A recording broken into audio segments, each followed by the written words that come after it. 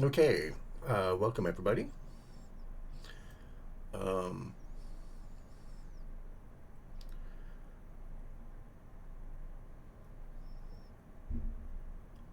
so, which way do I? Okay, so from now on, if anybody asks what kind of keyboard I'm using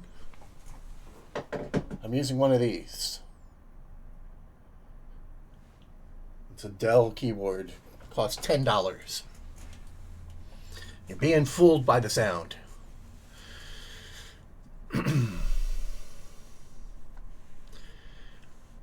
Was that a satisfactory answer? I mean, it's black, so it's not very well lit. Do I need to put a dedicated spotlight on it or something?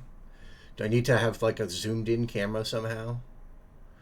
Make a scene that somehow zooms in on it. I don't think I have a way to zoom. Oh, of course I can zoom with the.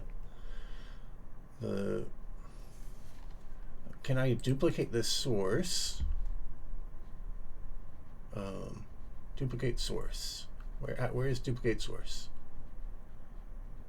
Source. Oh, copy. Paste.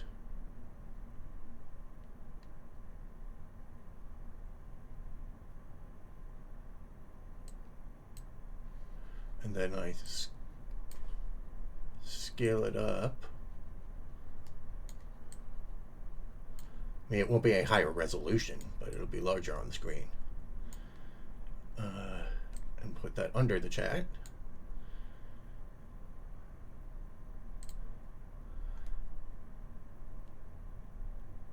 The problem with putting it in the facts is nobody looks at the FAQ. Like, so then I have to say, go look at the FAQ. And I just think it's funny to be able to go, what kind of keyboard? It's that.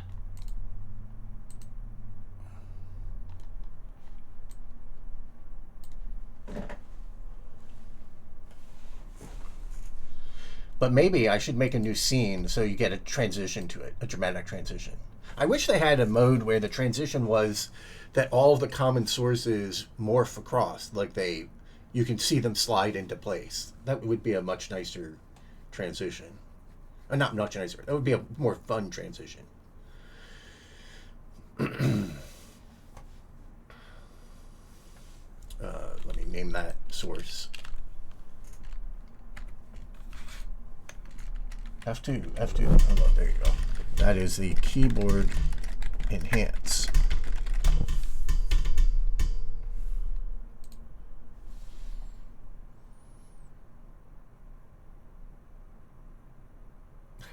Yes, putting a hotkey on that keyboard.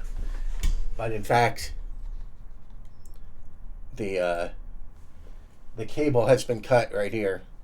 This is my least functional of the 30 of these or whatever that I own. Whoops, I turned off the wrong one. Sorry. Of course, if I'm in the other one, I guess I'll do the same thing in the other one. Copy.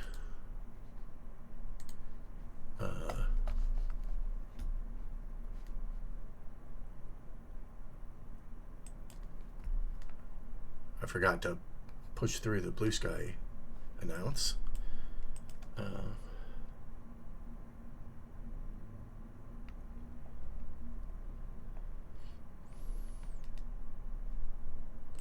So if we switch to, yeah, there's nothing on here I can't show. Streaming Win 7. Come on, mouse, settle down. There we go. Streaming Win 7. And then paste.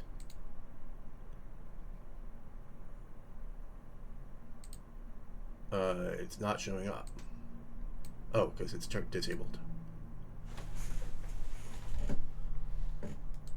Now the chat's in a different place, so we send right there. Okay.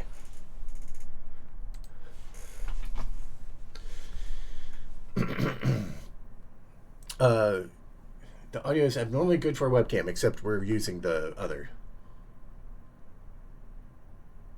The audio webcam is disabled now. You should pretend to type on it, yeah.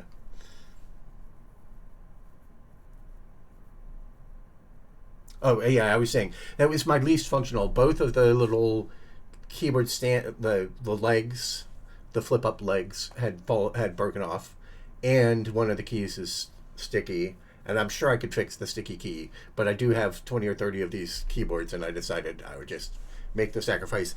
Like, I can always reuse the parts still if I need to, like, grab some keys off of it. Like, it's still, like, the only thing I did was cut off the cable, so it will never be functional again. The chat view is disabled. Well, it's broken, but I don't know why.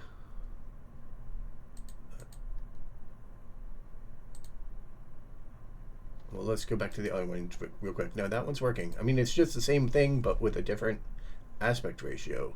So I don't know why this one wouldn't connect. That's weird. Great. Hooray.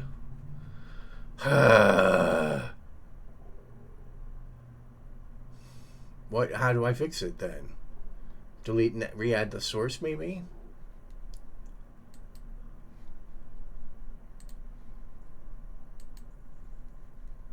That was a browser source.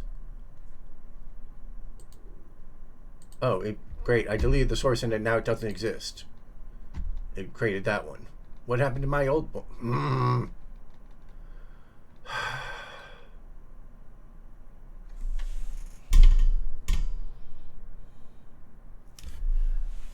Why would it delete the actual source and not leave it for me to re-add it in the add list? Maybe that's why it was broken in some way. It's like that source somehow got lost.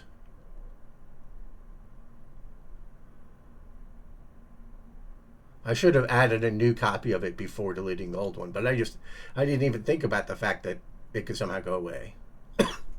Right, the whole thing is in Twitch, once you create a source in some scene, it's available in all the scenes. And so it's available on a list called Add Existing. But my Add Existing used to have, or should have had, 2 different Twitch chats, one in this form factor and one in the other form factor, but it only has one. Other fun fact, you can't duplicate this. I have to manually cut and paste all the data over. Yeah, no, it's not the correct placement on the side. That's just a temporary measure while I'm trying to fix it. But if you remove the original source, it won't show up on other scenes. Well, that's dumb. How am I supposed to know that? And why is it not letting me drag that? Oh, because I have that popped up. Right, so it's ref counting and garbage collecting it. That's so dumb. I went into make the effort of having that thing exist to keep it around. I'm not going to try other chat things. I went through too much time and effort to make this one. Create new Twitch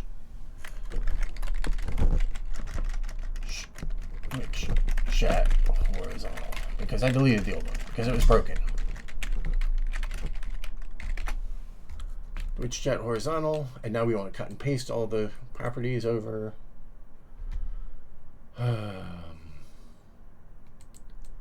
Properties URL.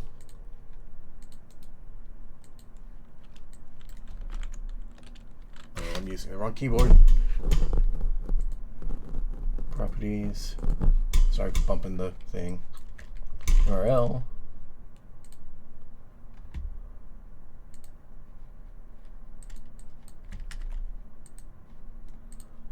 Properties. CSS.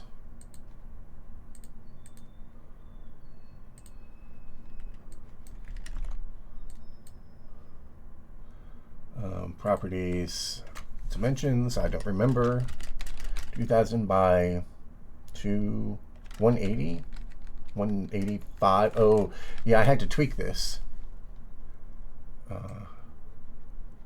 Why can I not resize it? Why is it stuck being square when I resize it? What did I just set the properties to? Oh, too many 8s. There we go. Why is 2000 not wider than that? Oh, because now I've resized it. So transform Transform, reset, transform. There we go. And it's blank again. Or is that because nobody's typed anything? Okay, there we go.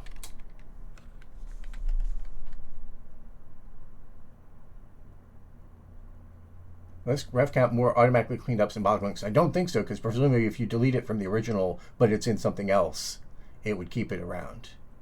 It's only because it wasn't in anything. What you could do is capture the same chat window you used to see chat as an overlay window in OBS. Yeah, yeah, no. We went through this in the past. So anyway, this is going to have a problem where it doesn't work correctly when it scrolls off the bottom, and I had to exactly resize it to the right size so that when it hit the bottom, it didn't break.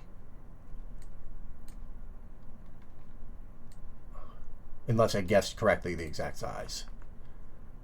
Yeah, the message at the bottom isn't there. Oh, did I have to change the... Was the URL different? Because I used a different... yeah, the messages are going off the bottom. Clipping.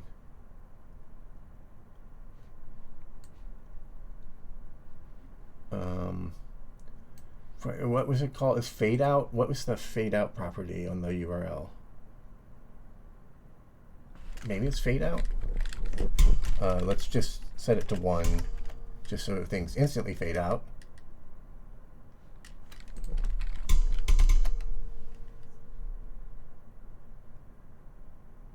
No, it's not called fade out. I don't remember what the property name was.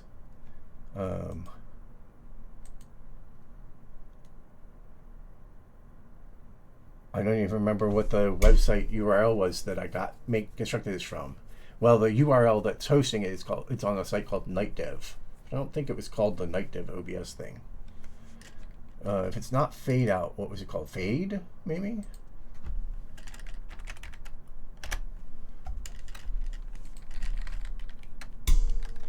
Yeah, fade. Okay. Because I saw that faded out instantly. So now we know that it's that. We set that to 120. Okay, and then we need to fill this.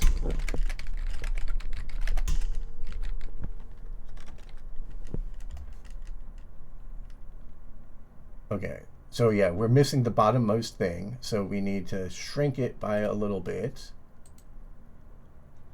Probably. Sorry for this live OBS fixing.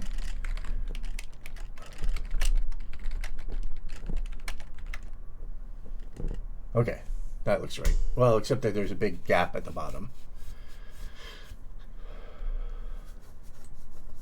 We can just push that down to the edge.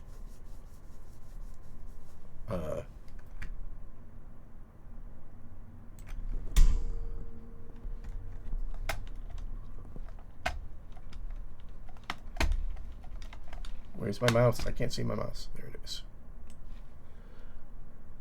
Yeah, okay.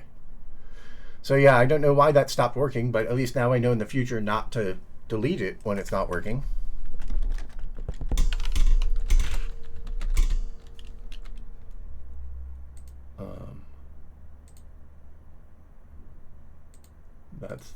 I can delete that.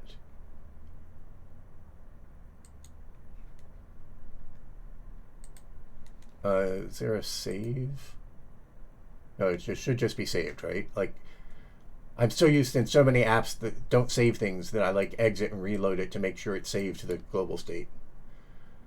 Yeah, I haven't arranged the, because we got caught up in that, I never finished doing this, the other stuff. So,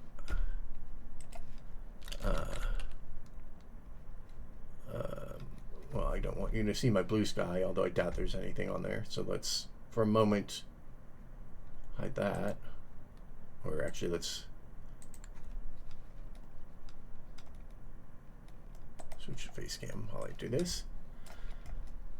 And that, okay. So,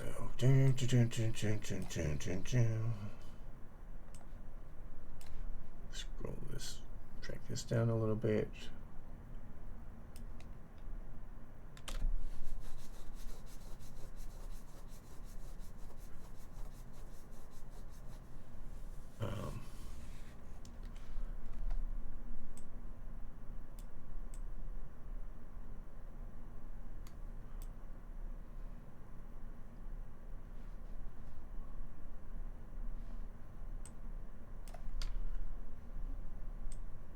How long is this taking? God, we're only at 15 minutes. What a waste of your time. I'm sorry.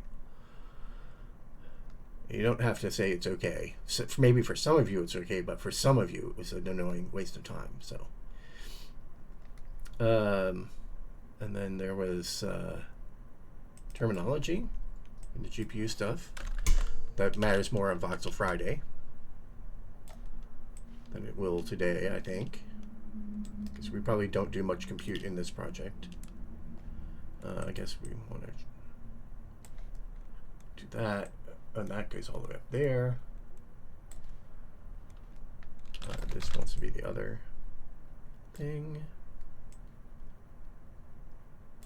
And then the stream log, which we still haven't started using, really.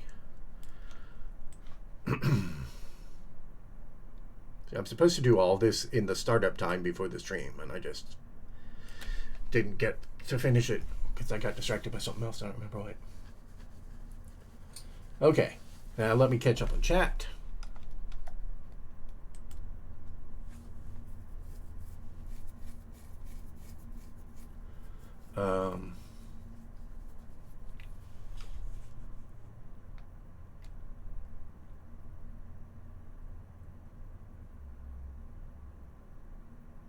Oh, I see. The context for the webcam staying was that people were saying that the camera could be improved.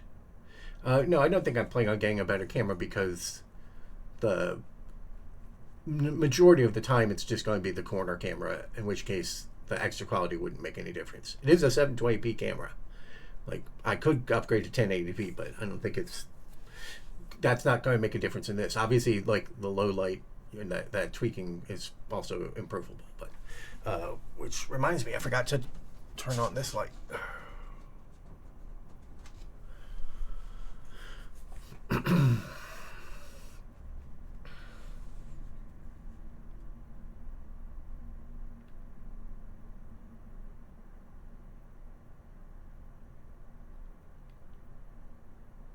People said if you remove the original source, it won't show up in other scenes. Oh, because it's a reference. Wow, that's even more worse. If it's not ref counted and it would actually delete. That means deleting means two totally different things when you delete something from a scene, depending on whether it's a reference or not. That's so bad.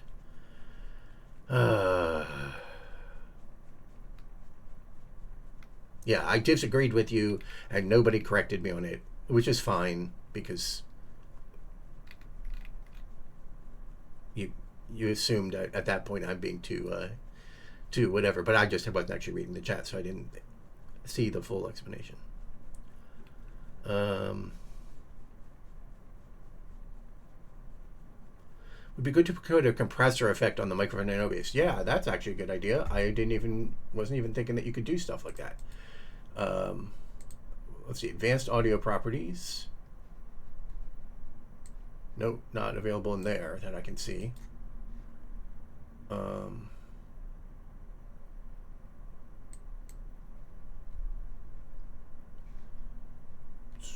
Tools. Don't see anything for that.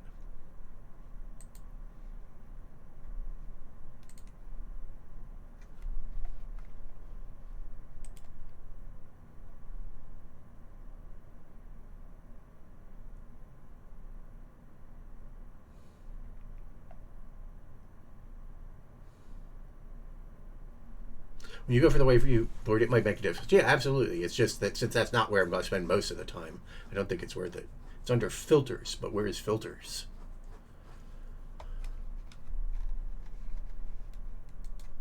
Oh, I see filters in this menu.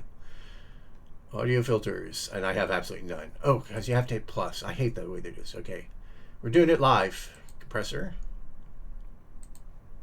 This is going to be a normal thing. 10 to 1. That's a lot. Oh, I guess that's because I'm used to music. Threshold. Am I seeing it live? I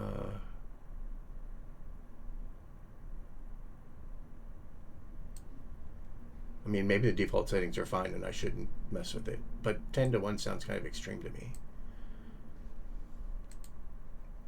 And then I'm going to turn down a tiny bit on the input side, so I'm less likely to clip, and hopefully that makes up for it. It looks pretty quiet to me. I don't know if that's because it's not showing the post compressor mic. More likely it's because it's turned down too low and I do need the more compression.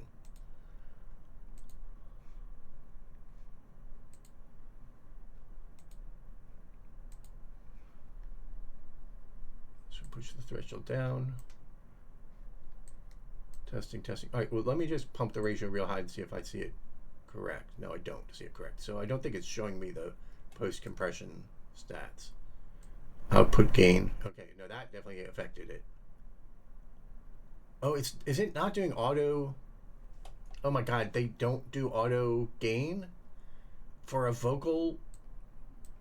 That can't be true.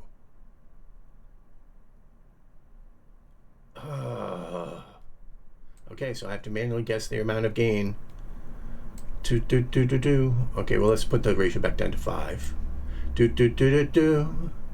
Hello. Hello. All right, well, if this is worse, let me know and I'll turn it back to the old settings.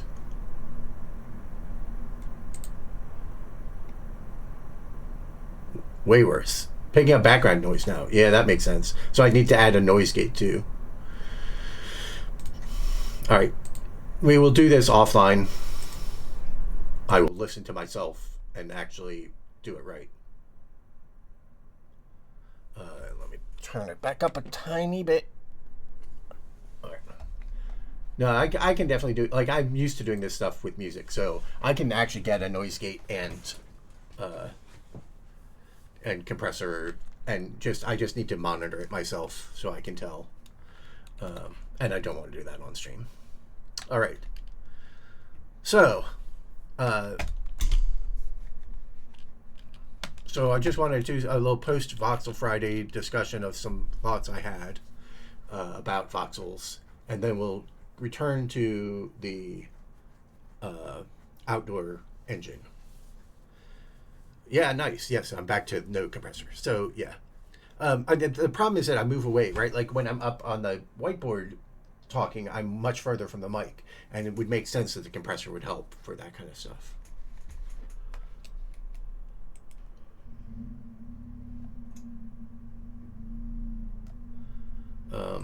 So move that out of the way, close that, close that, close that, close that, close that.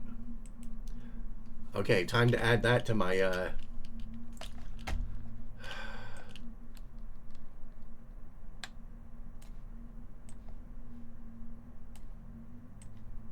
stream checklist.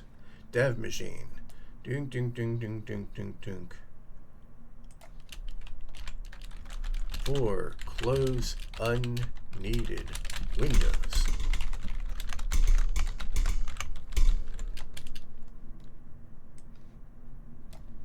All right, this doesn't get shrunk down.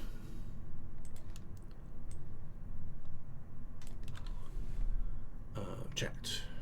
Screen capture is shifted up compared to previous streams. Yes. So what happened is, I believe I had VC6 in the wrong spot, and when I looked at it, I was like, oh, why can I see the top of the title bar?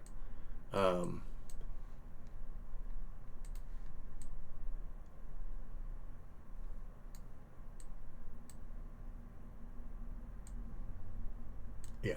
And so I adjusted it on the wrong machine. So I believe that's now more correct.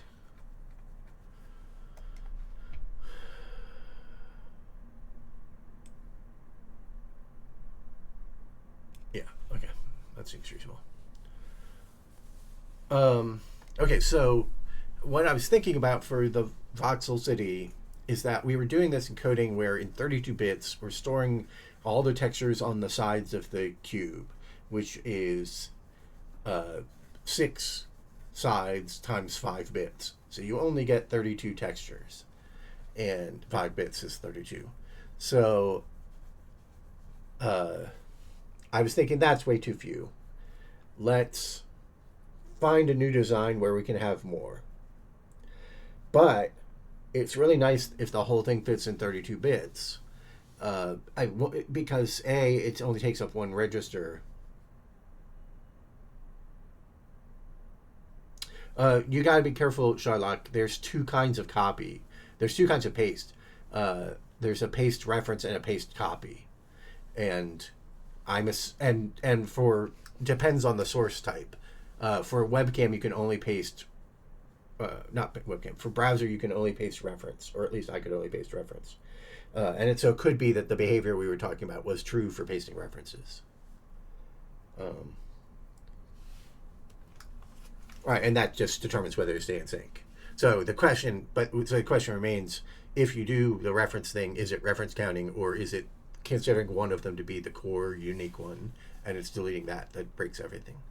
So, wanted to have more than 256 textures, and so one way to do that would be 6 textures, 8 bits per face is 48 bits. So I don't care that too much how big the command list gets that's sending this data across, but the problem is it's convenient that you can just store it in a single register, a single uint in the shader. But the important is that for a lot of these strategies we've talked about, that what we'll do is write out the textures to memory, make an 8x8 by 1024 or 512 thing of 32-bit numbers and write them out to it.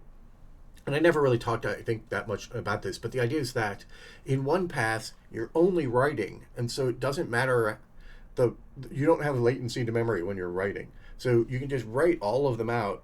You're only going to need the ones that are visible, so in a later pass, you come back, and the ones that are visible, you're reading them out of that memory. So it doesn't matter that we're writing lots of them, because what really matters is how many we read. I mean, to a first approximation, it's still using up your bandwidth, so it's still going to matter. But so it's convenient if that stuff fits in 32 bits in that case too. So I'm not quite sure what to do about this still. I wrote down a lot of ideas, and I think none of them are good ideas. And I think what it boils down to is we really don't want to do that thing I just said of writing out the textures to memory.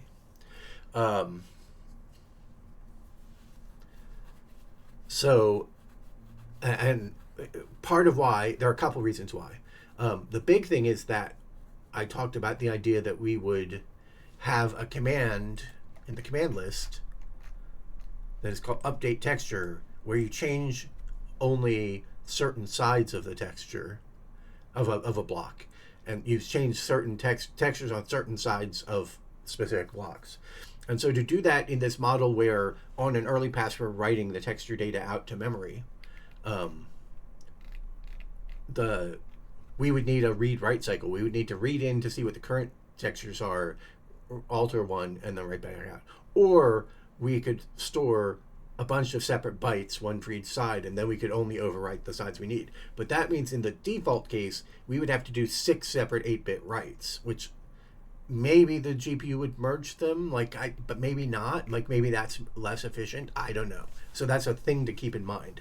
That's certainly the most viable way, because that's the only way we can do the partial updates. So we would have to give up, for a lot of these strategies, if we put it in memory as 32 bits. For all the strategies, if it's 32 bits and we put it in memory, we can't support update texture. And I think we've got to support update texture. But I spent some time, before I thought all that through, I spent some time thinking about how we could pack into 32 bits. And so, for example, one idea would be that you say, we know what we're doing is we're making buildings, and so we have exterior and interior faces on our voxels, and different sets of textures are appropriate for the exterior of a building and in the interior of a building. So we could classify all of the, thinking just about walls here, and we'll do the up and down separately. We could classify all of our wall textures as interior or exterior, and then in 11 bits, you can pack all combinations of interior and exterior. Sorry, not all combinations. You can have one. So for each pair of faces, both of those faces can be interior, both can be interior and exterior, or both can be exterior. But we never actually are going to make a single thick block for the building that has exterior on both sides. And a building, the exterior has to be further away. So we actually exclude the case of exterior and exterior for a given face pair. And so we could pack into 11 bits. They're different. You could pick different trade-offs between interior and exterior, but this was what I came up with. And then the idea is that, yeah, ceiling textures tend to be different from ground and floor textures. Ground, we're going to include like a park, so you have grass, street, so you have asphalt, as well as building interiors. So you probably actually want more ground textures than anything else if you go down this way. So this was this idea that I had. But again, the problem is, how do you update pairs, even if it's just in memory? If you're storing it in memory, how do you do the update texture thing if it's stored in registers? Like, there's just no way to do that update because you can't express, may not be able to express combinations, and if these are indirected through palettes. So yeah, then I just was thinking about, what if you used a single palette for the whole thing? Right, like actually my first thought was like, well, you could have a 2 to the 32 entry palette of all combinations of textures on all the sides that you ever actually use. But obviously 2 to the 32 is too big. So I came up with this idea, which is each 32-bit number has an 8-bit thing that says what palette to use, and then 6 4-bit indices into that palette. And the idea here would be that this is per chunk. There's no global palettes. So as part of the procedural stuff, you would build palettes. You say, here's a building or a structure. I'm going to only use 16 textures in this, or actually 16 walls, 16 ceilings, and 16 floors. And so in this, and you'd have one structure for like outdoors, or two palettes for outdoors or whatever. But you can, like, maybe for each building, assuming you have fewer than 256 buildings, for each building you could generate a palette, and then palettes are just for the lifetime of the chunk generation.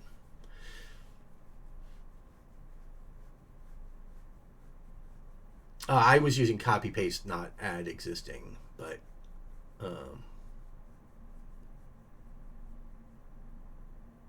I think actually, that's not true. I probably did use add source browser, add existing.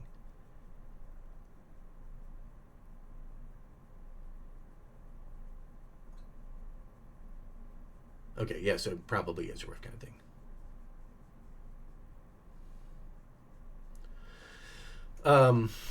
Anyway, but all of these have that problem of the no update texture. So I think what we actually have to do is we have to use the strategy where we traverse the command list in the shader and say what, and store explicitly what the most recent textures we've seen on the voxel is. But that kind of forces us into this one lane per voxel model, which doesn't seem like it's very efficient. So I have to think through this more, but I definitely don't want to only have 5 bits of, so I don't want to only have 32 textures. I could have, without changing anything, we could have 32 wall textures, 32 floor textures, and 32 ceiling textures. But I feel like I'd like more than that. If we wanted, in the command list, we could pack them like this into only 42 bits. Because we could isolate the ceiling and floor textures from the, right, we could say 0 to 127 are wall textures, and 128 to 255 are floor and ceiling textures, and pack it into a slightly smaller space. But we'd need to unpack it probably somewhere. So that doesn't make that much difference. I also wanted to just talk really quickly. So the whole thing with compute shaders is the GPU is massively parallel. Our problem is massively parallel. We have large number of solid voxels in scene. We have larger number of grid squares, I think of it as. But so if we call, we'll use voxel to mean an actual existing block in the world, and we'll use grid to mean the spaces in which voxels can go. So the current strategy that we're using, the quick and dirty strategy, is one SIMD lane per grid space. That's our massively parallel solution, is we run a job, meaning a SIMD lane, one job for every space that we might need to fill in. And another strategy that I talked about is one SIMD lane per column. This is like the 8x8 by 1024 kind of idea that we also mentioned. We drew that diagram that we do 10 by 10. And that's because there's still a lot of columns. There's 256 by 256 columns, so that's still feasible. But the new idea that I had, that I started to implement, or started to think about implementing, but I didn't implement, is I did not work on anything graphical or that you've heard of at Epic. I worked on some RAD related projects largely.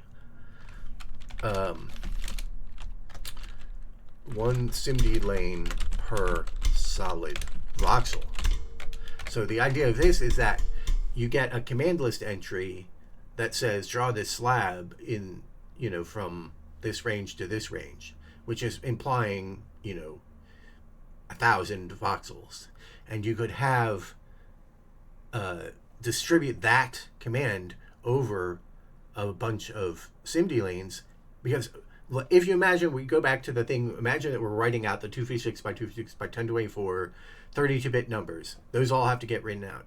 So you need to do one write for every one of those voxels that's described. Somebody has to do it. So if you do one SIMD lane per grid space and you do that, then all the grid spaces that actually get touched by that voxel will do the write. If you do one SIMD lane per column and there are multiple, and that column overlaps one of these things, you'll have to do a loop and do a write for each one.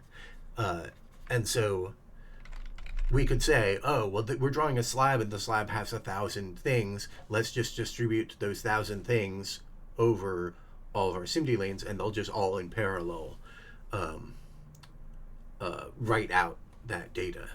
But the problem with that is that, as we said, we don't really want to do that big grid. So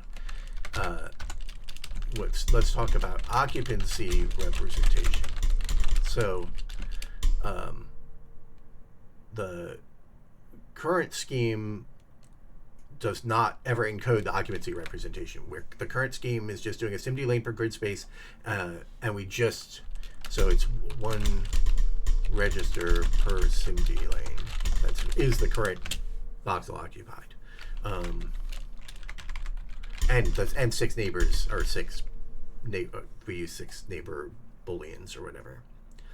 The occupancy representation could be one 32-bit value in VRAM in a big grid, 256 by 256 by 1024 by 4 byte. So that's if we were blasting that texture data out and we used that texture data to do it. Another occupancy representation we talked about, that this was the plan, is 1 bit per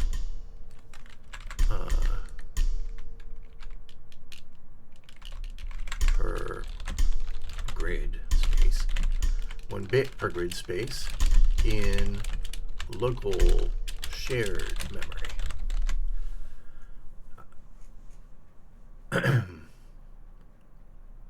Yeah, the main things I did, I worked on Bink 3 that is unreleased, and I don't know that the stuff I did on Bink 3 will ever actually matter.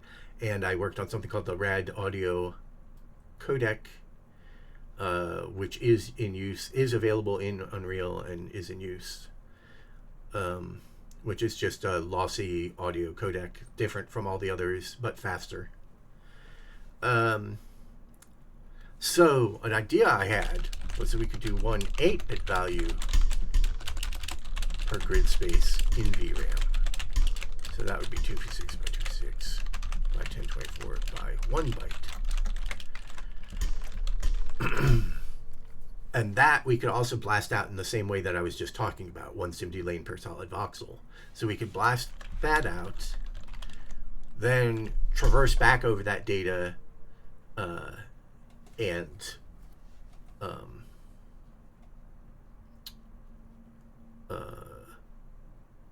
well, so let me explain why. Okay, so the problem with this is this memory doesn't stick around, and so it's hard to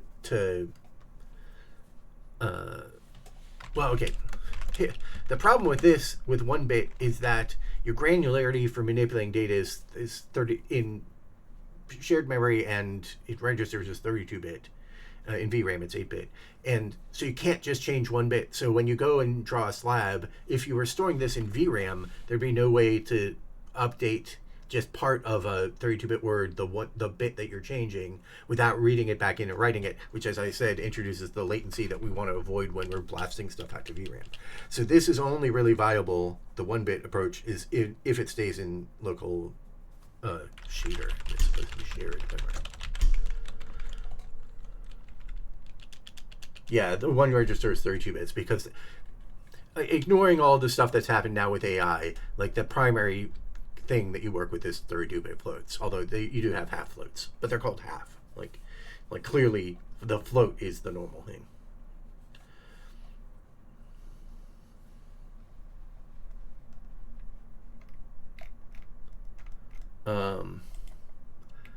So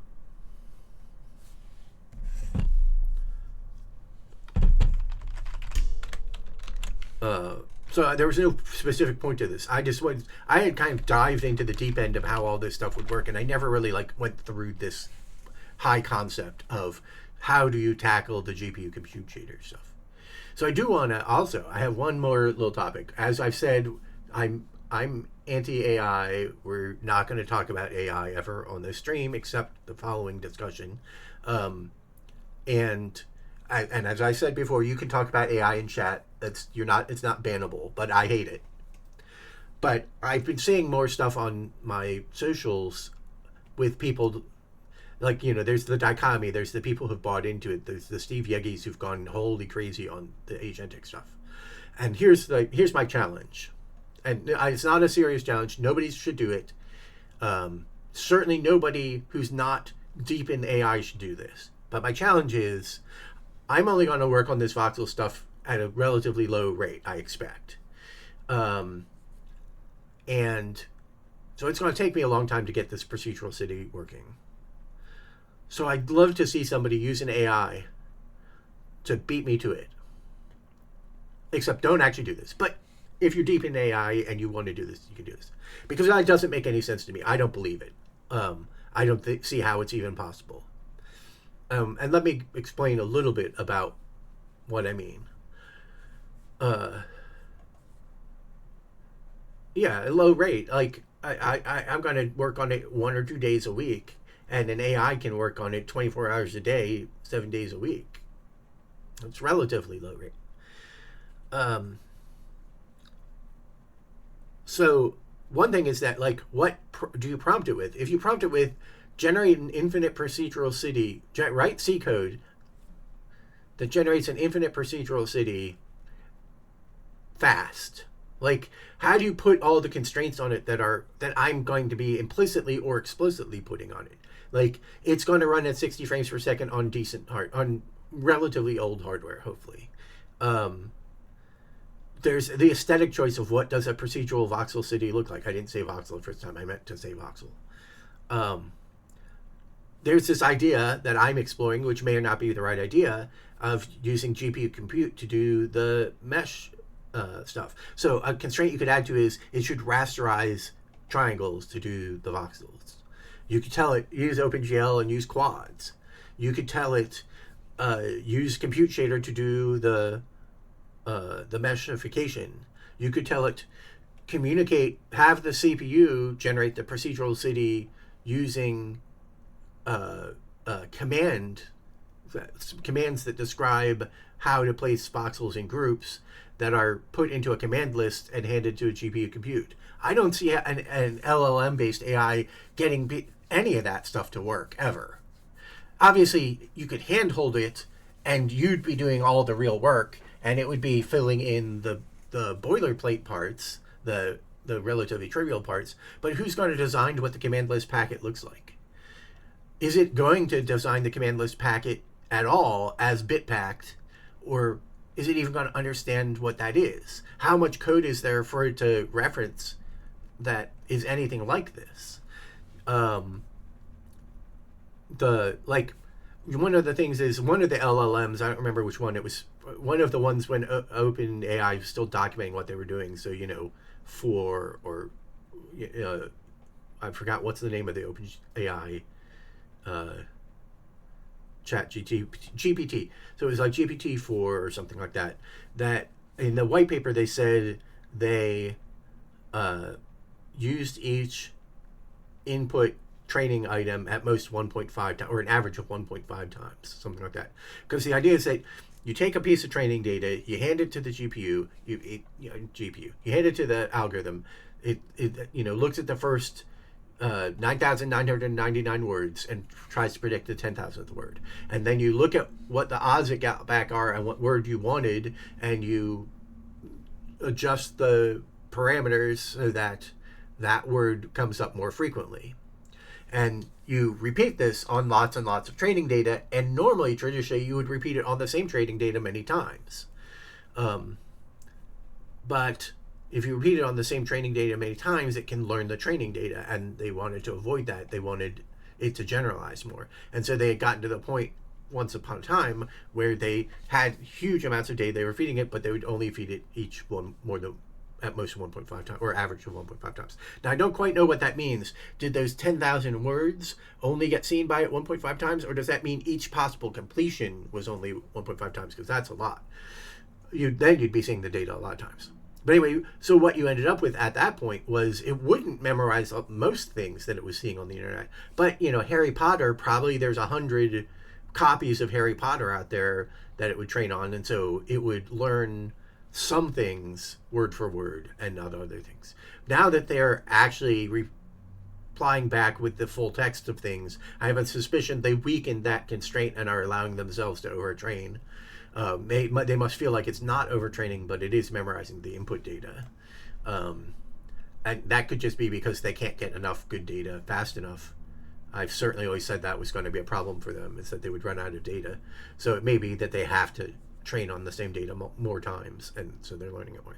But so I bet you there just isn't that much data out there on programming OpenGL compute shaders, programming procedural voxel cities. Unlike other people, I do believe that the LLMs do generalize. So I don't like to say fancy autocomplete, because I do think they can synthesize ideas across things. But I just don't see how it could ever come close to doing any of what we're going to be doing here, or what we've already done. So that's my take on that. So if somebody does want to do that, it's so antithetical. I assume anybody who likes my streams is opposed to AI, or doesn't like AI, or is disappointed in AI. So I don't want any of you to go out of your way and say, let's explore this and see how bad AI is or how good AI is. It's only if you really believe AI is capable of doing that do I want you to spend any time on this. And prove me wrong. But I totally disbelieve that this is within the capabilities of LLM-based stuff. So I don't know what these LLM agents are, what problems they're actually solving. That there is this whole swath of programmers who seem convinced that they actually are doing useful work, but I disbelieve. But maybe in some problem domains it's more plausible. I don't know. Like, there used to be this distinction, and it was uncomfortable to draw because it was very gatekeepy, where we would talk about sort of real programmers and, like, script programmers. Programmers, like, people who work in IT and do a small amount of programming, or, people who only use scripting languages. And we would kind of like, if you're doing data structures and algorithms, you're a real programmer. And if you're just cobbling together scripts, you're not a real programmer. And we kind of got away from that, saying that kind of stuff, because it's gatekeepy, it's exclusivist or whatever. But it kind of feels like maybe there is some kind of paradigm like that, where it's the AI replaceable and the not AI replaceable, and maybe it doesn't align exactly with that scripting versus real programmer, but that if there is some kind of programming work that is capable of being replaced by LLM vibe coding, I have a feeling that it is a weird subset that is limited. That's supposed to go all the way up to there. So that's my spiel on AI. And as I said before, I'm not going to debate AI. I'm not interested in talking about it. So that's my one-sided opinion that you don't get to argue with. You can argue with it in chat. I'm just not going to reply. But yeah, please don't, guys and gals, don't actually go do that. I don't need anyone to prove I'm right. That's a total waste of your time. Do not do that.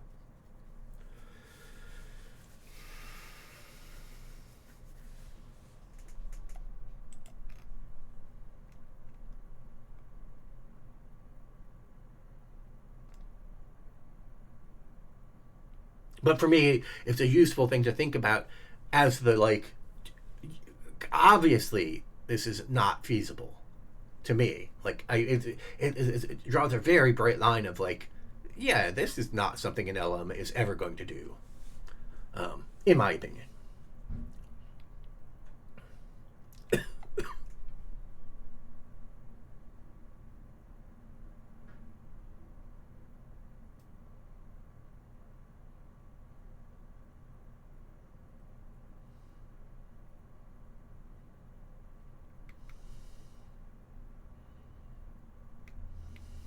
I'm reading chat, by the way.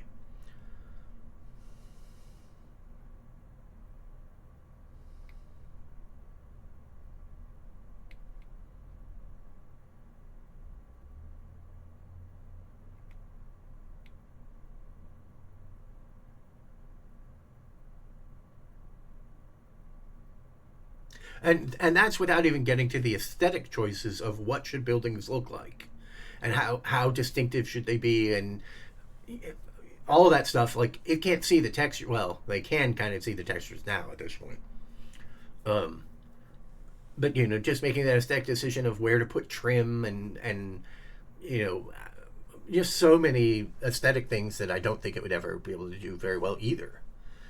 So just all aspects of that procedural city seem really hard for it to do.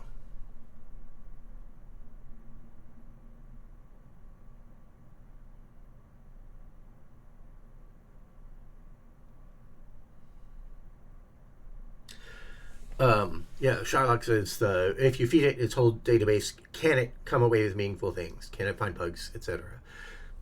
So I have a few thoughts on that. One is that there was a recent paper article where, this was a YouTube video that I saw. So this was the claim that they made, which was that there was a paper article where they tested the needle in the haystack thing by feeding Harry Potter into ChatGPT or Claude or whatever, and needle and haystack. The problem was that people had looked at was list all of the spells that are mentioned anywhere in any of the books. So you feed all the books in and get back the list of spells. And people were pointing out, well, those lists of spells are available on the internet. So maybe it's returning the list of spells accurately because the list of spells themselves are also around and it's memorized them. And so what they did is, in one experiment, they altered the names of all the spells in the text and then fed that text in. And in another one, they added some extra spells in random places. And in both cases, yes, it turned out that it was coming back with a pre-canned list, not with the list from the thing. However, there are other needle and haystack tests that you do where it's not a data that's already available out on the internet. And those, I'm sure, have come away with showing that they do find the needle some of the time or whatever. So the takeaway from that is not that they can never find a needle in the haystack. It's that the takeaway that person was pointing out was that they cheat, that they make use of all information available to solve the problem rather than solving the problem that you're trying to make them solve. So you have to be careful about that. But so it would be interesting to test the needle in the haystack in more detail and the code thing, finding bugs or whatever. One thing is that you should never ever do, which we've had people do, is do not use an LLM to create the bug report that you post to GitHub unless the LLM understands the bug better than you. Because if you ask, here's the analogy.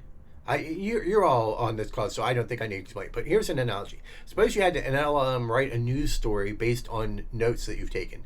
So you take some notes, let's say you make an outline, and the outline is in order, the correct story, but you're just writing fragmentary sentences, and you tell the LLM, write the news story based on this outline, and you have an outline entry, an entry in that outline for every sentence in the thing. I think the LLM might be fine for that. All it's doing is making coherent sentences. It's adding linking words to make things make sense. Now, start stripping away data from the outline, but still produce a news story as equally long. At some point, the LLM is making things up. It doesn't know any more detail. It knows all about the world. It knows about what things sort of tend to happen, so it could take things from your notes and infer what likely things might have happened, but it's any new details it adds that aren't in your outline are hallucinations.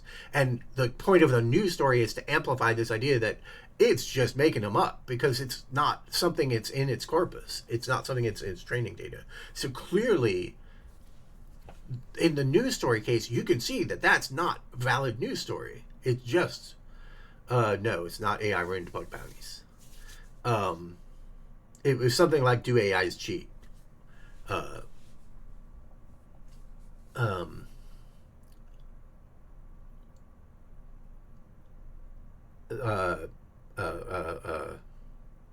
So I think the news story framing makes it really easy to see where an LLM writing that news story has to just be making stuff up, and therefore it's not a good news story because now it's filled with false information. Of course, that actually happens with real news stories, but it's just guaranteed to be.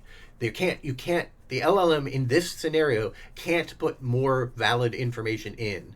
Like if it's about a famous person, a news story about a famous person, then it could add details about that famous person. But if it's just a news story about local happenings of people we've never heard of before, there's no legit info that it can add to the news story. So anything it's adding to the news story is bad. And so the bug report scenario is the exact same thing. If you give it, here's my notes on this bug, write me the bug. I don't know how to write a good bug report. English is not my first language. Write me the bug report. Then we get this issue on GitHub that is just full of shit that is either made up or it's just redundant and difficult to wade through. And it's like, no, just post those notes. The actual facts of the matter are all we want. Now, of course, it's great to phrase it in a way that we understand what's going on. You have to actually explain, like you definitely get bug reports where they're not doing a good job of communicating. And you can see why they might think that the LLM would then do a better job of communicating. But the problem is the LLM will do a better job of communicating something that is not necessarily what is actually going on in the bug.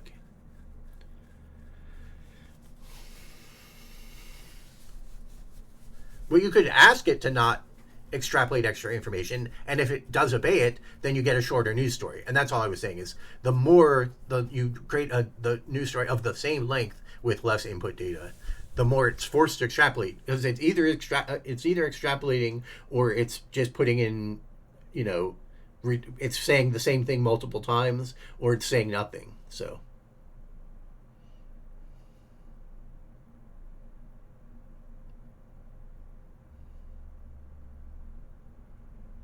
it could make a shorter news story if you're giving it less information, obviously, yeah.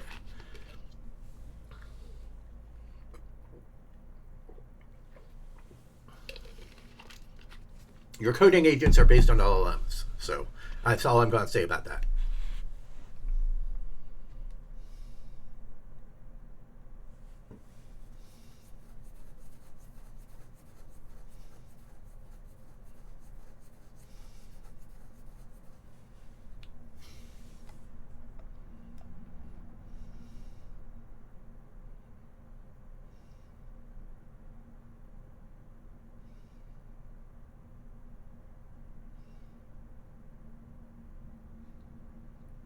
All right. So that I just wanted to go over the compute shader, sort of the high concepts of what's going on with that. Oops. Which I did. Then I had my AI spiel. So we have a true believer in agents in the chat. So people can argue with that. I'm not going to argue. I'm just going to assume that you're wrong, you're confused, or, obviously I'm wrong, but I'm not going to consider the possibility I'm wrong. I'm just going to assume that you're wrong or confused or are troll. I'm sure you're probably not any of those things, and I'm wrong. Whatever. Doesn't matter to me. In terms of me interacting with chat, that's how I'm going to deal with that. So it's not a personal, not an assignment to you personally. It is how I am dealing with chat on this subject. Trying to keep that as what's a large rendering state change? I don't even know what that means. Yeah, I don't believe you. Like, that's how I'm going to operate this chat.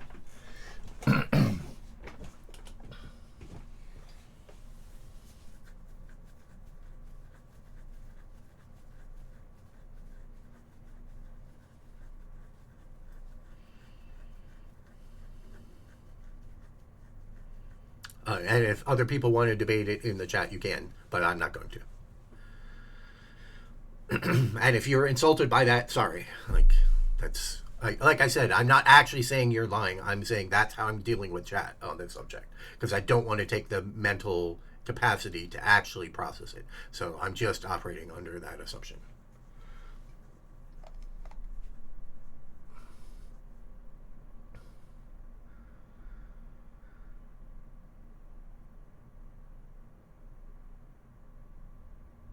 Yeah, I don't understand your problem state large well enough to understand why it's a problem. Like in an immediate mode UI system, anything can change every frame. It's not a big deal. And so I'm not sure why that's a state change, because all the graphic stuff, the immediate mode UI was inspired by the term immediate mode, or the terminology for immediate mode UI, if not the concept, was inspired by the term immediate mode for rendering. And immediate mode nowadays is kind of interpreted as meaning the OpenGL, GL Vertex style stuff, but it also just means the idea that you are dispatching all of the jobs that get drawn every frame. You don't have a scene graph that you have to upload the full scene graph to the GPU or whatever.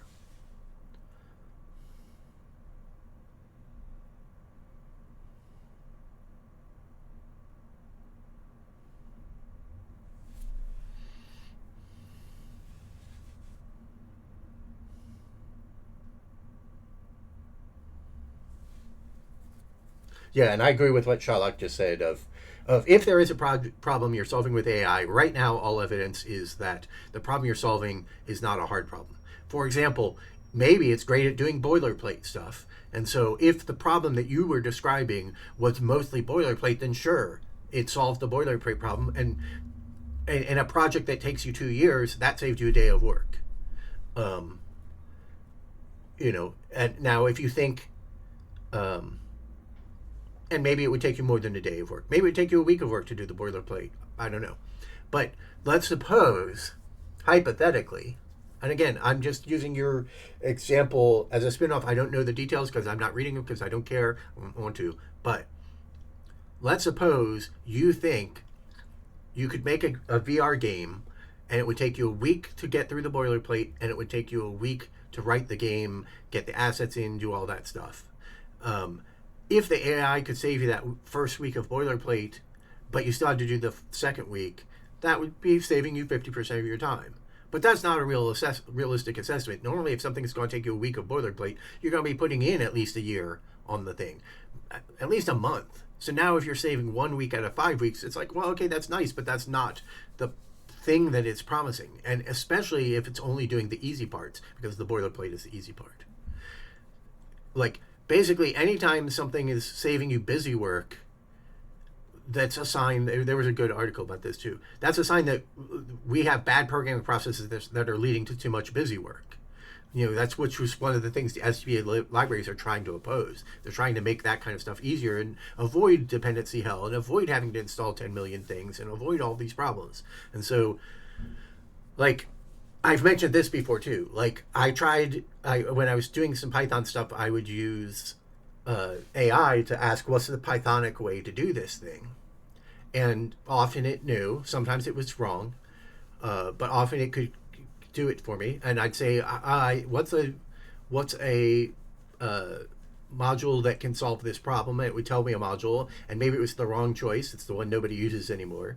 And I would say, how do I use this function from this module? And it would tell me.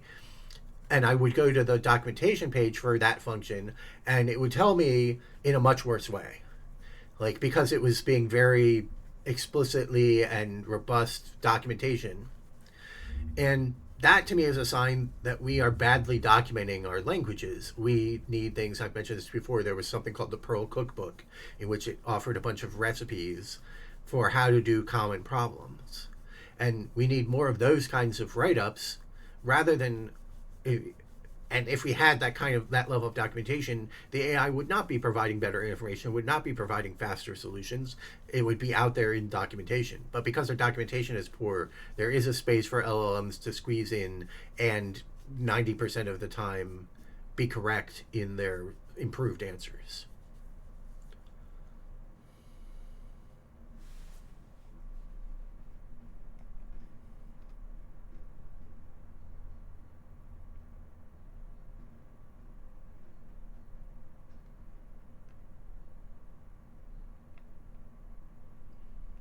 Yeah, no, there's all the other AI stuff that we is redundant, like that. It's that's are all valid arguments, like that it's preventing.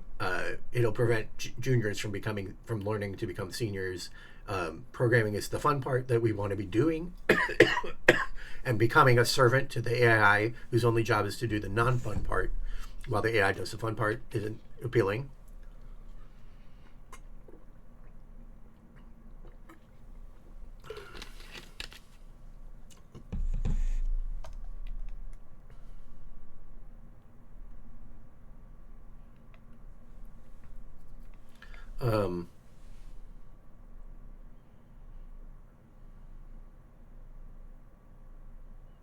Been trying to learn Ada programming and using AI to learn it, and the amount of times it gives me misleading advice is very frustrating, which sounds plausible in the sense that Ada is probably the least well documented and exampled language out there, so it would make sense it's not very good at it.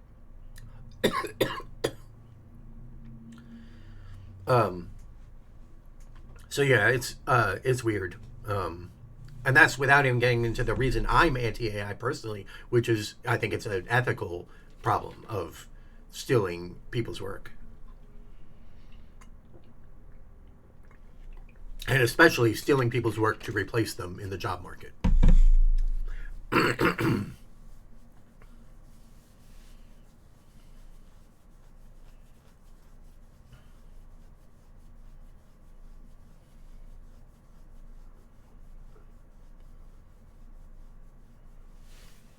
I don't know if we drove away the pro AI guy, or if he's just decided it's not worth arguing. And as I said, I'm not going to ban people. You can talk about it. I'm trying to not be mean about it. I'm most likely he had the experience he had described. I just don't trust his description of it as being an accurate reflection of what's really going on in the world. And I didn't read it in enough detail to actually qualify that in a useful way. So it basically comes across as I'm accusing him of lying. Okay, yeah, there you go.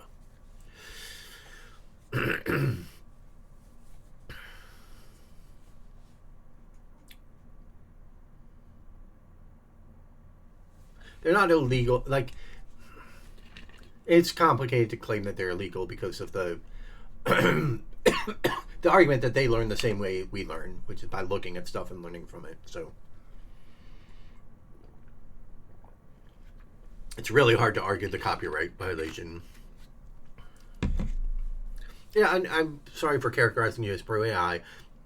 you were describing a pro AI experience. So as shorthand, I refer to you as pro AI, the pro AI guy, because it's way too much words for me to say the guy who was describing his positive AI experience, right? Is it okay that I just used a shorthand for you were the one person who was describing a positive AI experiences? So I use the term pro AI, okay? I'm not going to defend anything else. Like, that's a very weird thing to argue about. It's a nickname for you, okay?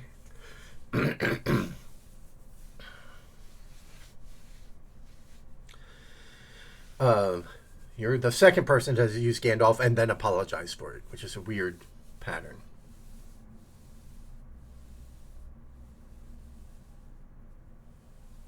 Yeah, those people weren't enjoying programming is an interesting spin on that, because that gets back to the thing I was talking about, real programming versus scripting or whatever. But you do have people like Steve Yegi, who seem to have been a programmer who presumably enjoyed programming, going all in on it. So I don't know.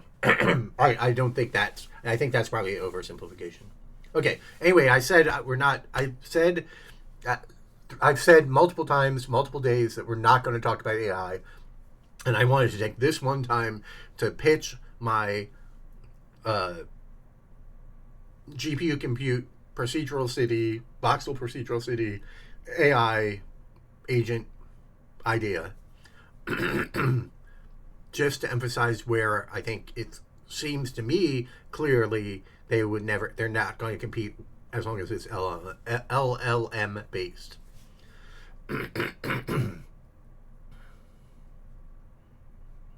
Yeah, but any individual training that was illegal doesn't mean the whole thing is illegal.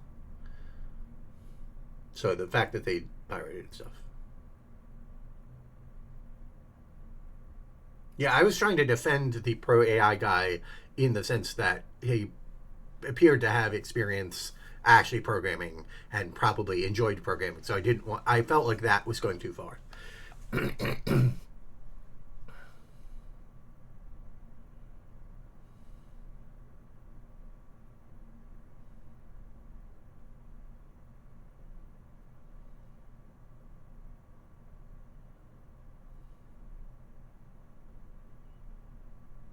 Okay. So I'm just not going to comment on any of the AI discussion.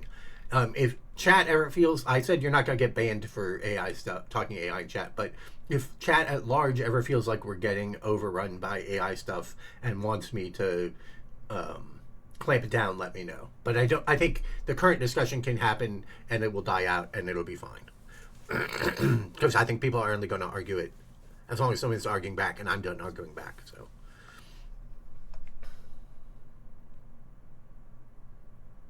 Am I on a break? No, we got rat holed on a side discussion. I haven't started yet. And we're already an hour, 15 minutes in. We had 15 minutes of OBS futzing, or more than 15 minutes of OBS futzing. Then we had this discussion about this, and then I was reading chat and responding to chat, catching up, and effectively was taking a break by replying to chat, but it wasn't intentional. No, nothing. Don't apologize. I really said, I really mean it when I say that's okay to talk about AI stuff here. I'm just going to disagree with you, and you have to accept that from your perspective, I'm one of those non-believer blah blah blahs, and it's not worth arguing with me about it. And yeah, I'm sure from your perspective, you've seen that before and whatever. So yeah, I'm not going to talk about it more.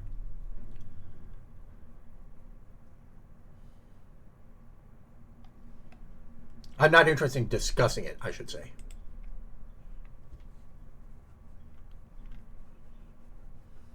Like I said, you can talk about it. It's fine for you to talk about it, in my opinion. I disagree. I'm going to be disbelieving you saying you were skeptical, but now you're a believer, whatever. I'm just not going to engage with that. That's all. But it's fine for you to be here. It's fine for you to contribute AI, non-AI, whatever. I just have to use shorthand because I'm trying to, like the nickname of per AI, just because I'm trying to think about a lot of things and stream and trying to get back to actually writing this code. That this will be the first time I've actually written any code in this project when we finally get through this. So let's move on.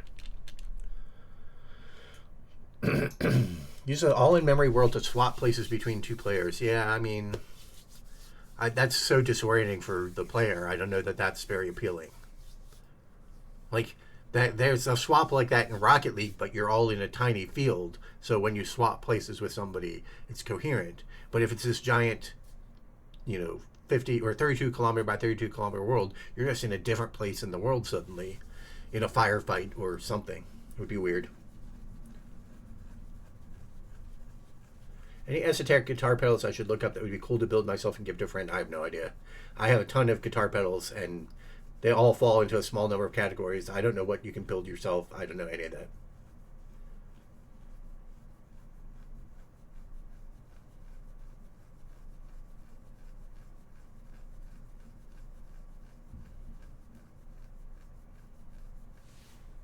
Anyway, I want to get back to programming, so I don't want to get into a new discussion. Uh,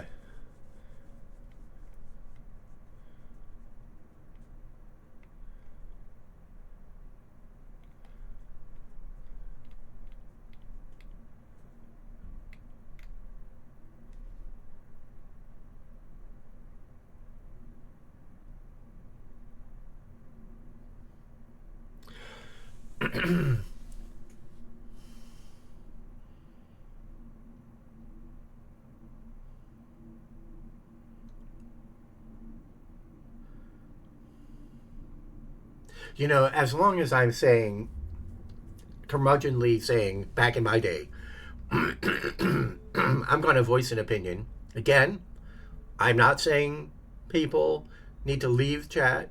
I'm not saying I hate you as a person. But I feel like as a society, we really see a lot on social media. People really like to express their opinion in contexts where that doesn't make very much sense. So we have the guy who came in and said, why is everything white? I prefer dark mode. And it's like, what are you adding to the... Again, not a personal attack. What do people who do things like that think they are accomplishing when they say stuff like that? Like, obviously, there are people who prefer dark mode. So announcing that you prefer dark mode, how is that useful? We all know there are people... We don't know you personally. You're not a friend of ours. We don't... So you're just a rando who we know nothing... And by we, I mean people in the stream chat. We don't know anything about you. So when you come in and say, I prefer dark mode, you're just adding another data point of randos exist who prefer dark mode. And we already knew that. So I'm confused what people think they're accomplishing by saying something like that. And I'm assuming it's just like a social... It's how people have evolved to communicate, to participate socially. It's like, I am participating by expressing my opinion, I guess. Again, there's not an attack on the person who did this. It's a pattern I've noticed on YouTube and on Twitter, Blue Sky, etc. But here we're in a chat situation where I'm interested in actually seeing people's opinions on what is going on that with that pattern. Well, and now we've started a discussion of people saying whether or not okay,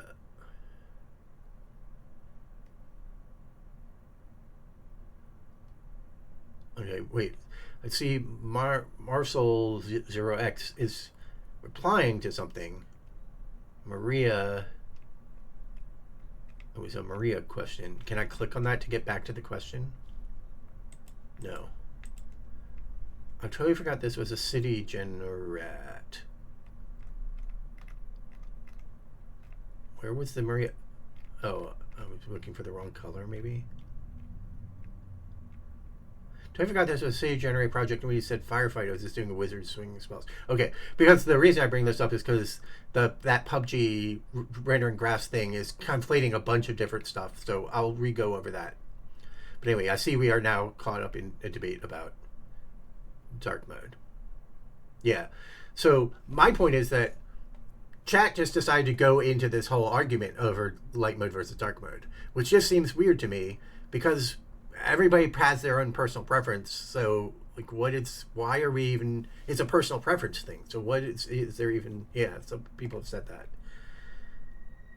It's like the conversational equivalent of a rage bait thumbnail. But I feel like most of the time when people do that, they're not dropping in to be a troll and disrupt. I feel like people do it because they think they're participating. So that's why I'm interested. I'm not interested in the dark mode versus light mode. I'm interested in why people express the opinion.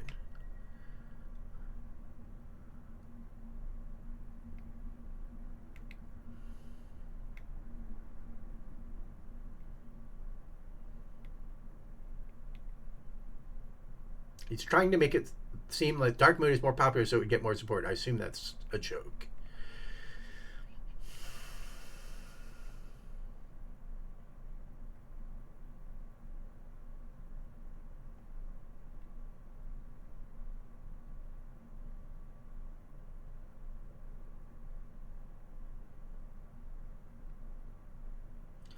Dark mode is the most common. It's heard like tribalism, I think. Well, so first of all, it's not the most common in the sense that when I grew up, it wasn't the most common. I mean, I did actually start on. That's actually funny. So the first system I programmed on was a mini computer, basic.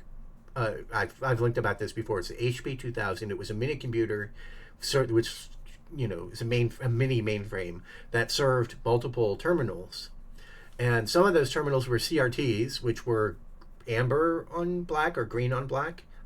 I don't remember. I think green on black.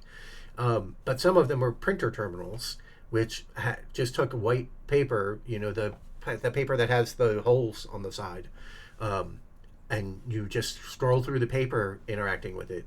Those were, like terrible. Like everything you did as you developed, as you added to your code, every change you made was preserved on this long sheet of paper. Seems incredibly wasteful. But I think they were cheaper than the CRTs, or we probably had gotten them cheaply or something. The reply button typically shows chains of comments. Okay, yeah. So if I hit reply, maybe it would show it to me.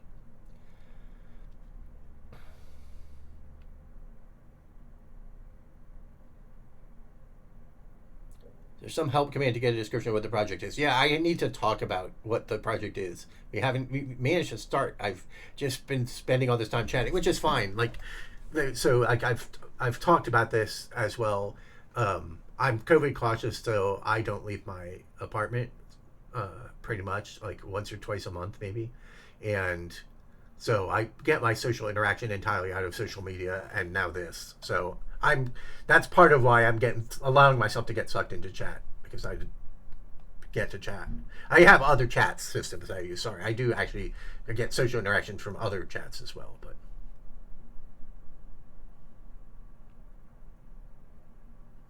my favorite is people coming on the yellow of the few streamers using playing on there. Yeah, that sounds great. Maybe it's an in-group, out-group thing. Yeah, that's the same, similar as the tribal thing somebody said. That's the bubbles, the liberals and the lefts and the rights, not dog whistling, but you basically dog whistling which side they're on. There's some of that.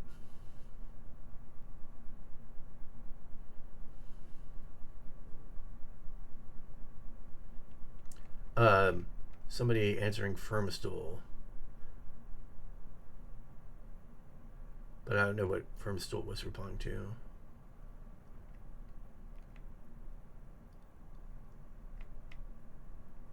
Like, what game were you talking about? Oh, okay, you're talking about your game. That's fine.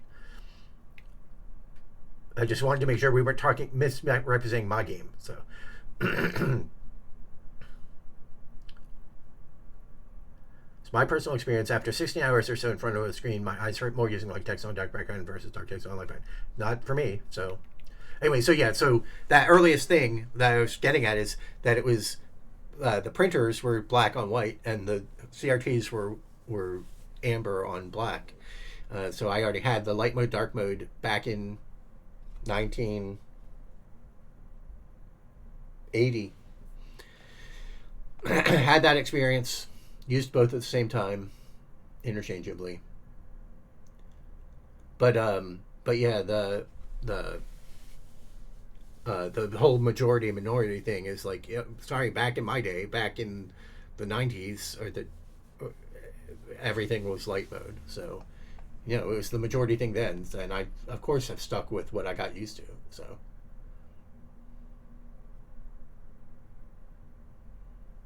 um, also, chat has gotten busy enough that we're going to apply this rule. So, if you are talking to me, prefix with nothing's to, because people do seem to be having discussions about other projects of their own and stuff like that. And if I do not read the whole chat carefully, I can't tell that you're talking about your projects and not mine, which is all fine.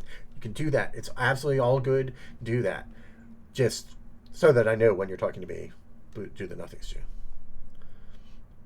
Okay, so what is this project? So this project is this one. So we have on Voxel Friday, we worked on this, but the all GPU open world terrain engine.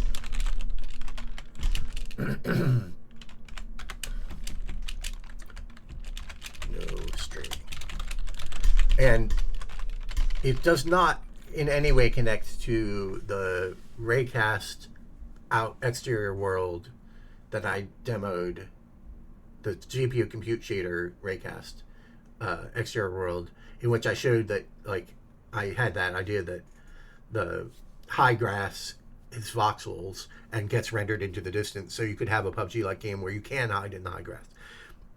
It does share in common with that the idea that it all lives in the GPU and that it's an open world terrain engine, but it's not trying to solve that PUBG problem in this thing, so I don't consider it at all related.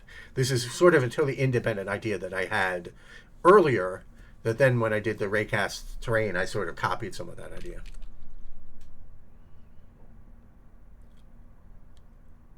How do we have 255 people and I haven't actually done any programming? It's crazy.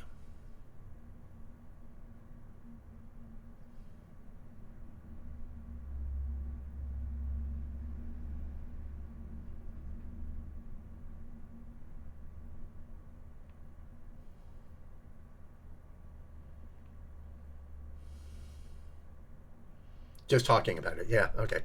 All right, so so let's get back to that, which is not ZMC2, but 40M World. Have we scrolled? Yeah, oh yeah, because I was demoing all that other stuff, so we scrolled 40M World off.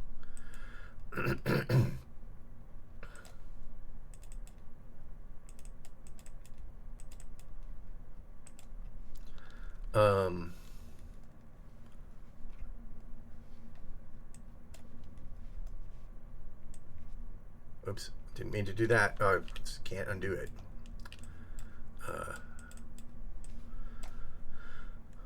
Let me mirror this.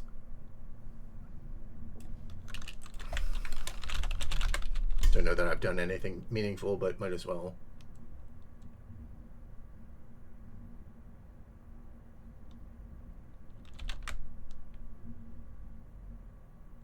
Oh, it affects the American holiday. You're right. Absolutely. People get to show up now that don't normally get to show up for the daytime streams. So,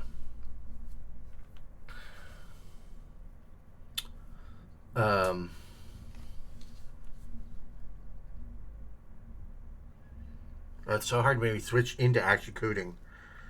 Why is it hard for me to switch into actually coding?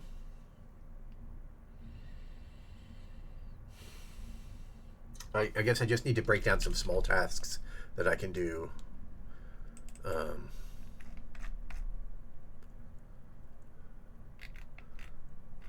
Where are we doing these notes? Technical to do, that was it.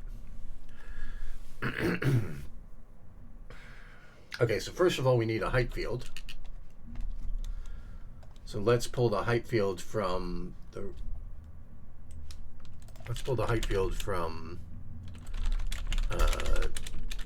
Voxel data.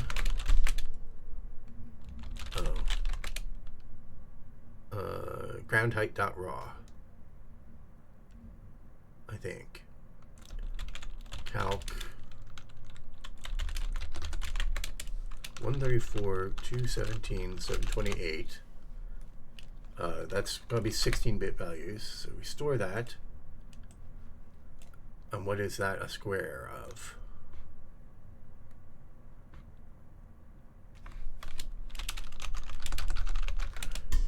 That's 8192 squared. Okay, so that gives us an 8K by 8K map. So let's use that map. Ground height dot bin. And we're copying that to Sean Purge Games 40M World data. Yeah, we'll just put in data.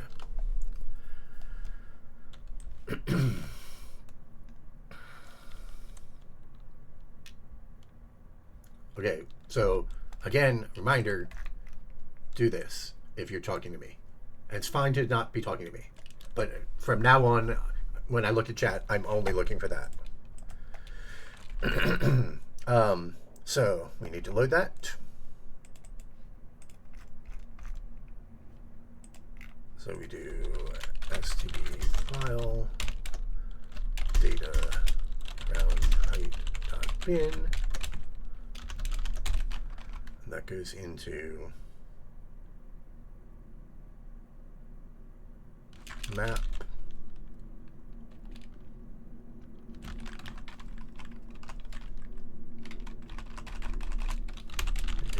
Map, fluent, map, texture, and we're going to make SB load texture from memory. Is there that, or do I just not use load texture in this case?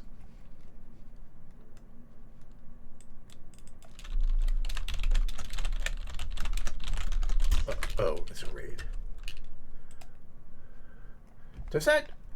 Is that going to be okay in the archive? It doesn't look like there's enough contrast to me. Oh, because I cut, no, it should be the same. Do I need to up the contrast a little?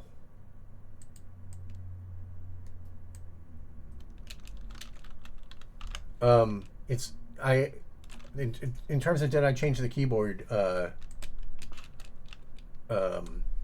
I had to move where the microphone is mounted, so it might have gotten louder from that, because now it's mounted to the desk, so it's transmitting the sound directly through the desk to the microphone.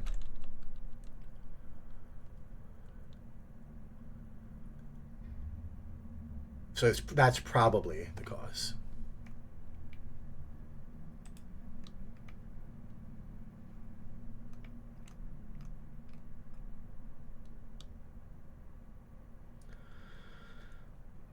What do I think about a Voxel Proc-Gen engine game based on something like a truncated octahedron or some other interesting 3D space filling instead of cubes? I haven't thought about it.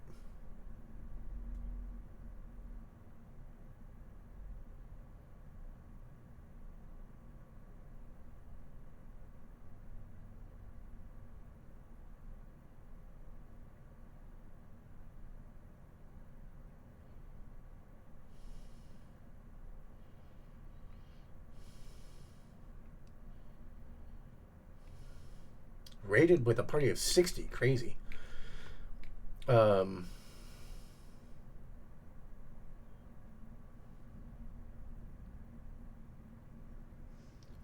Mic volume is low in general.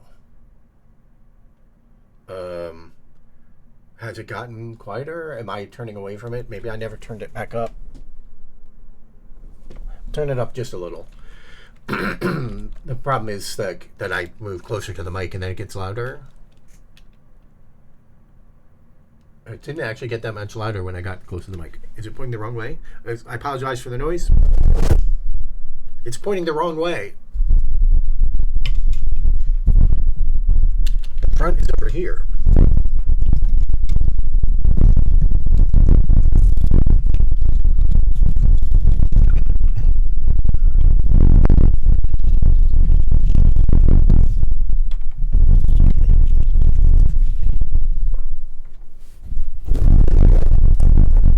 I apologize for the noise. But now the microphone is not facing away from me.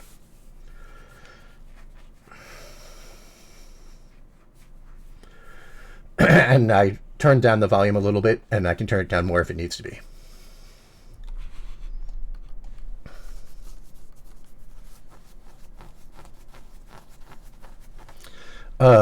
So thank you for catching that. I have a soft foam filter cover over the microphone to help with pops, and even though I'm not speaking directly at it, and that hides the thing that makes it obvious to me which direction the microphone is facing because it's symmetric around it.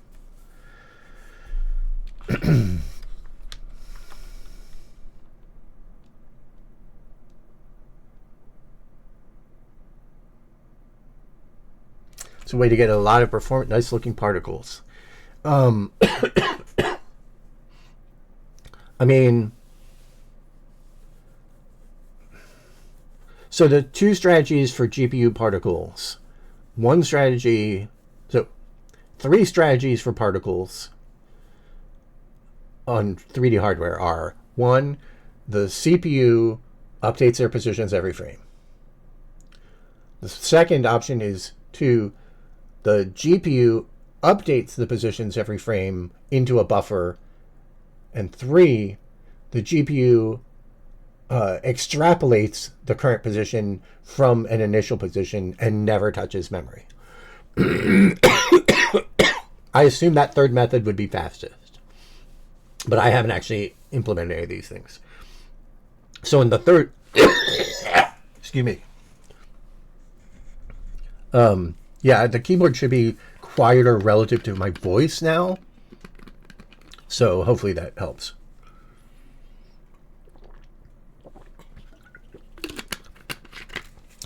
But so yeah, the optimal thing to do is do all the work on the GPU, except you have GPU and CPU resources to use. So anything where you put particle work on the GPU is taken away from your frame time. So maybe it's still better to launch the particles on the CPU because you have free CPU time. So it's hard to say that kind of trade-off. But naively, the fastest thing you could do on the GPU is that you have a pseudo-random seed. On every frame, you compute every particle from scratch by taking the pseudo-random seed and this particle ID and generating a starting coordinate and velocity, and extrapolating that starting coordinate and velocity out to the current thing. But I've never actually implemented any of this. I mean, I've coded some of it, but I've never actually run it. I actually have code that is no, I cannot switch to dark mode. If you can't handle light mode, goodbye. I mean, I guess. I don't mean that as like a rude thing. It's just like, if you can't handle light mode, you probably cannot handle the stream. When you say never touch memory, you mean as in VRAM. Yeah. So the idea is that on the CPU, the normal way you would do this is you'd have a big array of positions. In every frame, you would say, this particle has a velocity, so position plus equals time times the velocity. And you can do the same thing on the GPU. The GPU can read memory and pull in a position and velocity, compute a new position and velocity, and write it back out. And if you do that, you can do some more sophisticated effects. But you can also never write that out to memory at all. You can just say, the particle follows a trajectory with gravity or not with gravity, and we know where it started and we know when it started.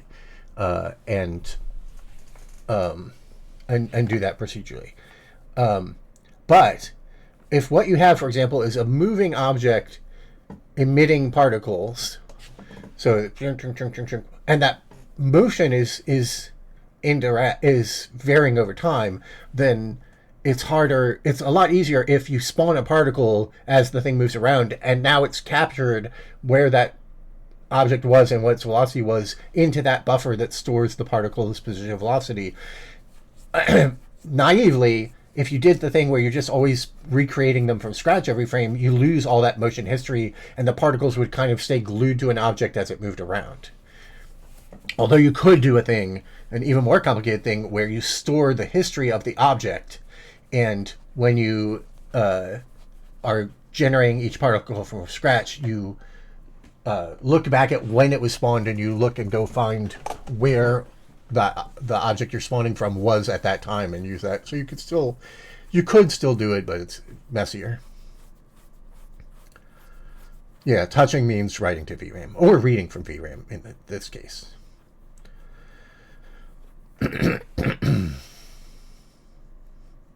Yeah, you don't have to apologize for asking.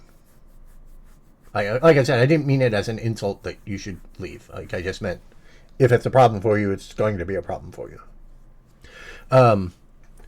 So I don't remember what I was going to look at. Oh, right.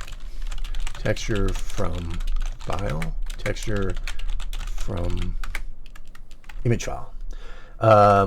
Yeah, I don't have it if it's not from the image file, so I have to do it by hand. So I have to do GL gen textures 1, maptech. And then I do GL text image 2D text image 2D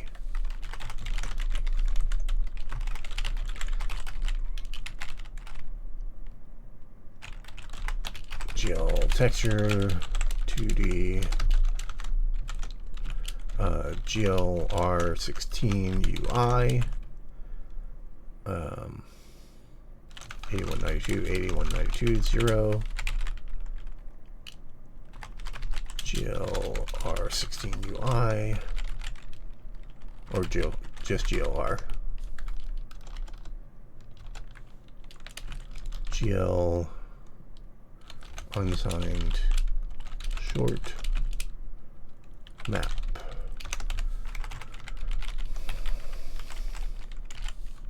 GL bind texture, GL texture 2D, maptech. Something like that. And then we need to image file. Copy paste this.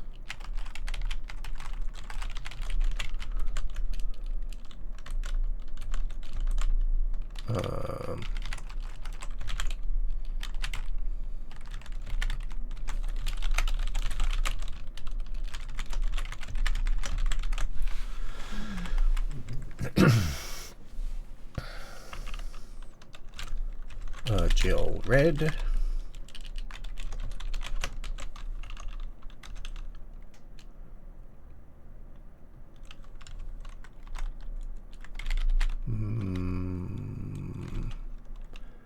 Unsigned int differs in direction from unsigned short star. I don't know. Does that mean I left out a value somewhere in this, or does it mean I wish that error message was clear about which thing was which. Parameter 8. 1, 2, 3, 4, 5, 6, 7, 8. Oh, so it is this. So I probably left out a value.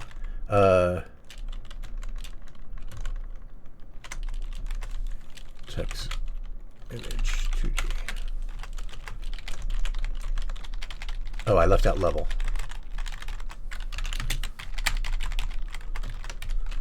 Yep. Somebody in chat figured that out at the same time as me. Okay, so oh, nope, that's not good. Check what line we were on. The tech image 2D call. And what is the error message? Texture type and format combination is not valid. Okay.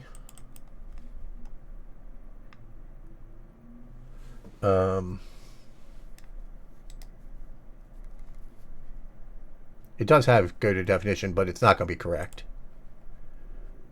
Well, first of all, I don't have browsing information enabled, but this is a giant this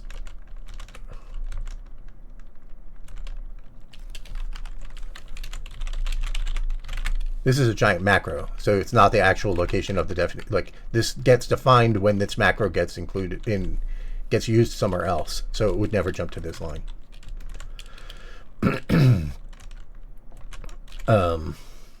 Okay, what did I get wrong?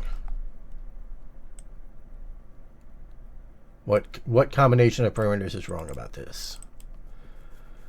Texture type and format combination is not valid.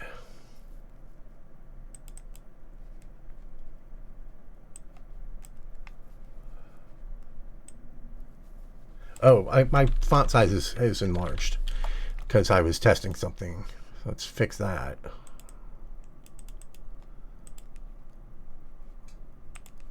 I believe it was 14 before. That's why I couldn't see that much on the thing. If this is too small, let me know, but I think this was the size it used to be at.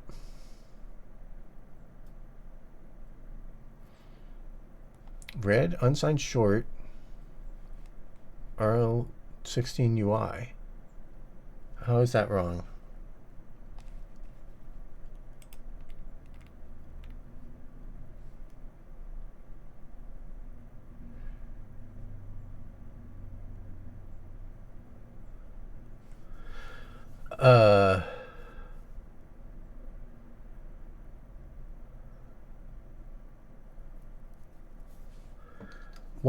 What am I missing? This is one of the problems with always using helpers, is then I forget how these things work. Is this because the R16 UI needs a different... Like, do I need to express the fact that this is an integer in here? Is it GL red integer? It might be. Can we run past that? Yeah.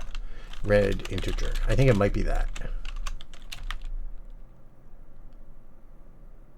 Yep, it was that. Okay. So now we have a map. So now we can draw let's save a ground vertex.glsl.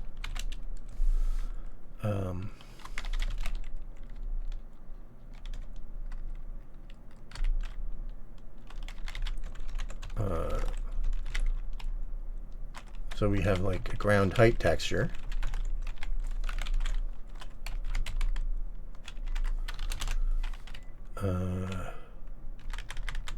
Is that uSampler 2D? Is that how you do that? Yeah, uSampler 2D.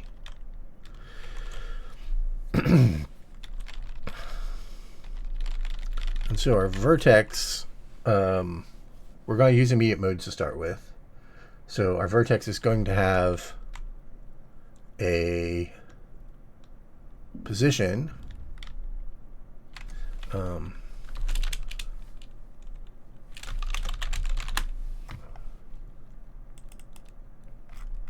Simple vertex is empty. Okay.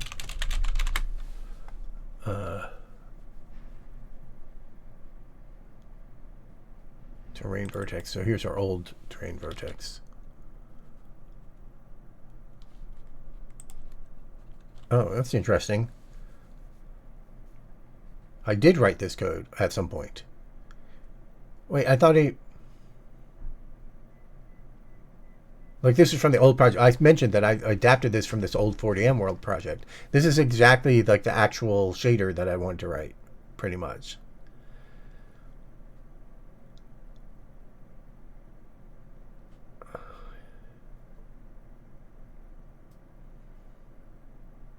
So confused. Because there was no C code corresponding to this into the project. So I must have stripped this down from another project that had a pretty similar shader. All right, well. We'll start with this one then.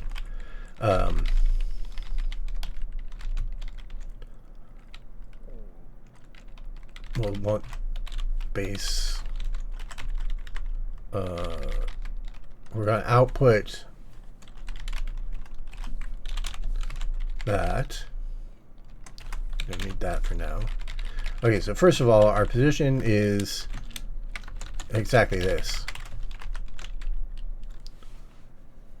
We're going to pass in an XY vertex and that. We're going to derive our texture coordinate from our position. 10,012 instead of 8192. I know what that is.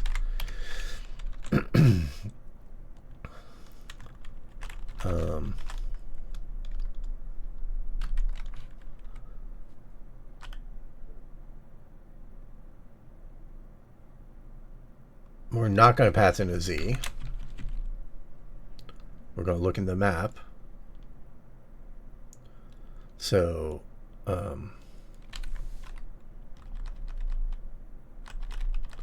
this will be an IVEC2 base.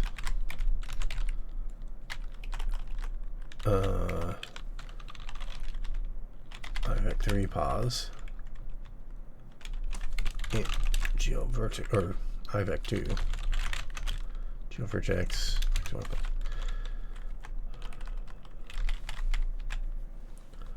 And then we get from the map, so text will fetch, height field, that's this code down here.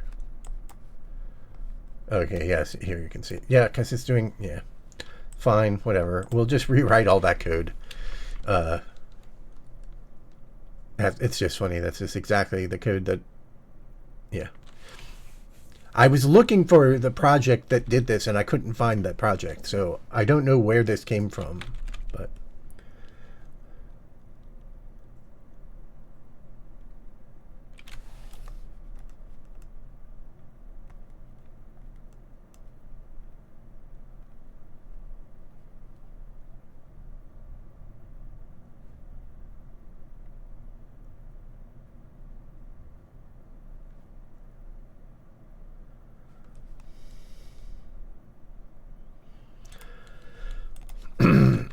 I just would rather write the code on the stream rather than try to inherit it. So height field,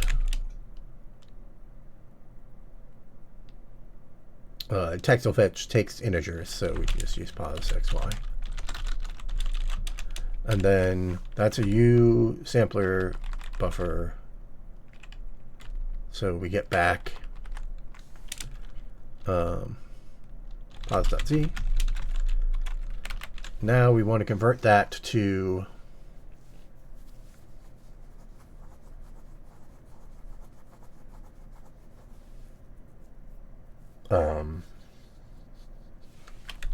vec3 vpos equals vec3 of pos.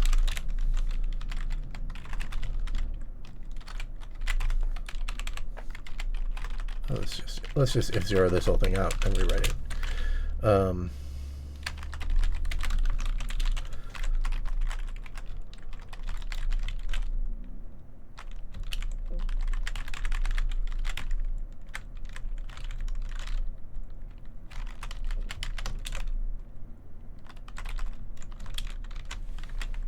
And the texture coordinate probably should not be offset by 0.5. Okay, and then let's actually change this to GL text coord. Let's use fixed function because we have this existing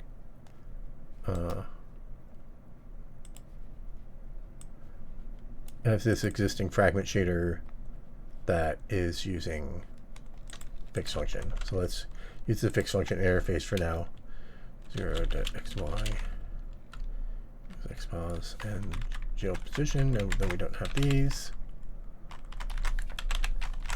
So maybe that works. Not sure. Do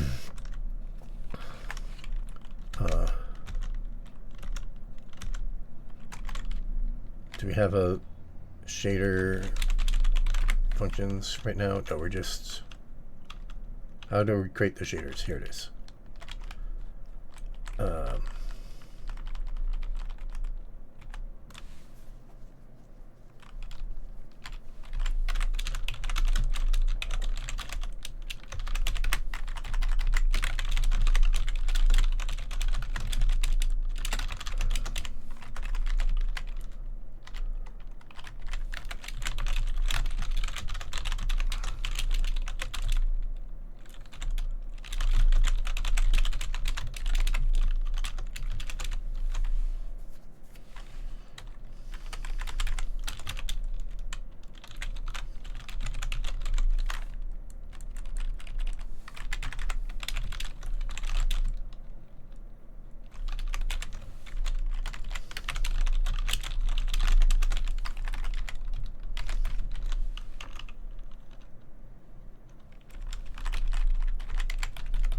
this won't actually work, but I want to debug the shader first, get the shader compiler errors. Vertex shader, line 22. Texel fetch is not correct. Why is it a uSampler buffer? It's supposed to be a uSampler 2D. Oh, because that's, yeah. It's redundant to this one. It's supposed to be ground height text.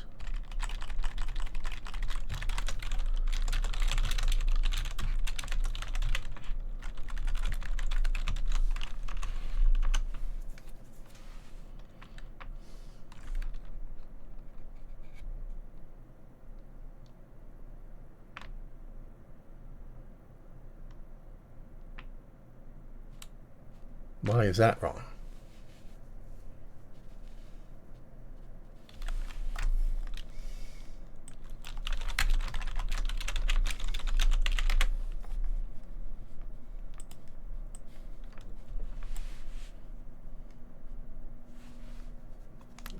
You have to specify the LOD. Yeah.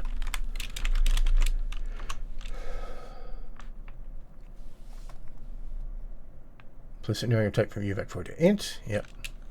It's dot R.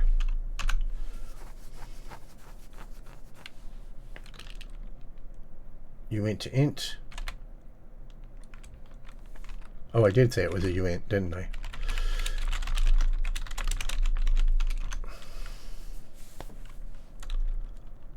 Okay. And now nothing draws because we broke the existing draw code. So now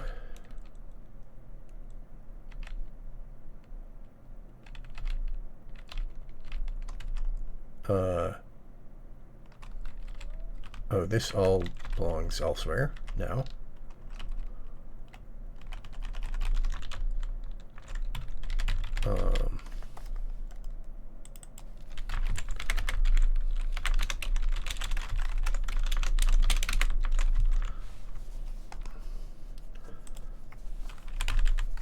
So now if we draw the train from 0,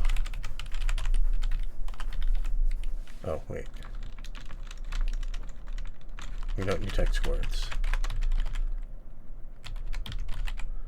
We draw the train from 0 to 100, let's say.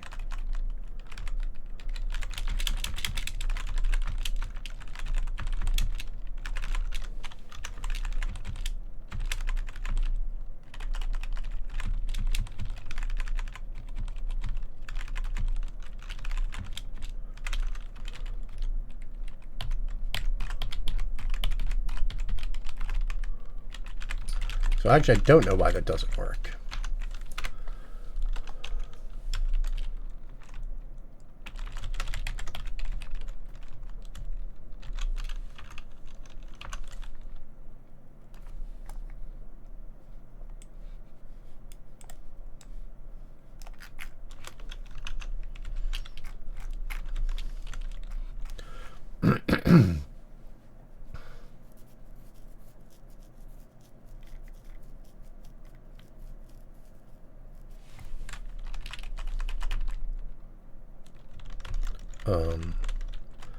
Let's set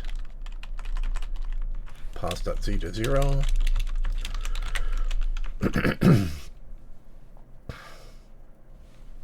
Ah. Oh, right, because it's, yeah, because it's coming in as 16-bit floats, so times, I don't know what it's storing. I don't know what this particular data file is storing.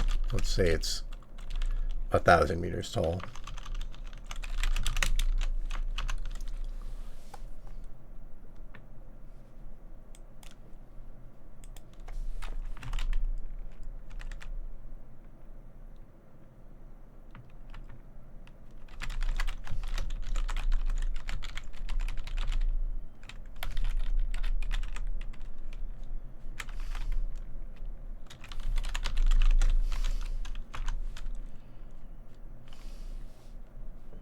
So it's somewhere up there. I need to raise the camera.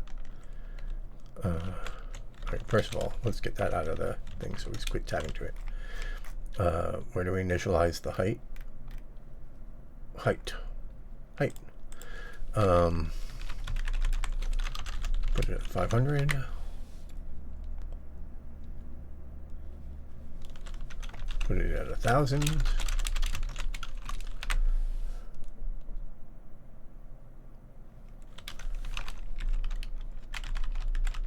These at 50 and 50.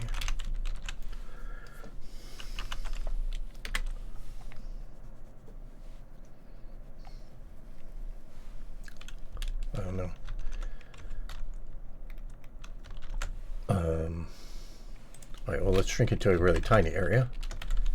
So it's almost like saying it to 0. And it's still gone. Set it to 0 again. Make sure we didn't break that, because I did move the camera. So probably the camera's too high now. Yeah. So put the camera back down to 20.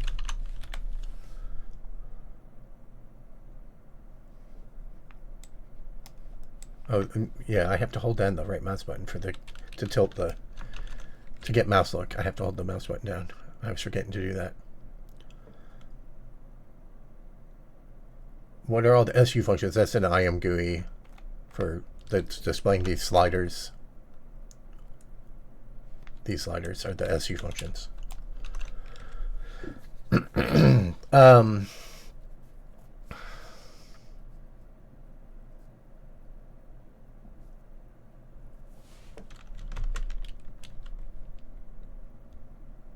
This is stretching the entire texture over the entire map, which isn't really right. So let's do something like that for now. I mean, it really should just be like that. Do 4.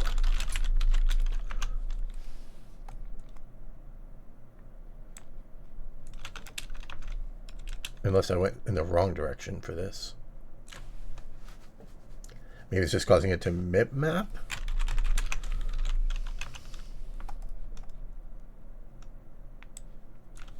Yeah. Okay, so let's go ahead and just do this real quick. Oh, it's static. Well, we do have an XY. Int ij. Will j equal 0, j less than 1,000. I equals 0, I less than 1,000.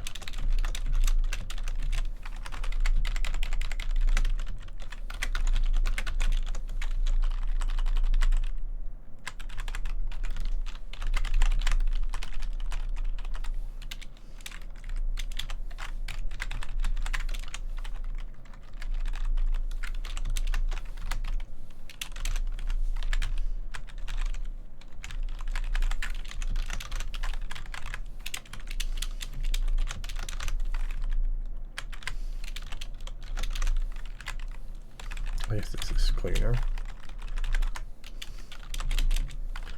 So we'll draw an actual grid now.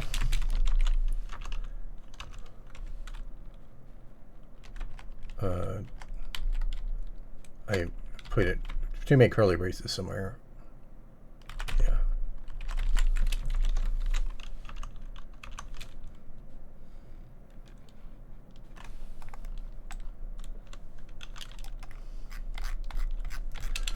Okay, but now we're flattening it too much. So let's the Z.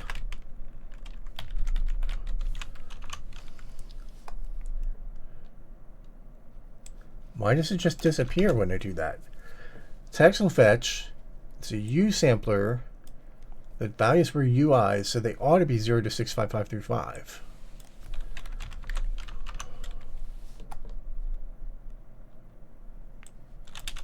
But clearly I'm getting something totally different out of this.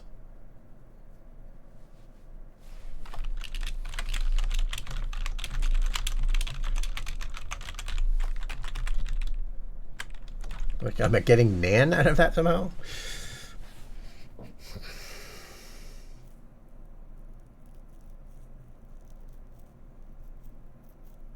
I've never seriously done TDD. Certainly hard to do for graphics.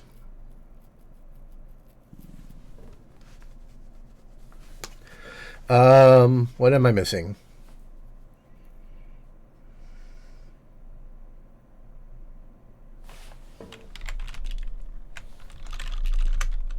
If this works at 0, how does it not work with that?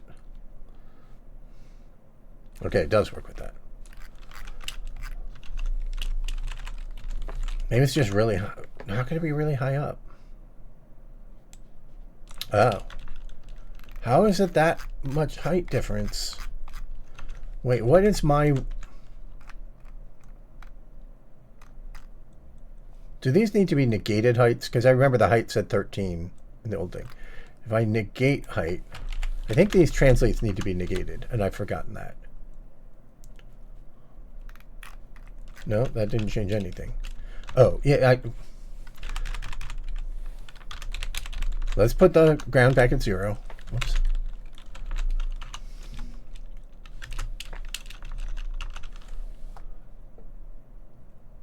The camera is above it. Now, if we negate this, is the camera below it?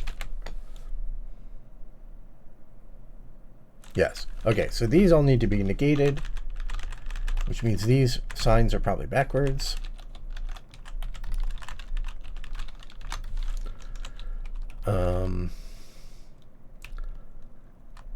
And now, if we set this to 10,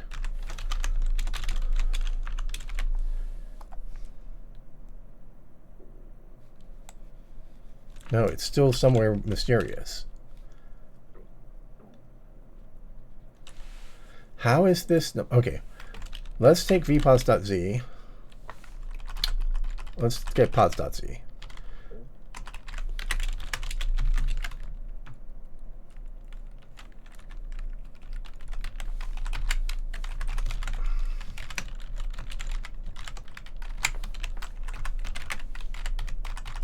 Pods.z ought to be in this range already. So that ought to do nothing.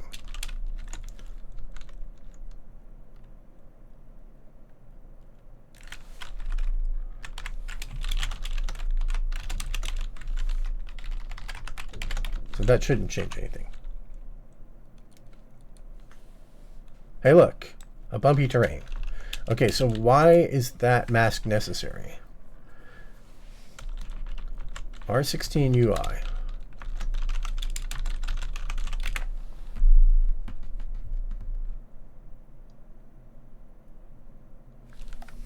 Am I misremembering what that means?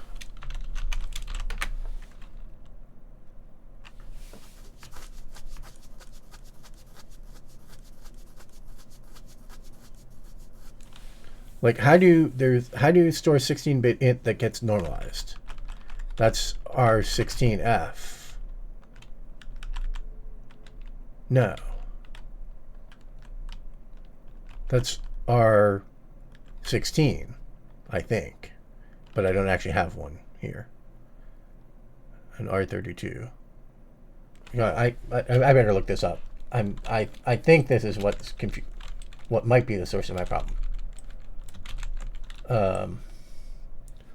GL R16 UI. Yeah, R16 and R16 UI. R16 is normalized, R16 UI is not. So R16 UI ought to be 0 to 65535.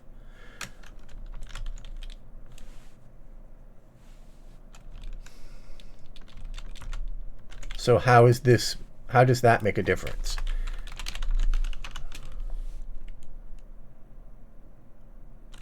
It clearly makes a difference. Do I have hot reload in this? I think I don't. No, I don't. Void load shaders. Void.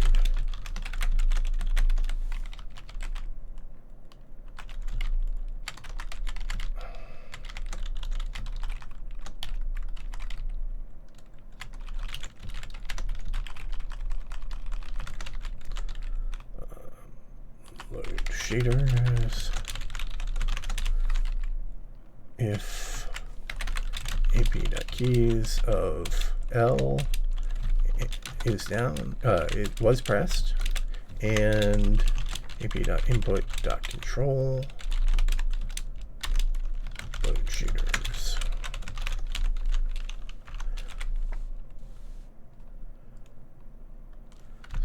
Blank. Let me shrink this vertically, by the way.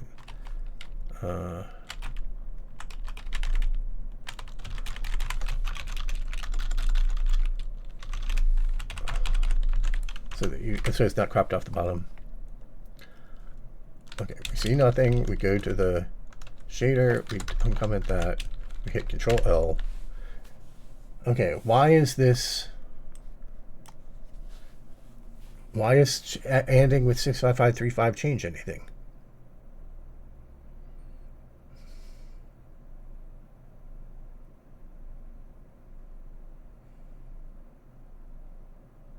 It's R16 UI. It can only be 0 to 6535.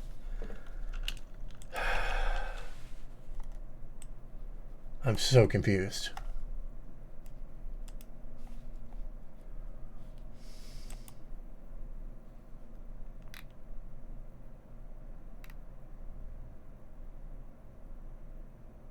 Is it because I'm using Texel Fetch?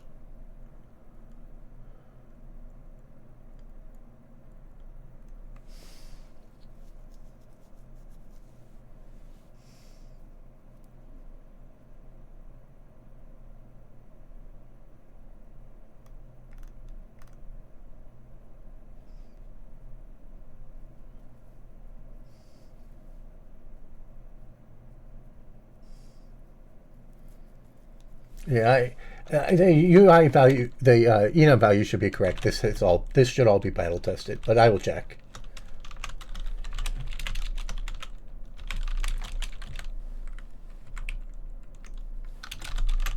I'm sure I've used this type in the past.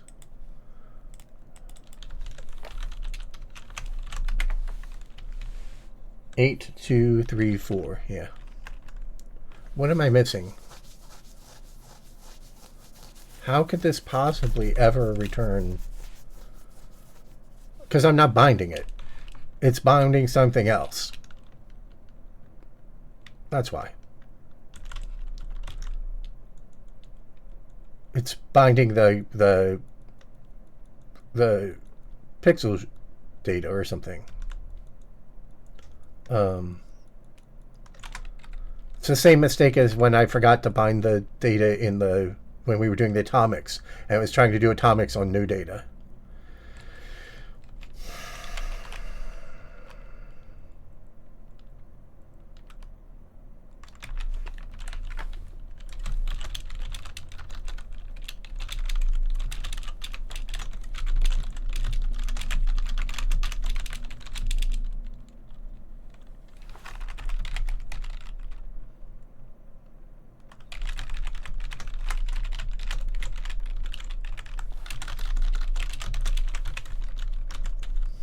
So it was reading just some other texture.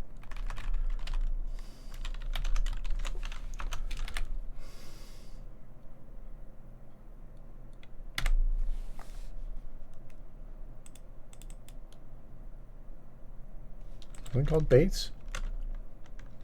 Base. Oh, it's an IVEC too. Let's run.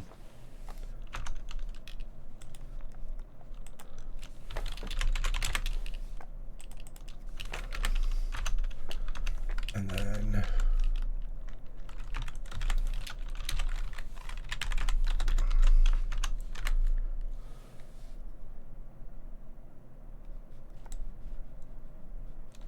okay, and then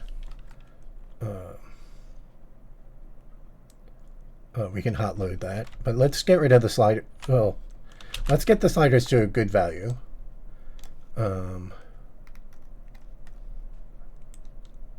Oh, we have to propagate over the shader from the other function, the new version of this anyway. So we don't need to do it here. So we can F0 that. And oh, I forgot I was going to hot load it.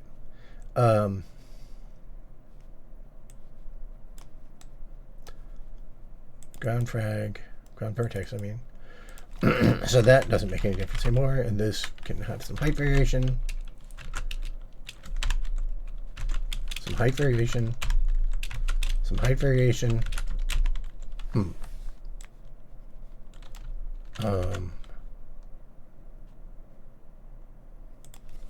height variation. Okay, now we have a different bug here.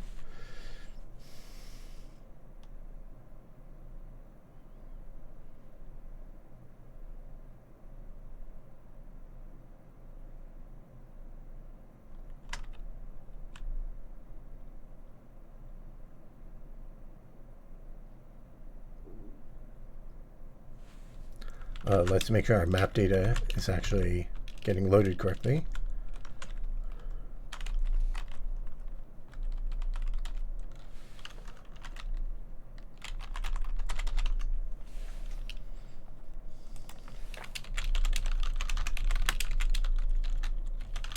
What? What happened to our map?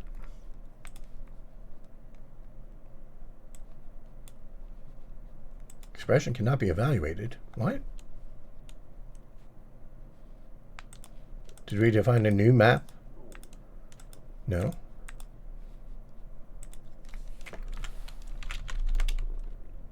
Oh, map is null. Well, there you go. Oh, and I know why. It's because of this.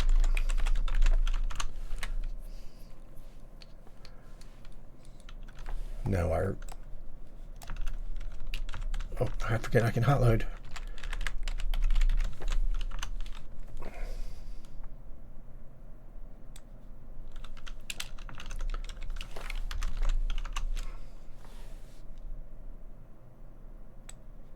There we go.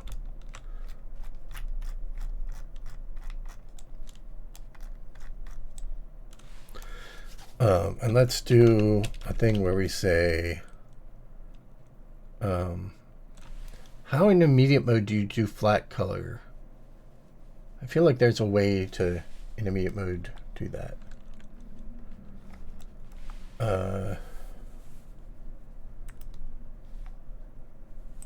OpenGL immediate mode flat color polygon.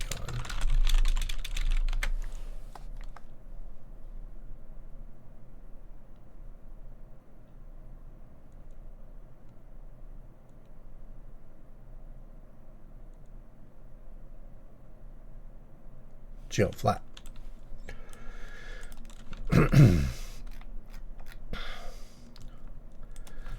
GL shade. Oh, so let's do this first. We're not sharing vertices, so let's switch to sharing vertices. GL quad strip. GL end. And we want that. And let's GL enable GL call face. Let's not yet. Let's check that we got that right. Yeah, that looks the same, but now we're sharing the vertices. And this now needs to go less than equal. And now if we cull face, we should be under it and not see it. Or maybe we've reversed it. Yeah, so now if we're above it, we don't see it. So these need to be reversed.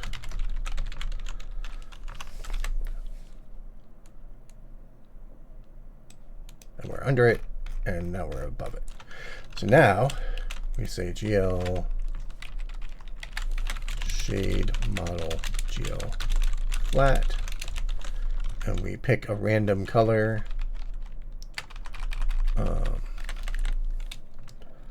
So uint v equals pos.x times 77 plus pos.y times 33 plus pos.z times something. V equals v plus equals v shift right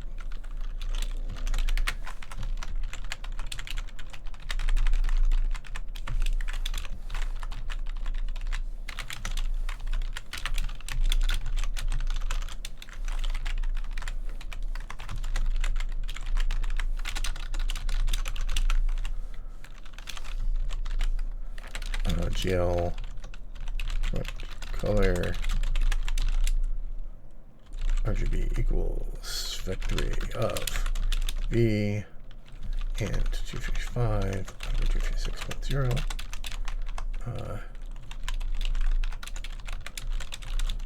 V 6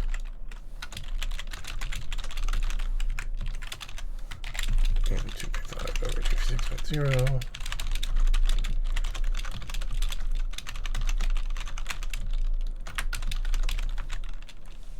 And then fragment shader, Beto times GL color, something like that. Is it not GL flat? Oh, I was looking at the AI. Oh, I just don't have GL flat defined in my thing, of course.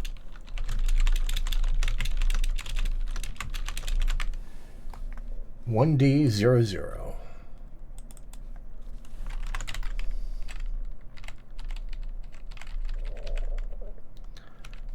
That's draw state.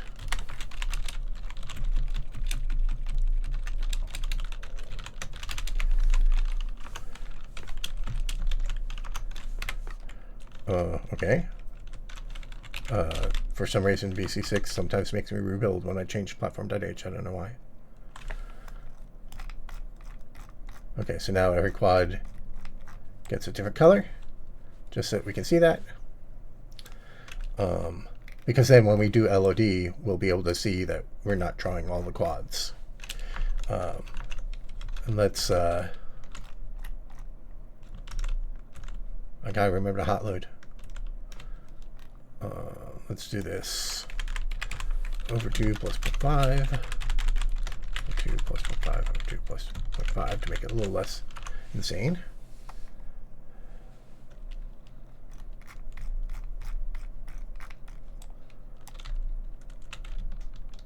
Oh, my motion is backwards now, even though I just negated it in thinking that that would fix the negated translate. Interesting. So it was probably...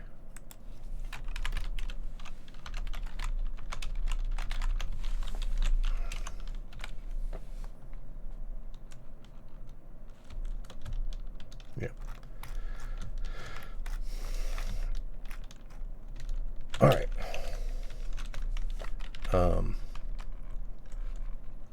We need to show the frame time. Are we not showing the frame time? We are showing the frame time.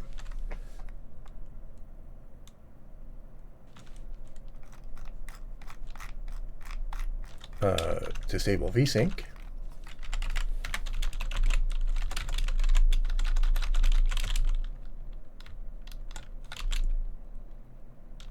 Is that under extra? No. That's part of display. Maybe, oh right, I forgot, this has to scroll down. It's probably part of window? No. It's part of system? No. Oh right, system is that. It should be part of draw. But it's not. Is there, oh, there's OpenGL, that's what it is. Disable vsync, ap.opengl. Oh, we'd already do the debug context. Oh, and we're doing synchronous debug context, so let's take that off.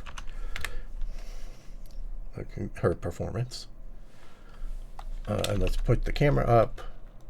Wait, it was still 16, even though the...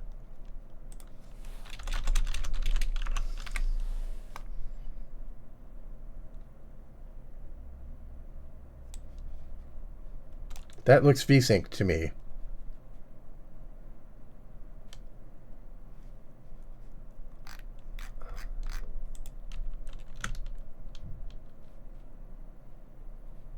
Oh, we're not actually moving along the camera direction. That's weird.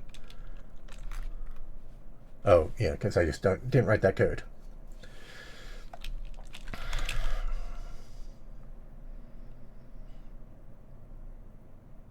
Where was that? Where did we have that code? Was it CMC2?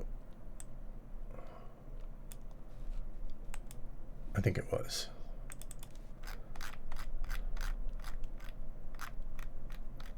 Yeah, that's good.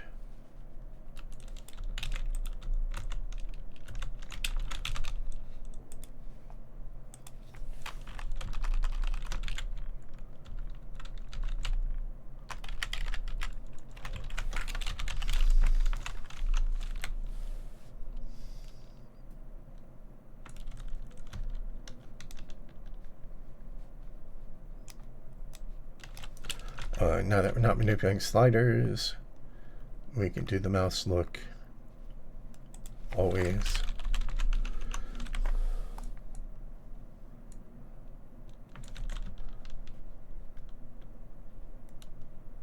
Why is it acting like it's V-synced? Okay, if we draw more geometry, is it going to get slower, or is it not because it's V-synced?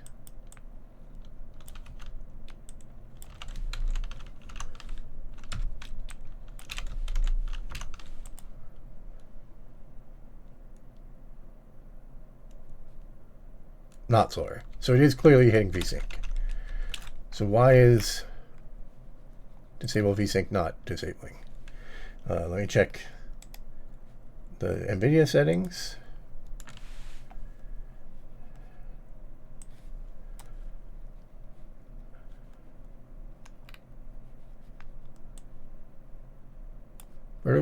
Use the 3D application setting.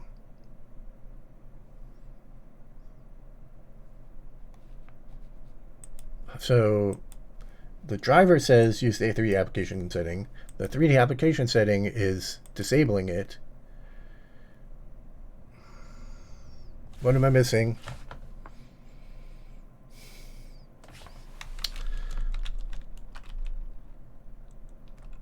Let's draw it a lot faster.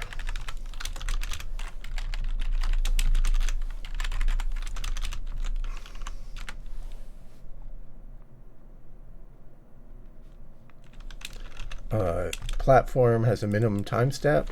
Min time. That defaults at 2 milliseconds, so unless we're overriding it here.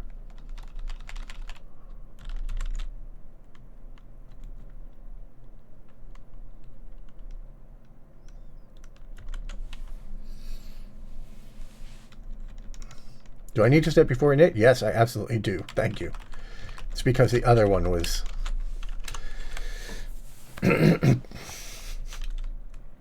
Okay.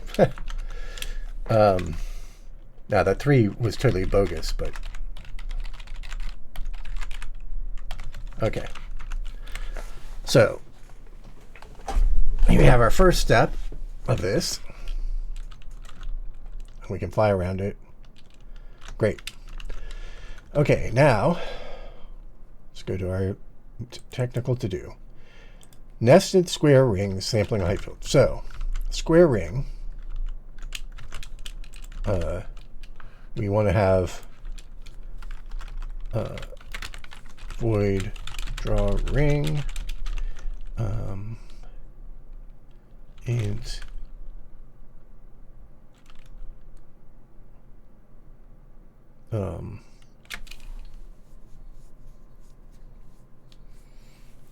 we have the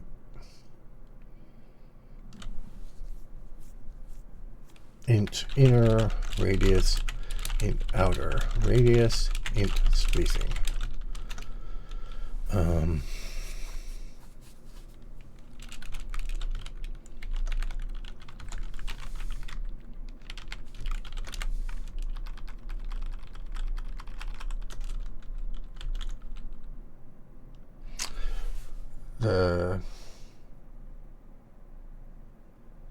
I think it's going to require something a little more subtle than that, but let's start with that.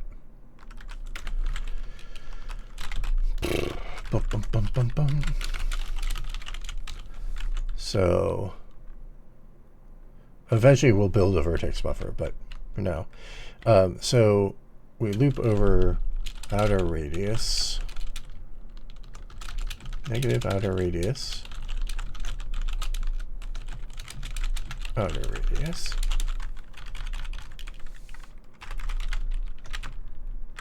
Switch back to quads for now.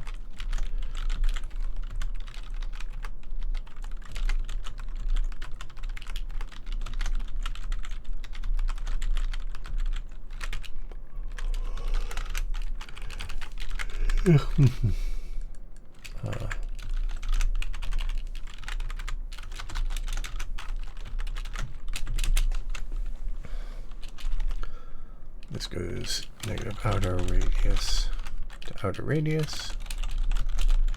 They step by spacing.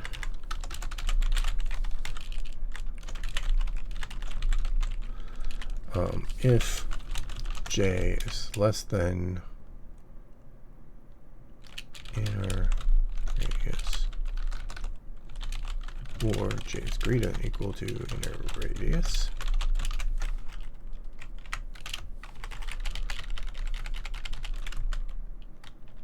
no, that's incorrect. I have to do it in here. This is misspelled. So if, let's do it this way. If j is greater than or equal to inner radius and j is less than inner radius,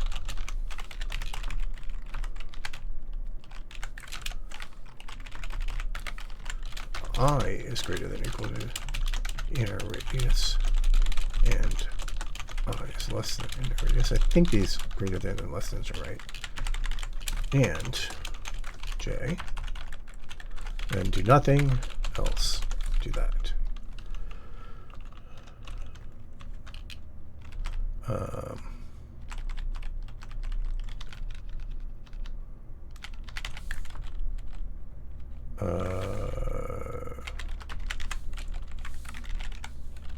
Oh, this is indented wrong.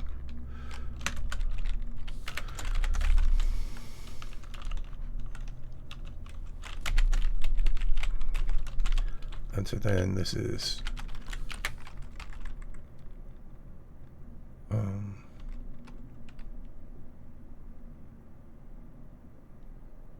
draw a ring.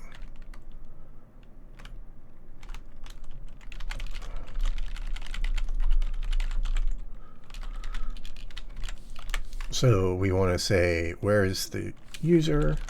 Int camera x equals int for x plus circle 5, y equals int for y plus circle 5. Base is cx and cy. Draw a ring. 0, 32, 1. Then the next ring out will be 32 to 64 by 2s. And the next one will be 64 to 128 by 4s, etc. And I need to update base and do some other stuff, but let's just start with that.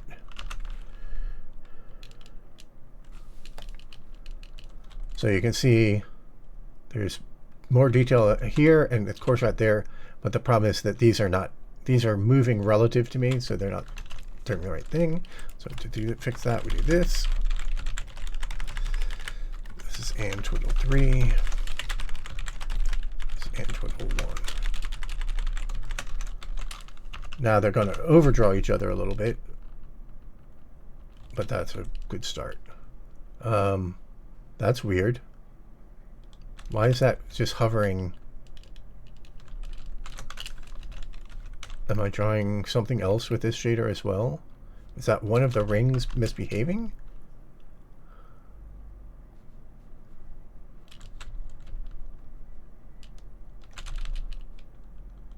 I'm a little confused what I'm seeing there. Oh, we don't have depth. Well, first of all, we don't have depth enabled, but wait, we definitely call. Oh, I see. It's down there. But even if I enable it, there was still something weird happening. So this is just going to hide what was weird happening.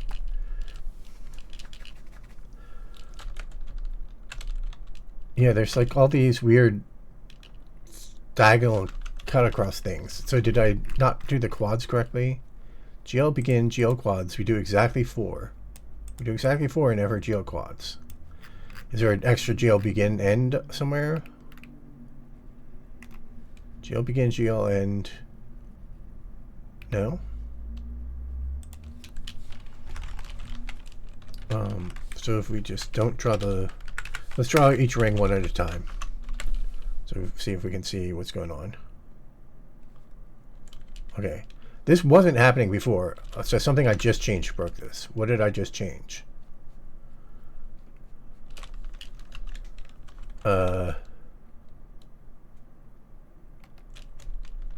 Undo to find out what I just changed. Well, no, it was...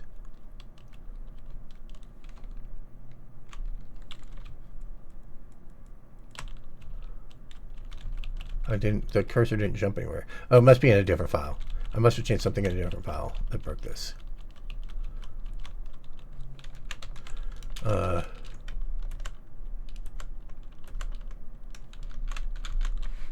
No, I didn't change that file. I'm very confused.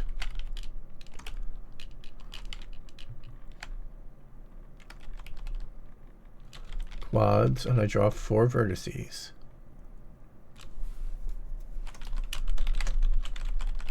Well, first of all, let's not do the begin and inside. But that shouldn't change anything. Like, I'm clearly drawing these weird disconnected vertices somehow. And some of this is because I'm going off the edge of the map. That's why this continuity, because I'm reading random memory instead of... Or it's wrapping around, I guess, probably.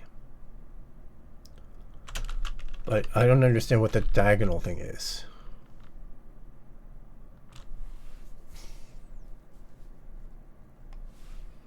Let's reduce the effect of the color even more.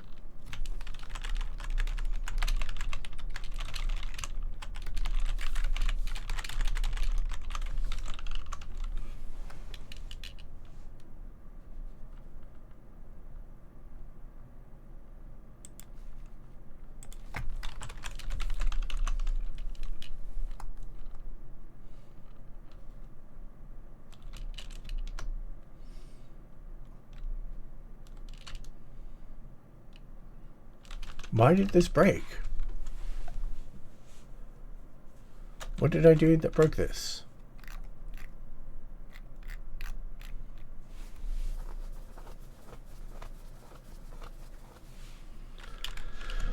Undo.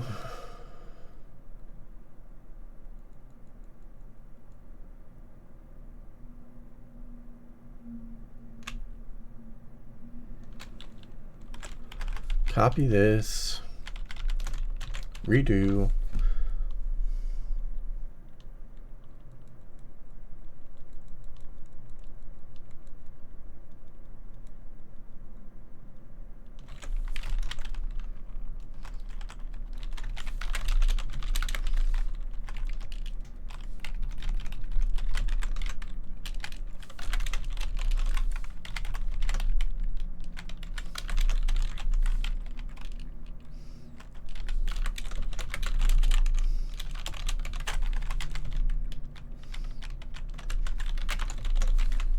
Okay, put back the old thing. That's working correctly. And then I convert these to quads.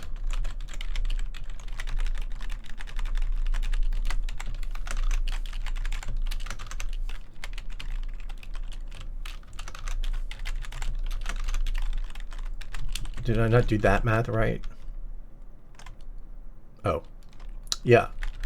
That's what I was doing wrong.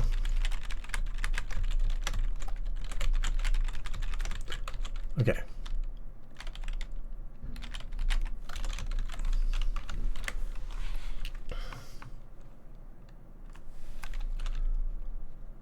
Okay, so that's what we expect.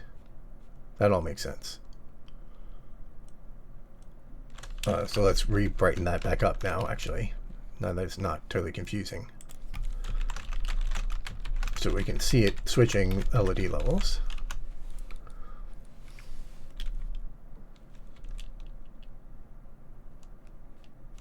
Let's bring it in closer so it's easier to see what's going on.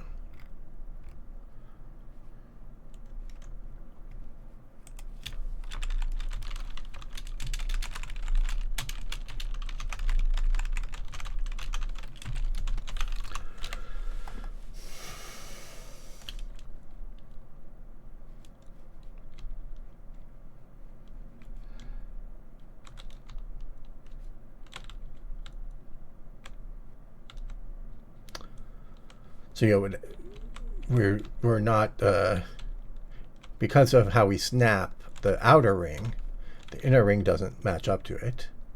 There's also going to be T-junks to fix, but first we just want to fix this gap. I believe the gap also means that where that's a gap on that side, then on this side we're overlapping. Although I don't see it. Oh, yeah, you can see the Z-fighting on that one. Although I would have thought it would be one further in. Maybe not. Maybe that makes sense.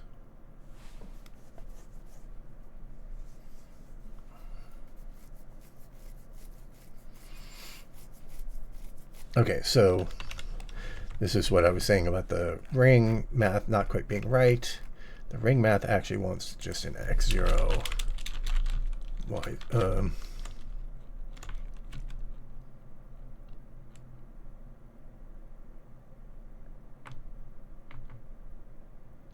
inner x0, inner y0, inner x1, inner y1, outer x0, outer x1, outer y0, outer x1, outer y1. Spacing. And then this just goes from outer y0,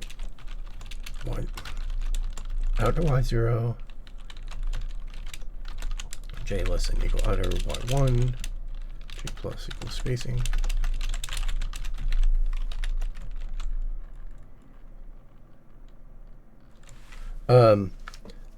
For a faster GPU, you can definitely just run at a higher resolution. That'll be the easiest thing that you can do. But I can definitely change the radius, the detail level of the mesh. And in fact, as you got a higher resolution, you actually want to draw the more detailed mesh out further. So this thing will just scale. We'll just make the draw ring size get larger on faster. We'll make it get larger as you go to higher resolutions to try to hide the popping. Well, there won't be popping. It's continuous LD. But and so then just you'll set a higher resolution, and that'll be how you get something more. Because if you're making like a multiplayer, this outer x 0 I less than equal outer x1 j plus equals. Because if you're making like a multiplayer combat game, you want it to be fair, so you don't really want to change a lot of things. But so then we say if I is greater than equal ix0 and I is less than ix1 and I greater than equal y0 and I less than j is less than y1.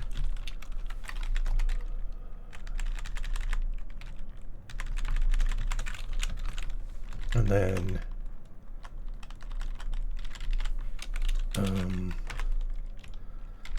we need to know how the next one is going to snap. So in outer x, outer y. So outer x is cx and twiddle 1. Outer y equals cx and twiddle 1.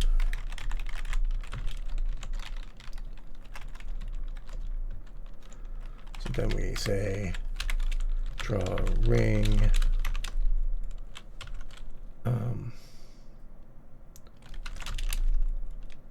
Inner one is 0 still. The outer one is relative to CX. So it's OX minus, yeah, this all needs to be data driven. I should do it in a loop. I shouldn't hard code it this way, but outer radius is 8. So OX minus O radius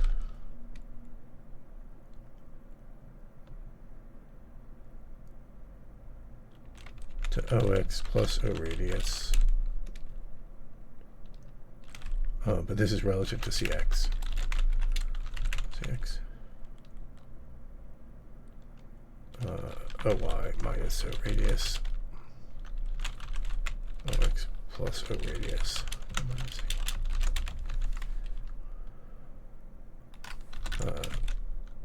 To 1. And then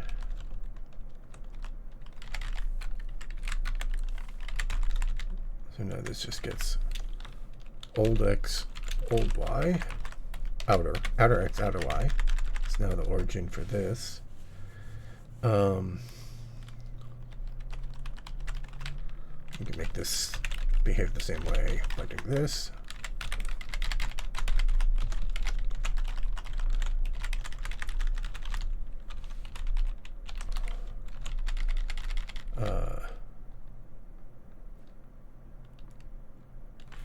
CX equals OX, CY equals OY, OX and equals to 3.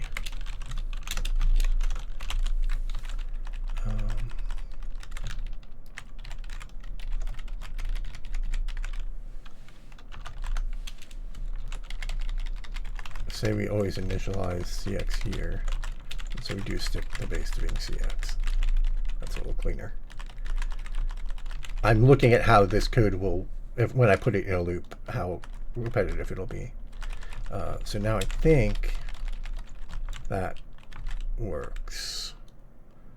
We need to update O radius because it's up to 16 now. Oh, no, right now we have to actually write the inner radius. So this is old CX.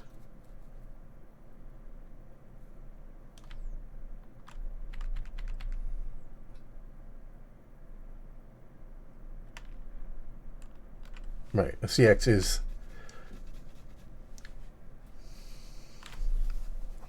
is our center, our new center that's snapped to the new thing. And the outer radius needs to snap to the next one, right? Which is what's in OX. Sorry.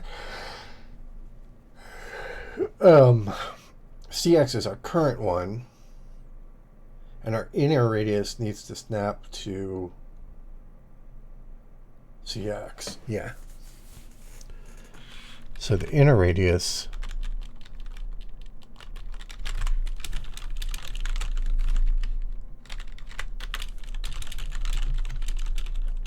is that, and our inner ring is probably the same logic basically. It's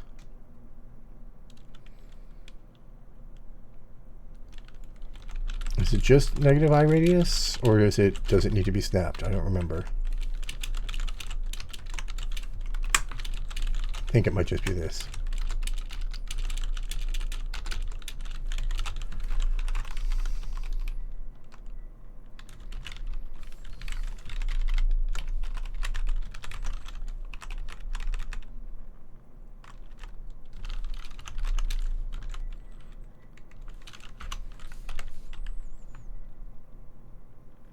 J index typo in the inner 4. Is that ancient or is that current? That's reasonably current. Oh. Why do I have an infinite loop? Debug break. Why is it in the wrong thread?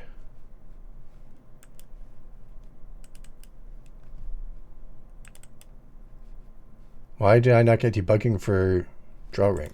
Probably is stomp memory or something.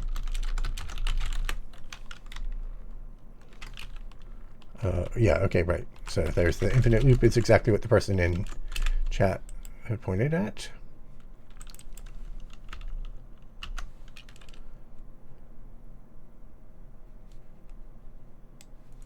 We're not drawing anything.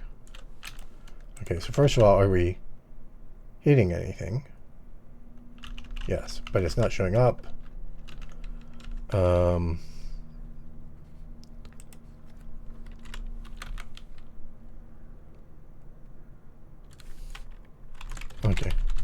let's see what we're drawing. Let's look around. Aha. We're now relying on base. No, we were already relying on base working.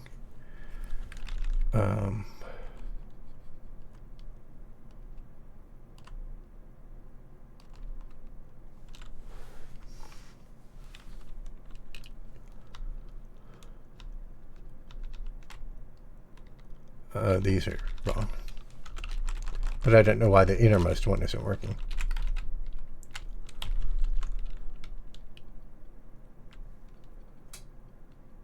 OX plus O radius. No, that's correct. You're going from an origin negative radius and positive radius.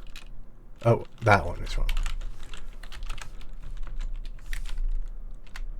That's what you meant, probably.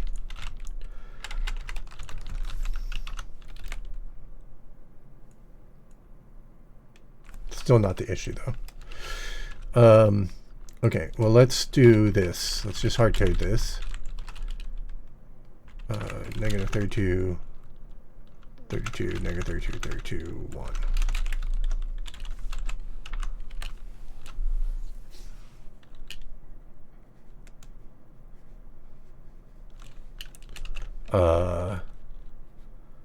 Do that around base, which is around CXCY.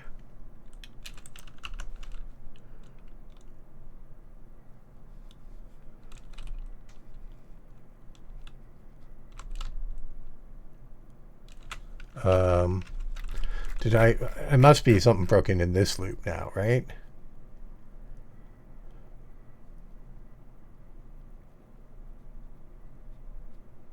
No, that all looks right. 0 and, so let's always draw everything. Doesn't change anything.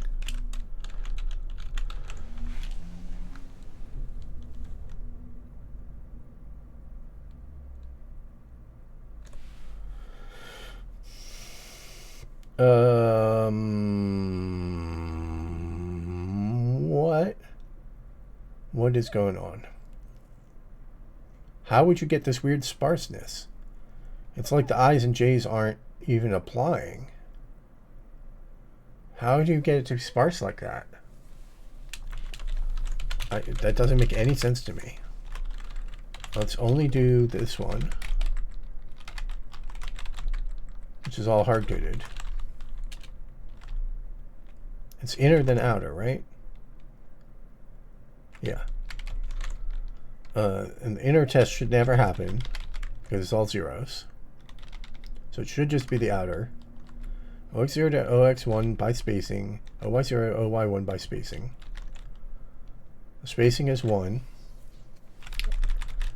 It's this. It doesn't take both x's and then both y's. It takes x, y, x, y. Yep, okay. So this just has to get reordered.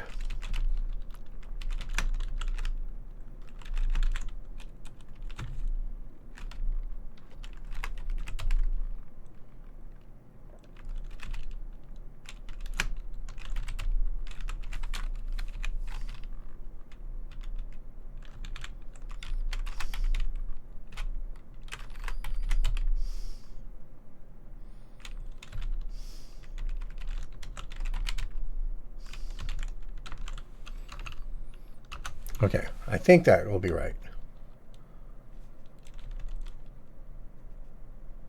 Do I still have the bad one in? No.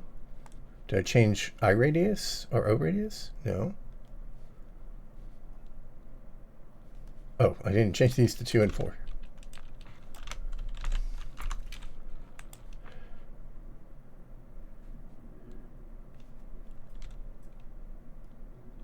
Nope, there's still Z fighting.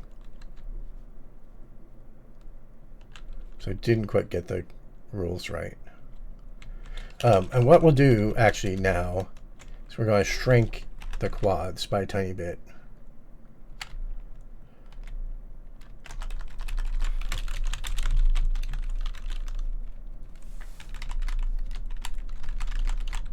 Uh,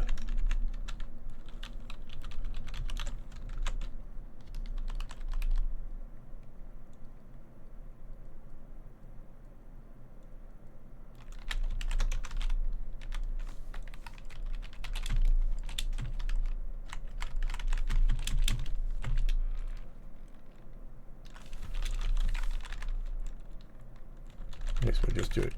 I guess we'll just do this. Spacing minus equal.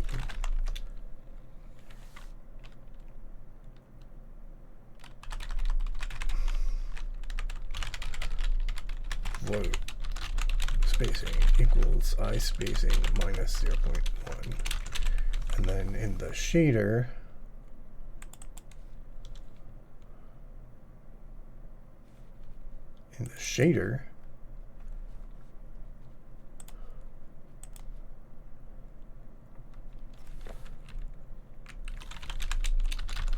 move around.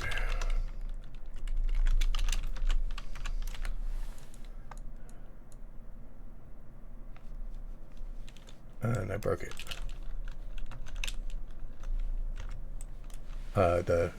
The thing is locked up. I think. Yeah, it's not coming to front. What else did I change that broke it? Did I change something in here? Oh, no, it's stepping still by. Oh, this needs to step by eye spacing. Okay. Yeah.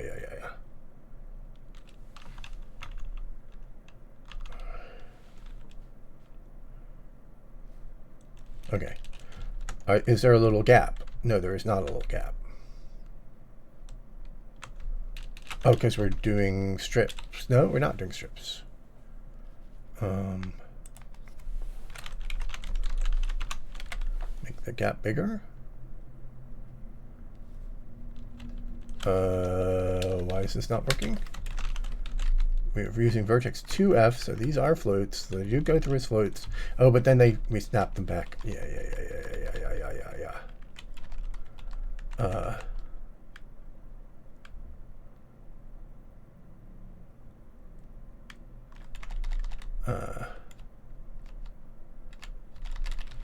Because dot xy equals geo vertex dot xy.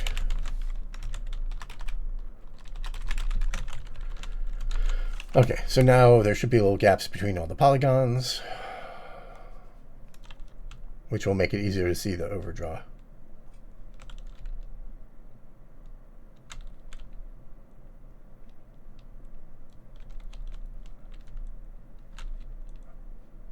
But we've actually lost the interiors of the rings. Because we're not doing the base offset, that's why.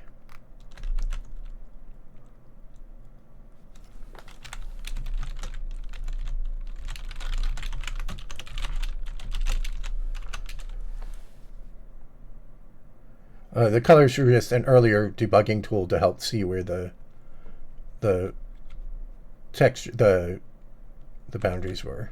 So yeah, we are still getting a lot of overdraw, right? You can see the overdraw here.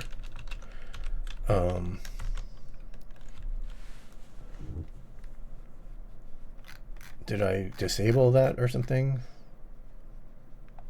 I radius, radius, I radius, radius. It's the same problem.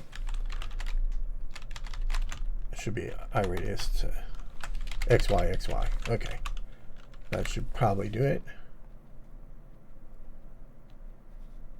Yep, there we go. So this is what it's supposed to be drawing. And now that I have the black debugging, the colors aren't needed. But so we'll const float colorify equals 0.1.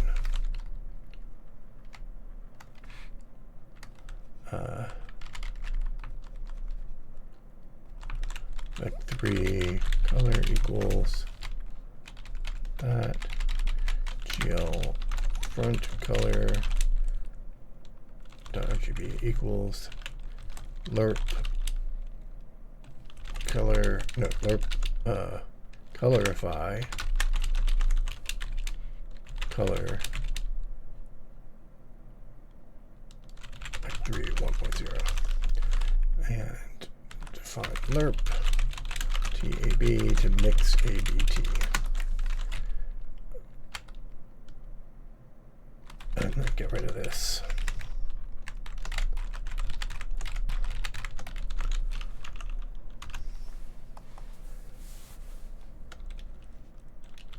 And I did it in the wrong direction. 0 means color, yeah.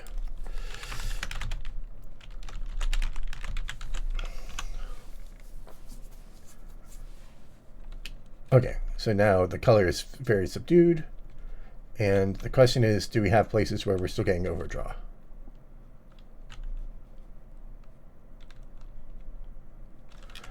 So let's bring the radius in tight again.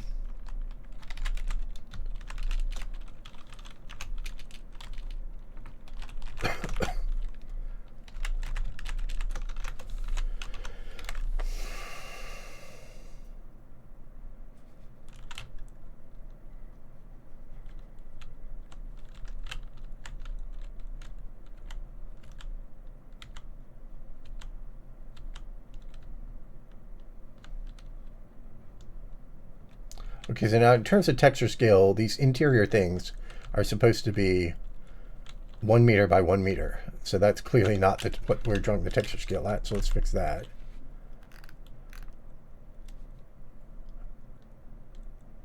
That's this. So we need the numbers to be larger. Yeah.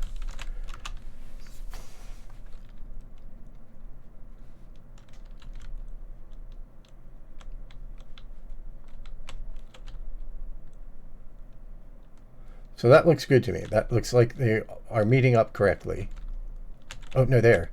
Here you can see overdraw. So it is drawing too many out that direction. Which means I do need to turn color intensity back up so that I see those.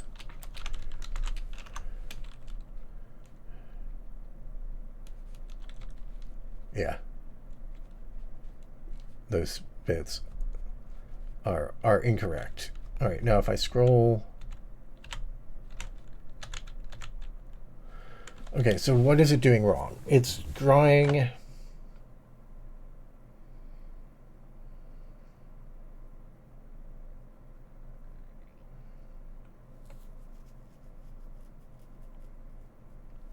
Let's do something else. Let's make base be 3.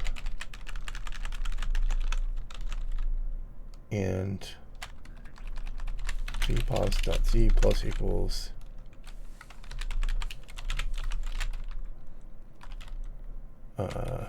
float of base.z, and let's raise up the interior rings.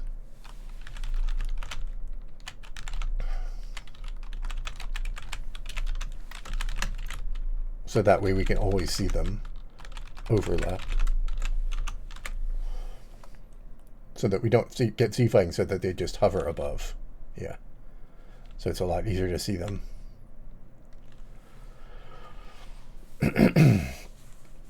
Okay.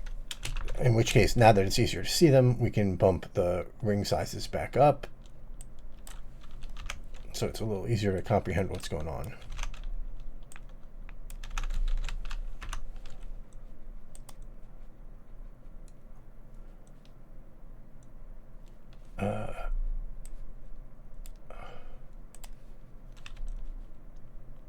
Okay, so is there a way to move slow? No. There's a way to move faster, so I need to just slow down the movement speed.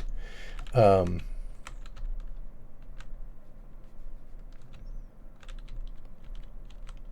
it's just always, in this direction, it's always overdrawing by 1. So probably just have an off by 1 fence post error on one of the loops. Now on this side,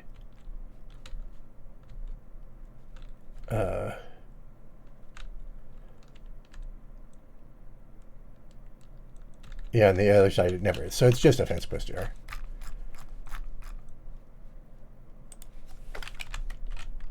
Oh yeah, this because this is the quads versus quad strips.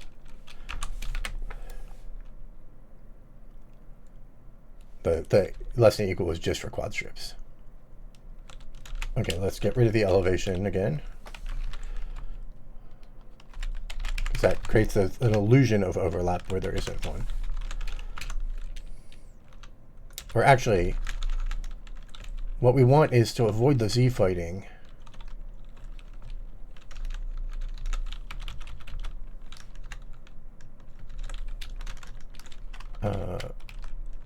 Over this 4. We want it to be raised up a little to avoid the Z fighting, but we don't want it to be raised up so much that it creates the false illusion. Okay, so yeah, I don't see the Z fighting anymore. So I believe that now I've got them positioned correctly. There is a, yeah, that's just because of the wraparound in the texture. So I think that looks good, and now we just have to do the continuous LOD on it. Okay, so that brings me technical to do. Nested square rings sampling height field. So that's that.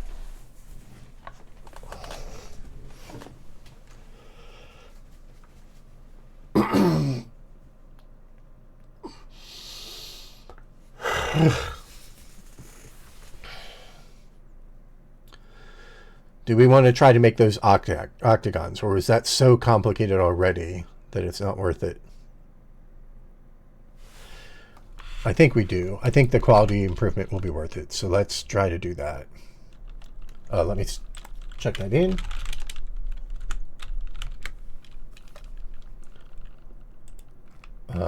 Check and scroll back. Okay, nobody else has asked any questions.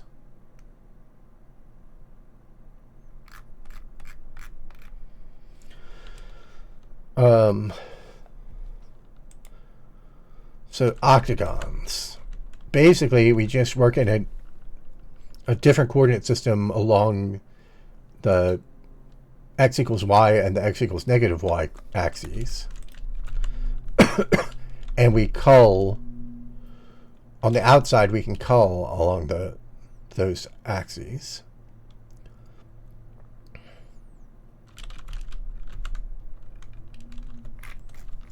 So there's going to be 8 more parameters to draw a ring. Crazy. These should get packed up into structures, but we'll just keep going. So then there's interior xy, ixy. So it's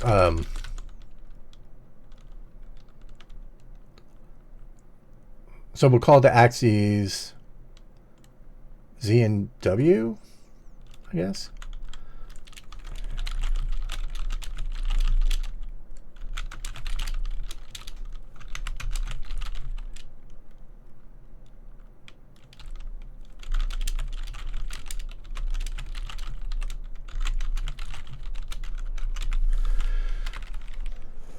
And we need to change the interior culling, but that's more complicated. But we can change the exterior culling. So Z equals I plus J, W equals I minus J.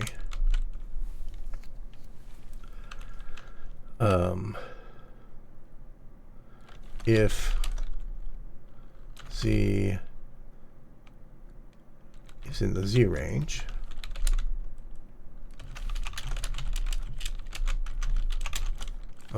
of O, the outer range, and W is greater than W0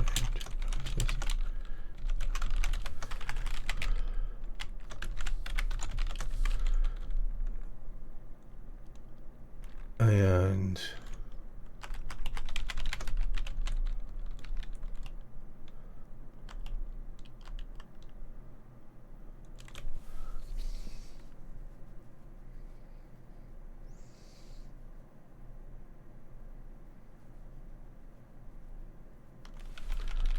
so now that's the O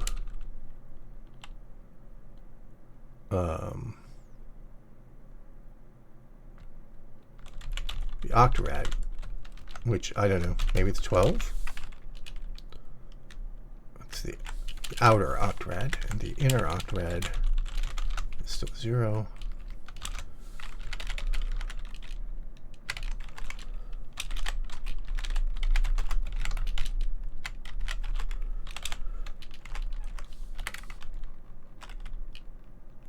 And now the draw ring takes another set of internals and another set of externals. And the externals are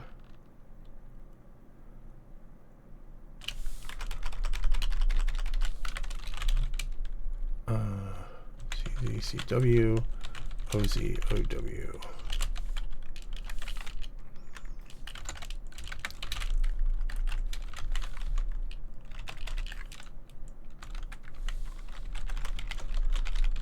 And CZ equals CX plus CY.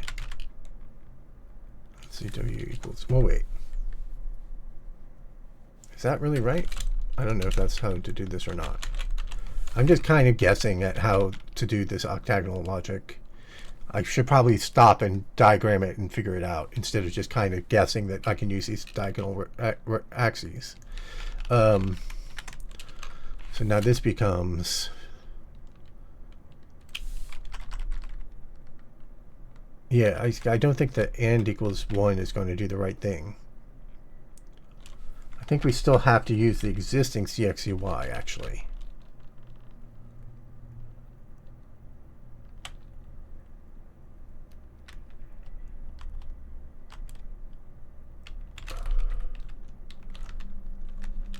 Let's push this out to 16. Let's make this 4. I think what we actually do is we say the radius is OX minus O radius minus O octarad CX. Y minus O radius minus O octarad CY. OX plus O radius minus O octarad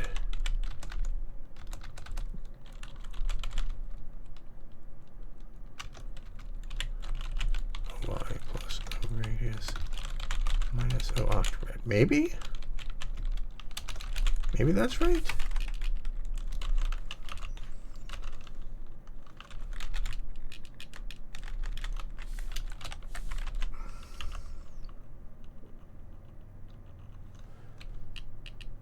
Yeah, I don't actually have the mental model. Like I'm intentionally trying to see if I can just kind of apply the math in a naive way and it works. See if it just works. But it might not. This is W. So I couldn't actually diagram what exactly I'm doing here for you. Okay, so you can see that the border is now diagonal. So that's because we applied this diagonal logic. But I applied it wrong.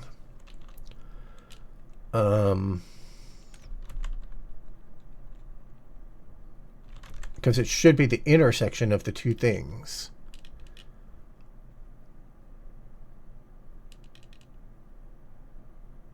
Oh, 12 was right. Or sorry, bigger was right because it's the sum of them. So I was right actually thinking it should be, well, right now I'm always using O radius minus O octarad, so if we just negate that, I think that'll work. But I'll clean it up and do it correctly in a second. Okay, so there's a sort of an octagon. This should probably be closer to 6, maybe? To make it more even on each side. Yeah, okay. Right, so the idea is just that when you're on the ground and you're looking around, you kind of want it about the same distance in all directions where the transition to the next LOD happens. So when they were squares, the corners were much further away than the nearest point on the edge, at the center of the edge, was much closer away than that. Let me copy one thing over from ZMC.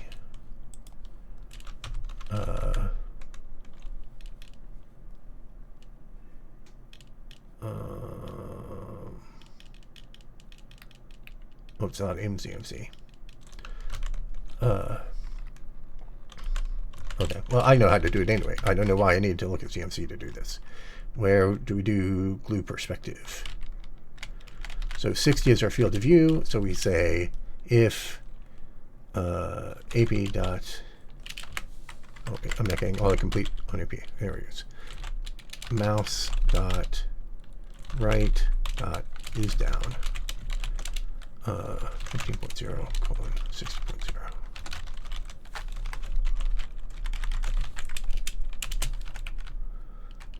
So now I can point at things by mouse looking at them and zooming. Except I moved the mouse out of the corner.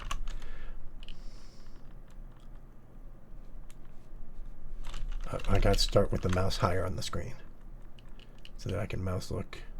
There we go. So you want the center. Why does that not? Oh, I know why. Because it's not zooming at the mouse.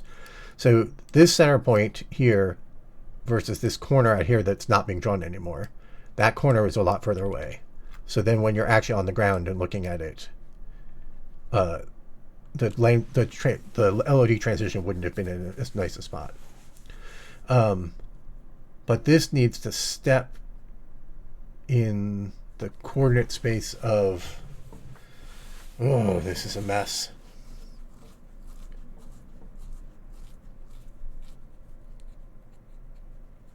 I did the first STB libraries in, I think, 2006, so 20 years.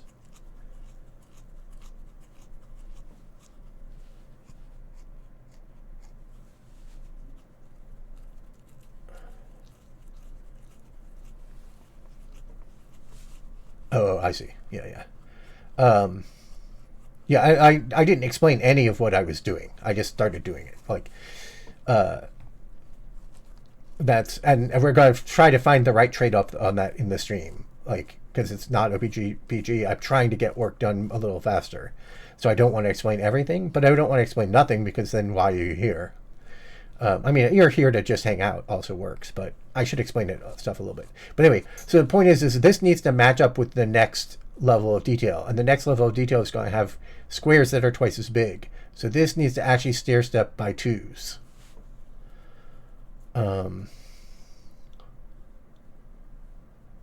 So I have to think, how do I express that?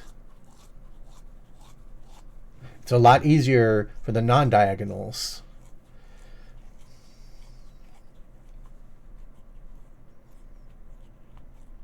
I think I need to actually pass in the centers. I think the cleanest way to do this is going to be actually pass in the centers, compute the actual coordinates, and then subtract them back out, at least initially. Then we'll switch over to a vertex buffer kind of approach or something. Oh, or maybe this doesn't. Oh, maybe this doesn't work.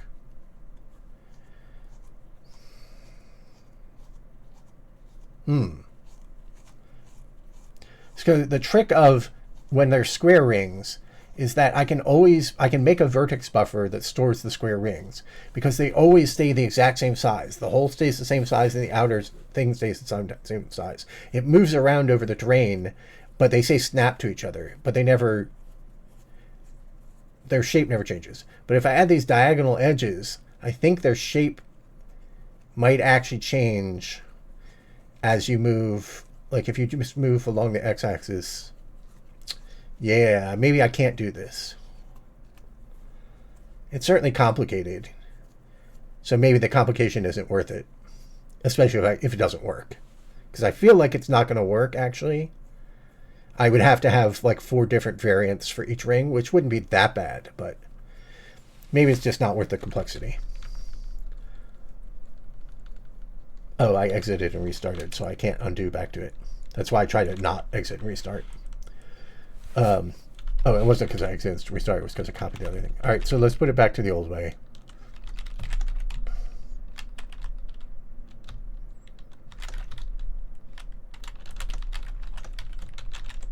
Forget the octagons.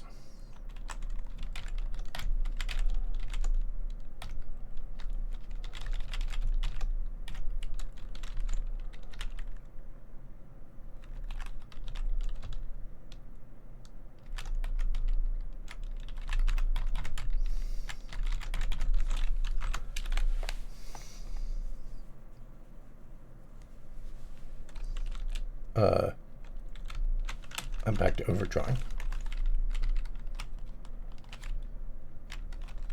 No, now this is still less than.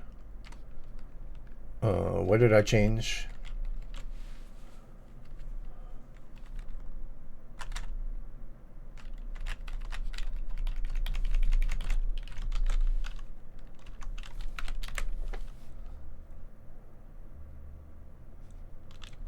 Why am I getting overdraw? Now it's not always overdrawing, it's only sometimes overdrawing. Oh, the ring sizes are invalid. Or something.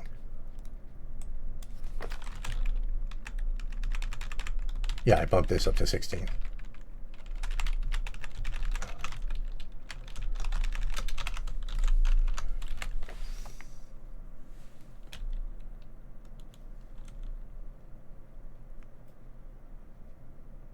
Yeah, okay, so if let's put in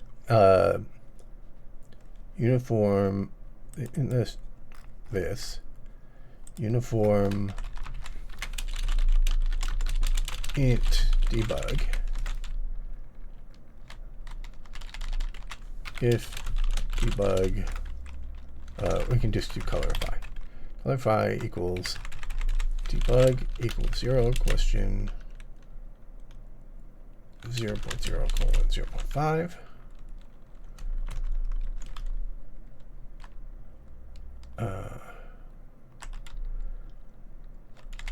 GL uniform 1i debug colon.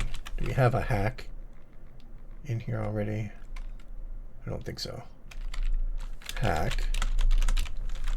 We say static int hack. Actually, let's make that global for future use. And to control hack, we will say Control Z will turn on the hack.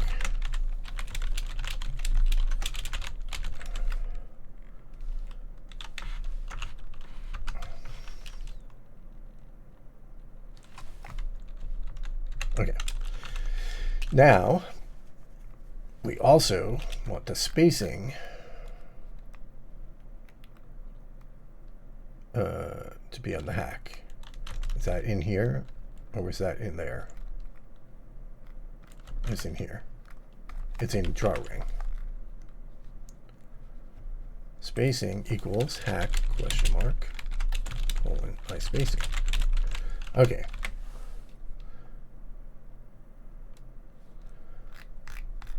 So you can see there's gaps at the boundaries between it. And even if we fixed those gaps, you would see popping as you moved around. Technical to do.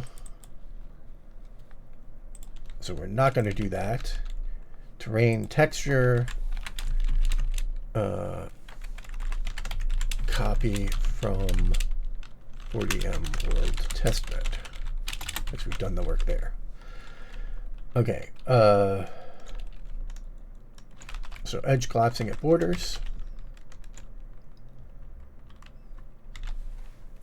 Let's do the full rings as code properly. So we go that.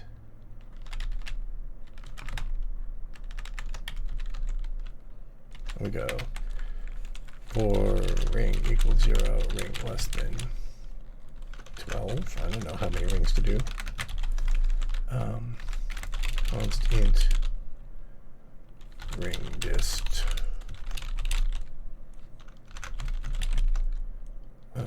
16, 32, 64.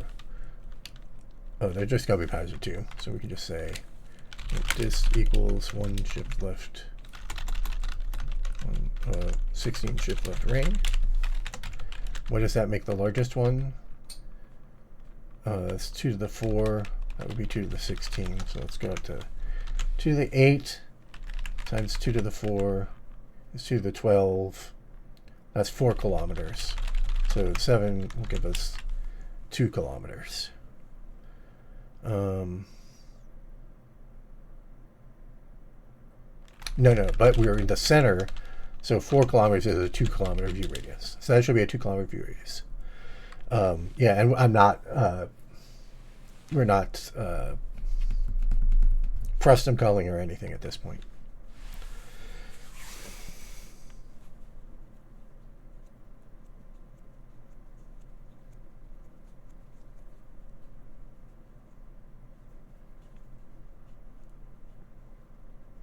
So what's going to happen is without the octagon, we're pushing out further where the LED transition happens, which doesn't hurt the visuals. It just wastes triangles.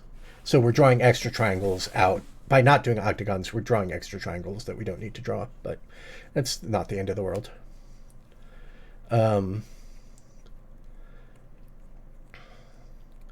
So dist is O radius, I guess. So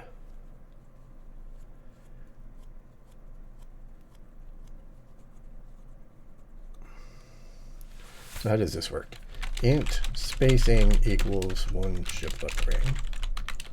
OX and equals twiddle.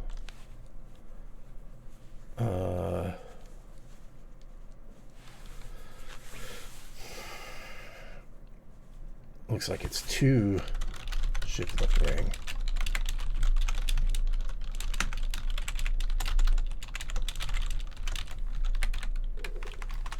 I didn't preserve all the old code. I should have.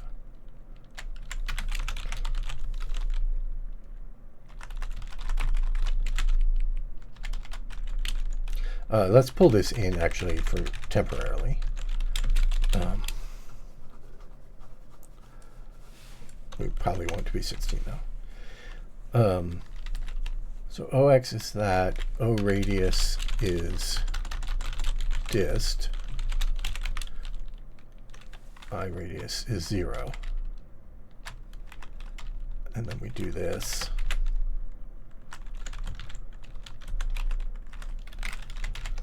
Spacing.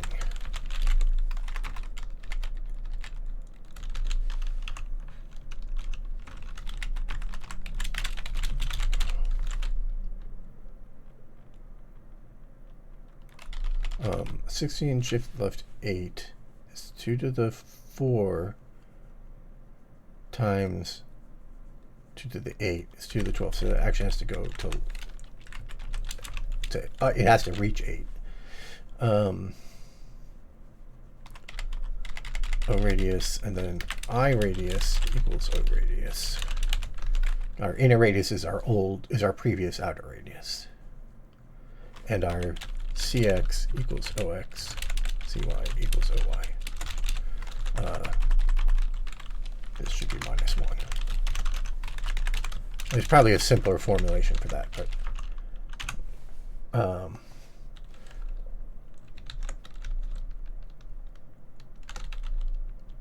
okay. We need a little bit more so we can see what's going on.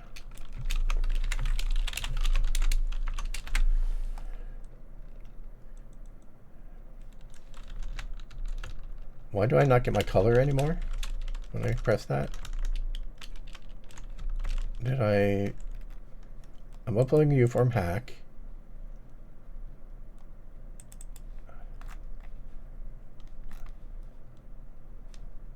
It's there. Uniform, color FI. If it's non-zero, it's set to 0.5. It's doing that. I'm not sure why we lost our colors. Oh, it's because. Okay, yeah, I see. bunch of issues here. So first of all, that needs to get copied up to here. That becomes. That was a debugging thing, so we can remove that. And then this isn't getting set. Okay.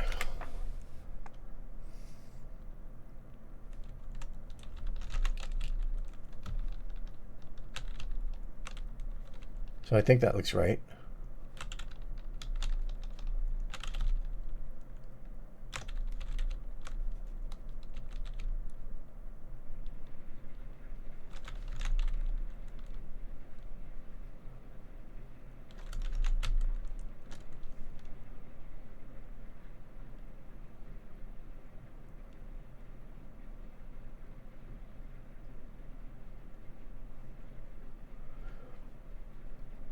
Okay, it's a good time to take questions.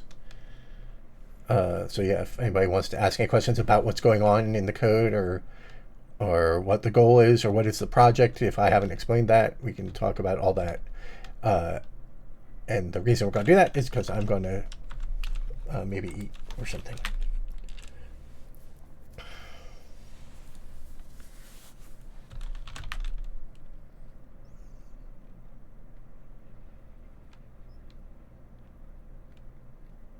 And but go ahead and prefix nothings too, because we're busy enough now that that I just can't afford to read all the chat now.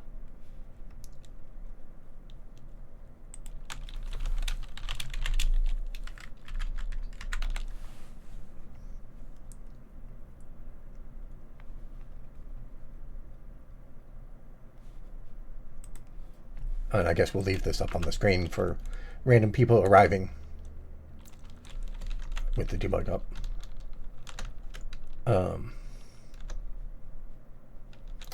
Actually what we'll do is we're going to put these back to the correct values and see how slow it is doing this in immediate mode. Let's count how many triangles we're drawing. Int tries plus equals 2, and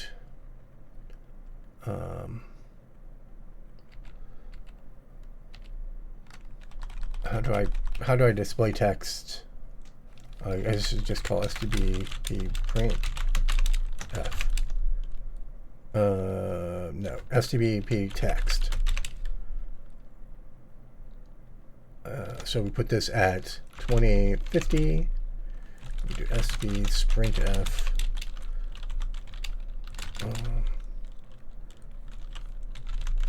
Let's go ahead and actually use quads.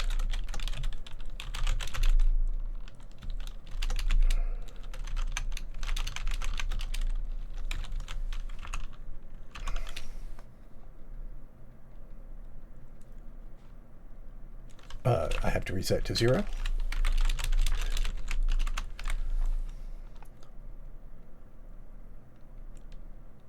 $7,000. And that's including the ones behind us. Can I make that text scaled up? Yeah.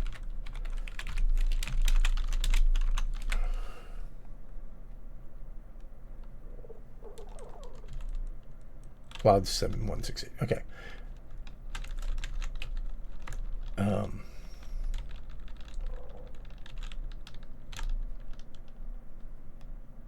And it'll always be 7168 because we're not doing anything smart right now. And now let's do the rings that I was talking about here. Oh, I did already. So is that actually that's way too few quads.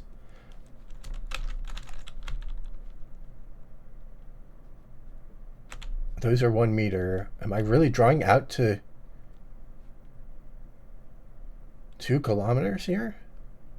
Maybe. I guess I need way more detail up close. So what we do is we put that to 64, and that's probably to 7.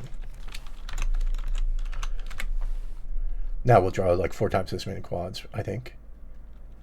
That's still not that many.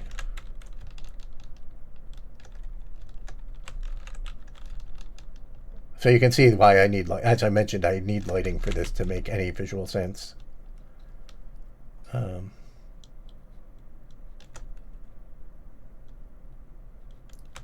So if these are 1 meter, then my eyes should be about 1 meter off the ground.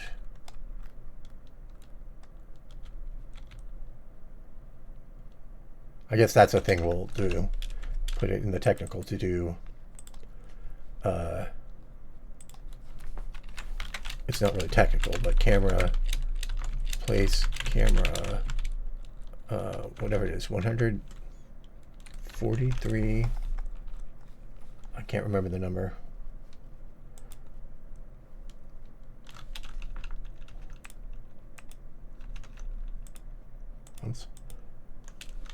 No, not that one. There. Average male eye height. 163 centimeters.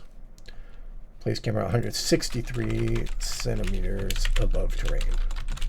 That'll help us get a sense of perspective. Okay, so now I'll actually look at chat and have something to eat.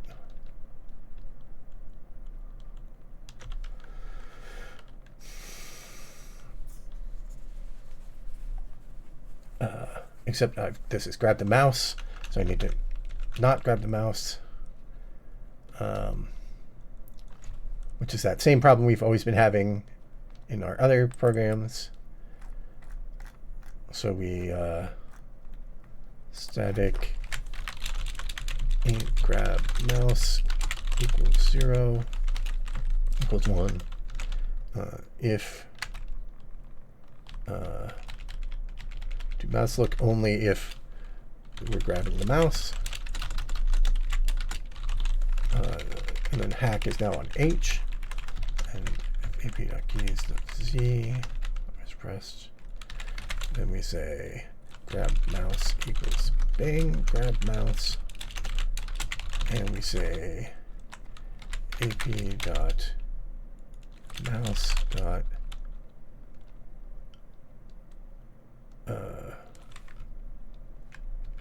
visible? Was it something a mouse dot visible? Or is it auto capture?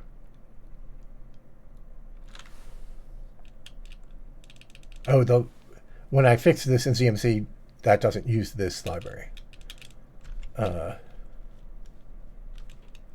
So I have to go look it up again because I've forgotten.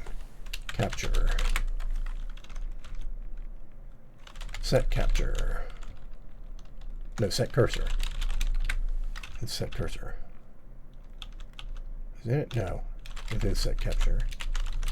No, there's something. What is it for hiding the mouse? I've already forgotten again. What's the function to show cursor? There we go.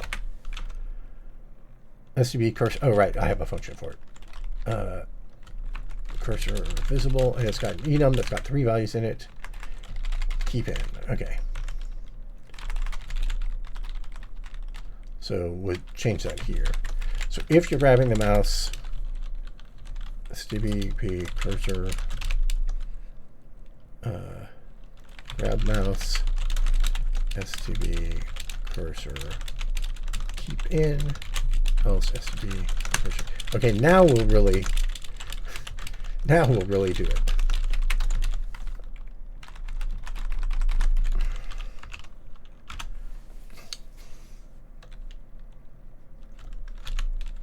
It's on H now.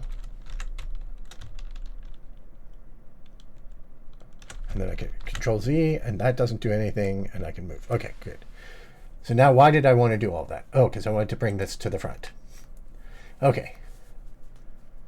I'm skimming. Okay, if anybody had said something important that wasn't to nothing's two, you got to resend it again with nothing's two in it. Can you explain what LODs are and what they're doing in this project? Yes, I will in a moment. In order to solve discontinuities, triangle strips and matching discontinuities. No, not exactly. We'll get into that. Have you ever done a quad tree implementation? I have. I actually did a quad tree implementation that used the info in the quad tree so that you could. There's a common limitation that people do where you adjacent chunks can only be one level of detail apart. And I actually did a quad tree implementation where they could be arbitrary levels apart, and it would use the quad tree connectivity info to create extra vertices to match things up. What algorithm are you using for terrain direction? Perla noise. It's a capture of real world height data. They're called digital elevation maps, or DEMs. And this particular one comes from somewhere in the western United States, not the Grand Canyon, but that kind of feature set of stuff. We can't really tell with this. This is probably too coarse, and I don't know where to find it, but Like there's like riverbeds and stuff somewhere on the map. I think.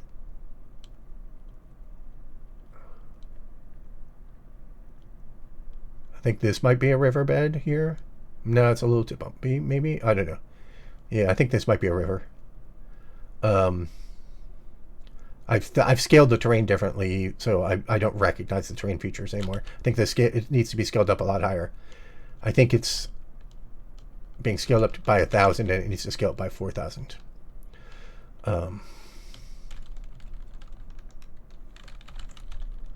But you can see that, like, yeah, we just absolutely need shading so that you can read the height.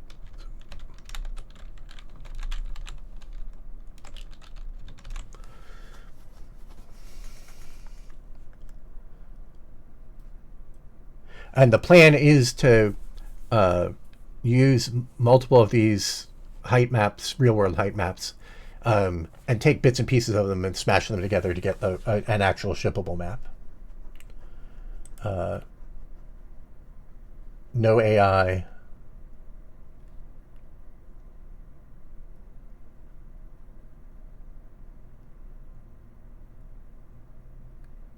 Yeah, I just don't remember which thing it came from now. So yeah, it could be Utah. It is too flat though. Like so you're not really seeing the height features very well.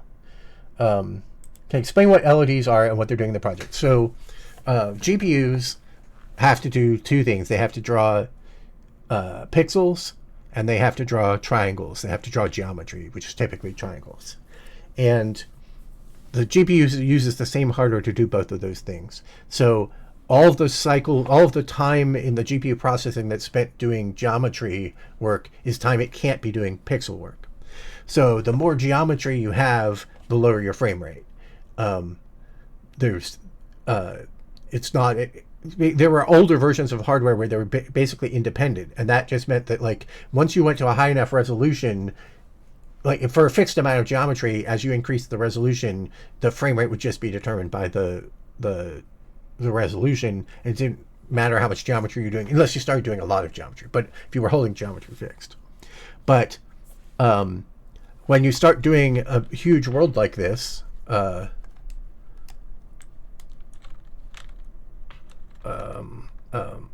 Control Z. When you start doing a huge world like this, if I drew these are 1 meter square. If I drew these 1 meter square all the way out to 2,000 away, I'd be drawing something like 4 million quads, 8 million triangles. And while a modern GPU can draw 8 million triangles, that's time taken away from pixel shading. But also, if you do shadowing, for each thing that casts a shadow, you also need to draw the whole world again. So you'd be drawing 8 million triangles to do a sun shadow, and 8 million triangles to do the viewer. And so a common thing that you do is, as things get farther away, they become very small. And at a certain point, they become like 1 pixel wide. But even before they become 1 pixel wide, they become very small. And you can substitute in a coarser geometry that uses fewer triangles to represent similar appearing shapes. And so that's what we're seeing here with these rings of where the thing changes. It's switching to quads, polygons that are twice as big. And at the further away you get, the bigger they get.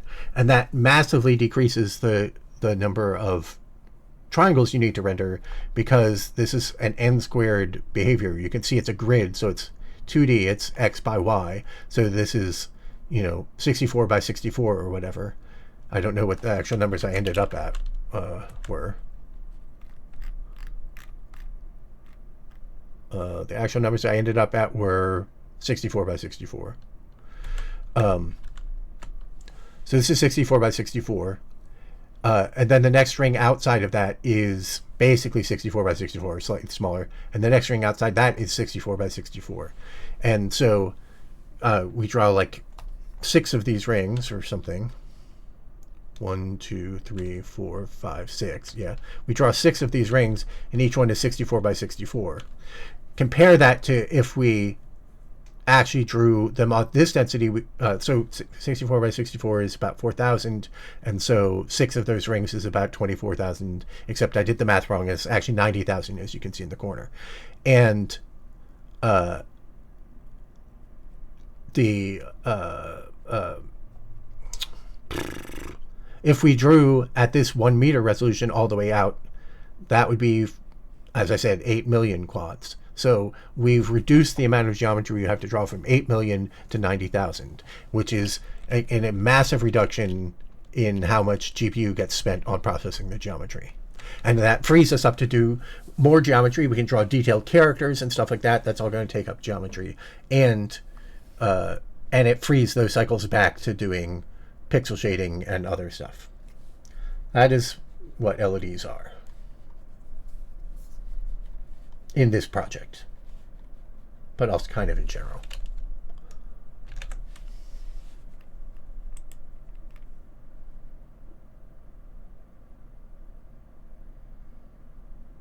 So the way the discontinuities are going to get solved is the quads at the edges. Oh, right, I can zoom.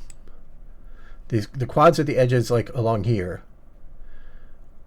these 4 quads, the small ones, are going to collapse. They're going to smoothly, continuously move all their vertices until all the interior vertices fall on that vertex, let's say. And by doing that, this whole area will become a single quad. It'll become a single quad with a bunch of empty sized quads here. But because it does that and while even though it's still drawing at this resolution, it's just some of the vertices will be shifted. And we'll do that smoothly over time, and so right when it reaches the edge vertex and it becomes a quad, it can actually switch to being part of the outer ring. So we'll smoothly transition from the inner ring to the outer ring by collapsing those edges. And depending on how your movement speed, if you can move really fast, that might happen very quickly. Like if you can move, like if these are a meter, they will collapse. If each one is a meter, then the whole quad is 2 meters. And if we're moving at 2 meters per second, we'd have to collapse that in at most 1 second. And what's an actual human movement speed? 10 meters per second? 100 meter dash in 10 seconds? Yeah, which would be 10 meters per second. So you would be able to cause that to transition in only a fifth of a second, which might be too fast. So we might have to do some more shenanigans to make that better. Let me get food. But continue prefixing with nothings to, because I'm not going to read everything. Is that a very fast human? I don't remember the actual numbers for the dashes. Maybe that was the 50-yard dash. Walking speed is like 1 to 2 meters per second. Yeah, but what's running speed is the question.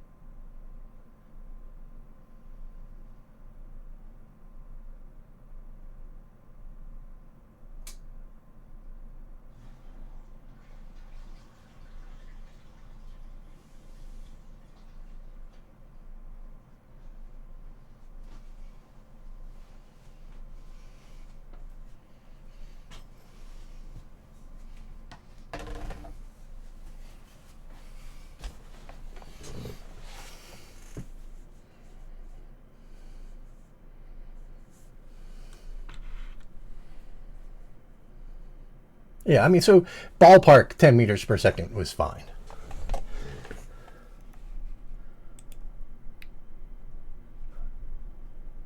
If 9.54 seconds. Well, wait, unless it's only 3 or 4 millimeters per second. What's the... Well, let's just... Human running speed. We'll just ask Google.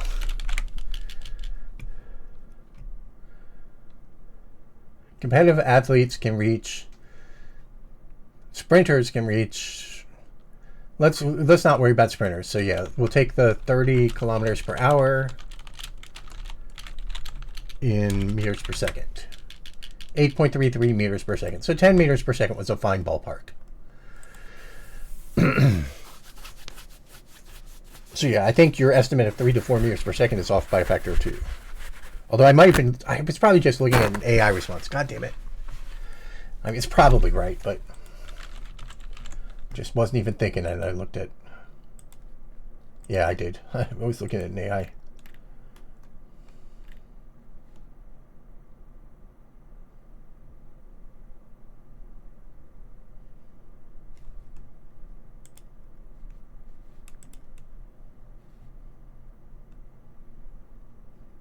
Average male sprinting speed, 19.52 miles per hour, or 31.4 kilometers per hour. That's what this page says.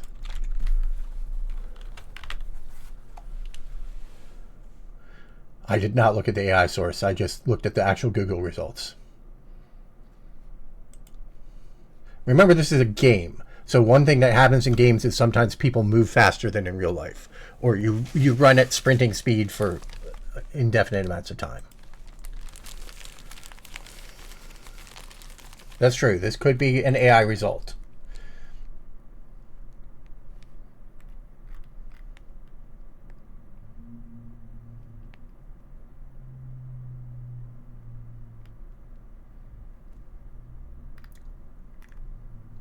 They're taking it from the elite sprint speed being 10 seconds for the 100 meter. It's back on the same way that I was talking about. Yeah, I don't know why people think we want the average human speed if this is a video game. Video game characters don't normally move at the average human speed. They move at elite speeds. But anyway, and the point here is that, like, I have to think about, like, what if you're in a vehicle? Well, now you're moving faster, and those pops are going to be even more visible. So, like, that was just a starting point to even think about it. That's why this was all approximate, and I wasn't really worried about the exact numbers. Like, if you're in a helicopter and you're moving really fast, I don't care that much because you're not low enough to see this lowest level of terrain detail, so you wouldn't see it popping. Because that, as you push out each level, it's going to take twice as long. It's just because of the scale difference.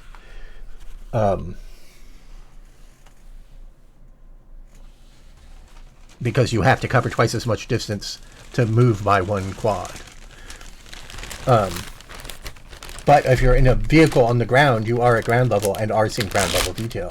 And so it will matter. Now we can... Who knows if I'm going to make a game with vehicles. But we'll have to think about that. But we'll start by not worrying about it. We'll start by seeing what we get. But I think the transition time will be too short.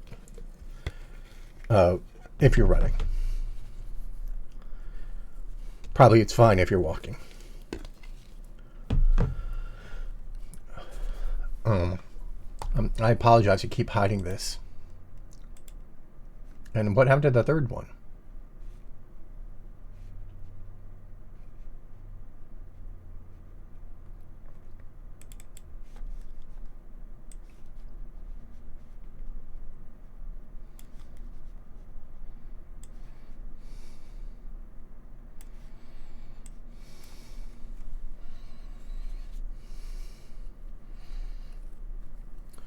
Yeah, the idea would be that I would make the transition happen over a longer period of time, but still driven by position, not over time. So as soon as you stop moving, everything stops moving.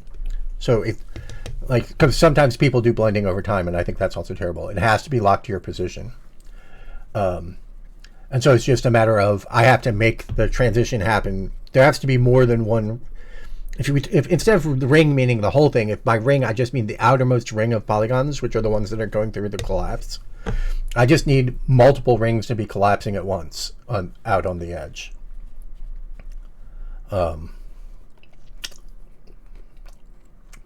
that they have more time to collapse. A previous version of this that I did a quad tree style split, but it's not real quad tree exactly. Maybe it was quad tree, actually, thinking about it now.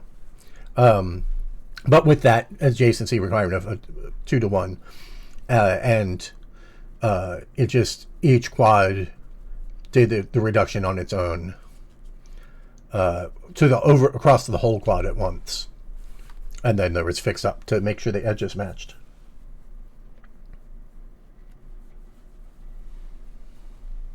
Why is it not more detailed in the direction you look? Well, in the end, we're going to hide all the polygons that aren't in the direction you look. So that would just be more detailed always. So you got to do a level of detail. Where's my camera? There it is. So what was this? What was this that I had arranged for eating? I have to put the food here.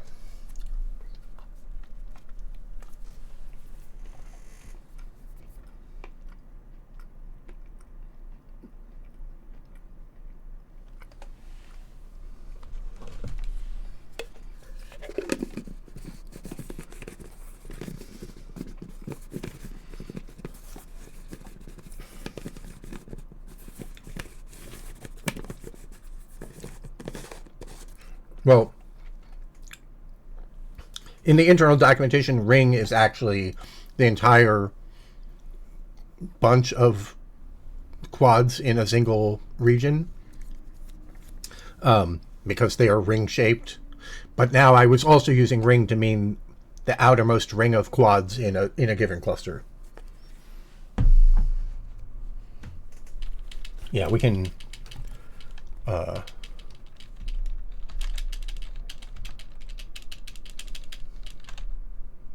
here you can see the rings.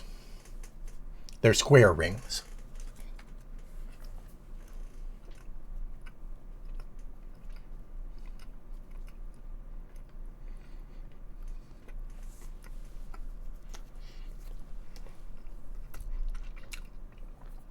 And obviously, if you were in a helicopter, this is not a good LOD strategy. That's a case where the quad tree strategy is better. Because you can actually have every region adjust to how high you are. But if the game is something where you're on the ground most of the time, then this is a good approximation. And we can just push the rings out further. If you're high up, we can push the rings out further, but use a lower detail for the centermost ring. So we can get a rough approximation. No, I do not do the trick of them being lower. I will make sure the edges exactly match. And we'll get to that eventually.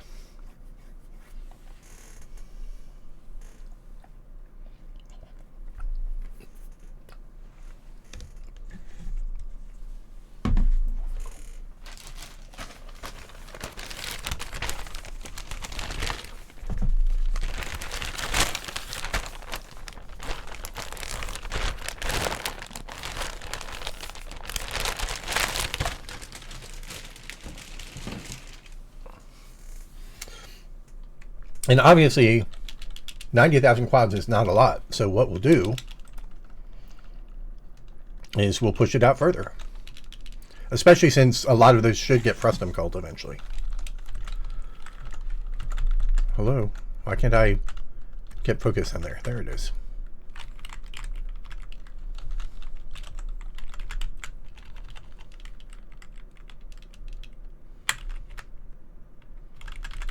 So let's quadruple it.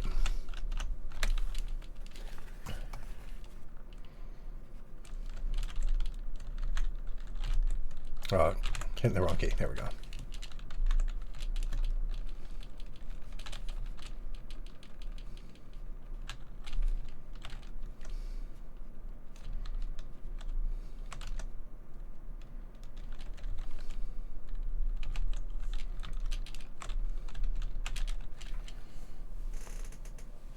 So the very next thing we'll do when I'm done eating is I'll put in a hacky lighting. I'll compute some baked lighting and put that in just so we can actually see the terrain.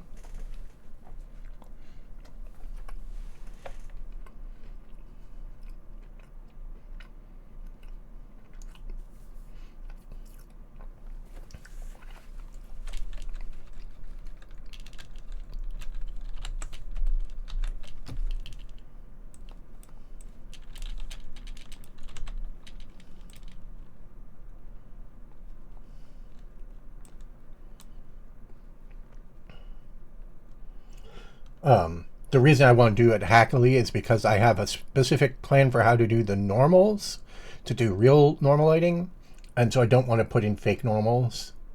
Normals done the wrong way. So rather than doing normals the wrong way, we'll just put in hacked baked lighting.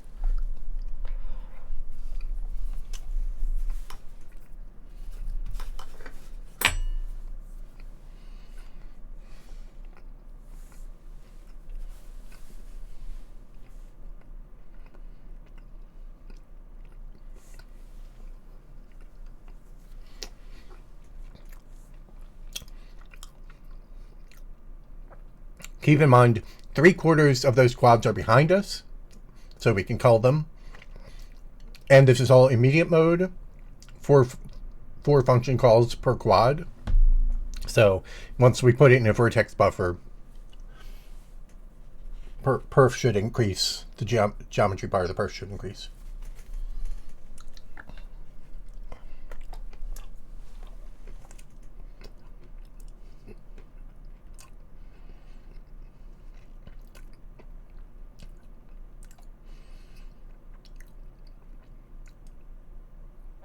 I'm not sure what you're asking. Like, if I were going to hack something, it would be a hack. And I'm not going to do it. So why do the details of how I would hack it matter?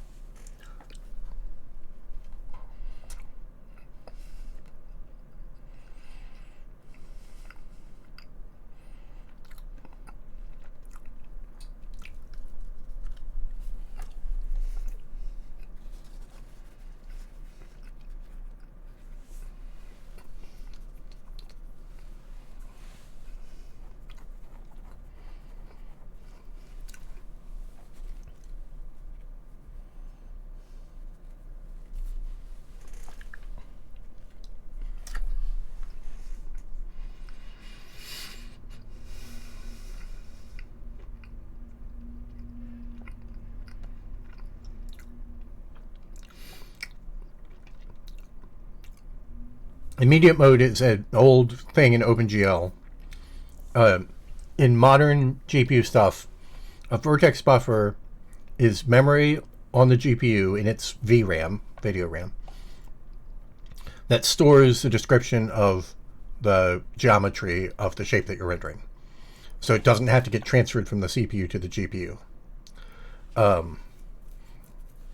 And immediate mode is a method of specifying every vertex explicitly from code as a function call. And so this is making 4 function calls for every thing. I can just show you what the code looks like.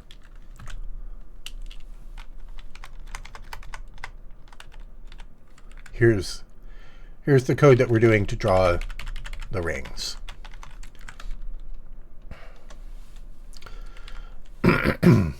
Now, the thing is, everything I'm drawing in here is the same every frame. Even when I move around, none of this actually changes. So this can easily live in a vertex buffer because it's doing it relative to where the camera is in a special way.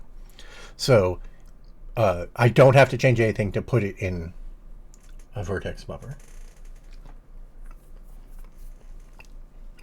I just have to write the code.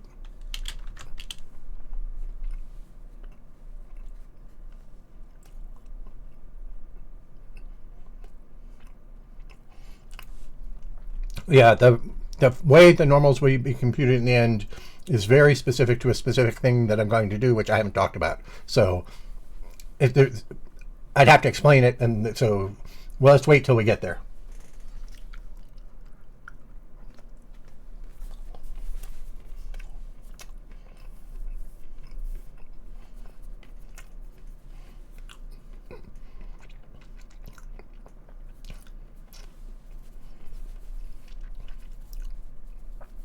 Putting in a vertex buffer is faster because it lives on the GPU. So when the GPU goes to do its vertex processing, the vertices are right there in the vertex memory. Whereas if you do immediate mode, it has to get transferred from the CPU to the GPU every frame, and that slows it down a little. Doesn't slow that down by that much. Depends how much geometry you're pushing.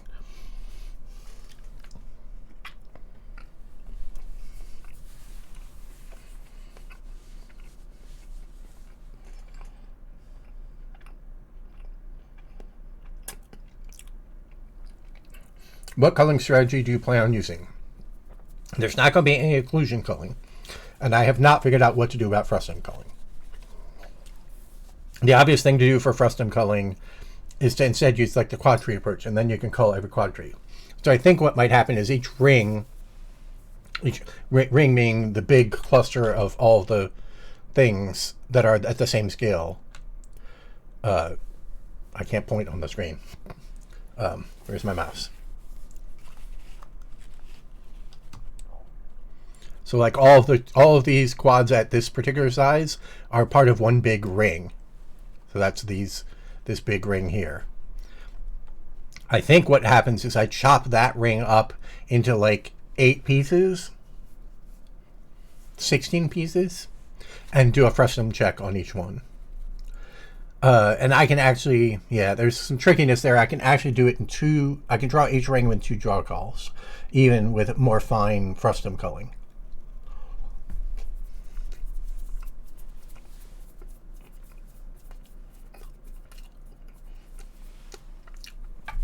Windows very famously is very good at app back compatibility.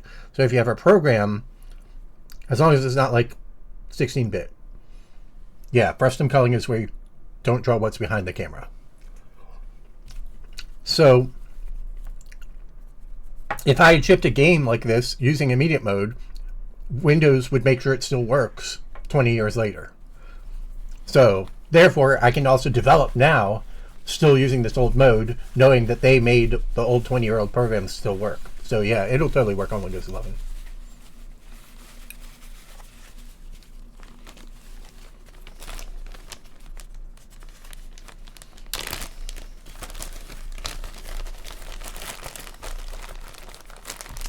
If I missed any questions, please repeat them with a prefix with nothing's true, because I keep hiding that. I should just put that, I should make that an overlay in OBS. Right? Does that make sense?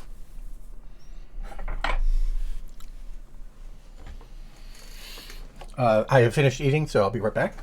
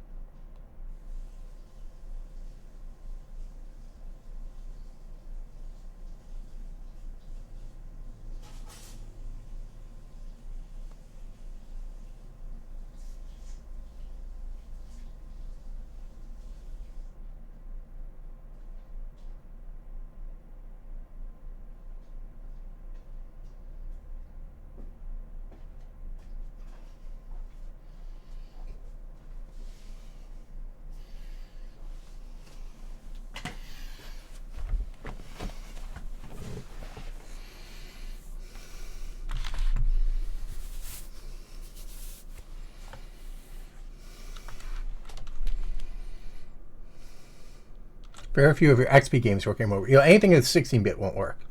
But like DirectX, early versions of DirectX should still work, I think. Yeah, and you guys got to see the seawall, but it is usually hidden.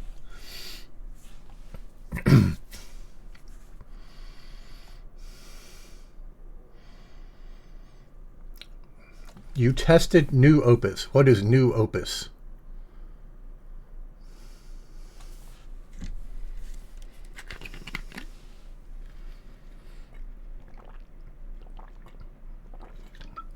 Then I have not. I'm used to Opus being referring to an audio codec.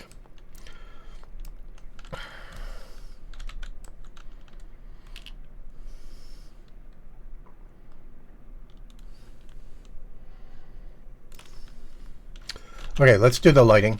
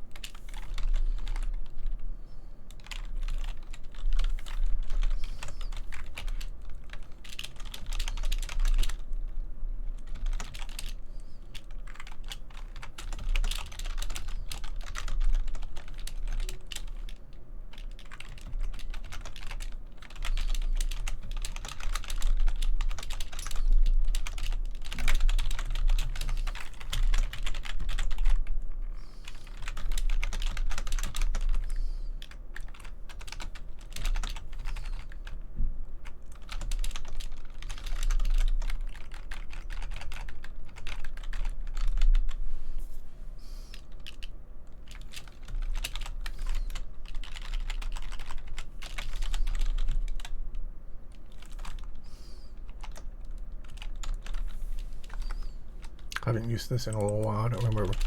Is it called Float 3? Is it called Vec 3? Oh, right. I just used floats. Right. That's right. Norm. Yeah, norm. 3 equals dx. These need to be divided by. These need to be scaled the same as they are in the shader. Well, they don't, it doesn't have to match exactly, but it ought to match exactly. Okay, I said these weren't scaled up large enough, so let's switch to that. So this is times 4,000 over 65,000.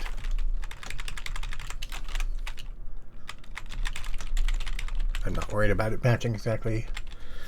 That's dy, comma.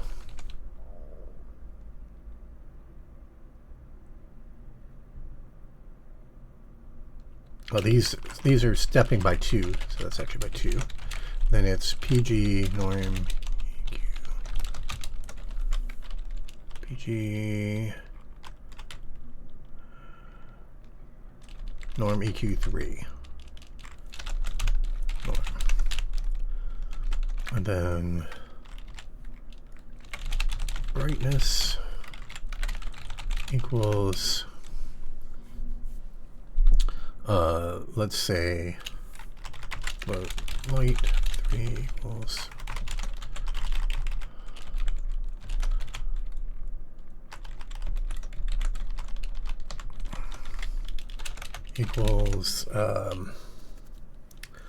so it has to be downward, so it's 0.3, 0.7, negative 0.5, let's say. EQ3 light.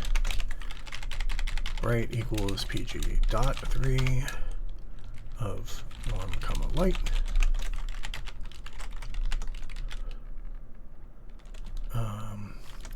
Speed clamp. Right 0.1. Map of lighting of J of I equals floor bright times 255. This will not be fast because we're in a debug build. PG norm EQ3. PG.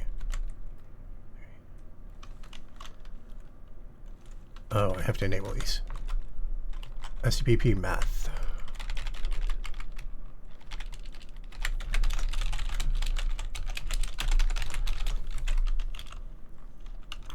I have not tried using Jonathan Blue's language.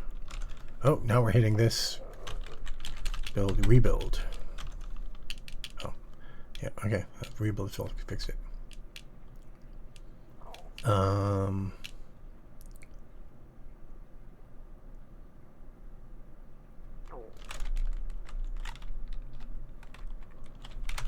Lighting tech. Yeah, that is the right name. Gen texture. This must be this. This must be misbalanced. Oh, yeah, I don't have it open. Generate bitmap GL texture 2D.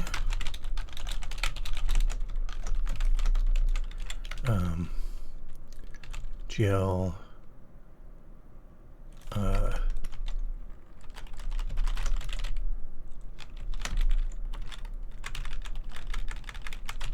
GL linear. Well, let's use trilinear on this. Linear bitmap linear. Then we need to bind it.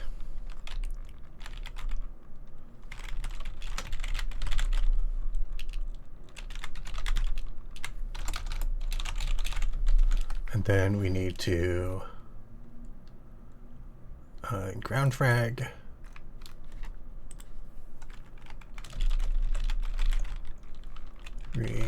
Lighting tech. And then we need the texture coordinates to be in a known unit. So what does Vertex put them in? Texture coordinate. Yeah, let's just go ahead and generate another one. Equals vpos.xy over 8192. So then we can say times texture lighting tech GL text coord of 1.st.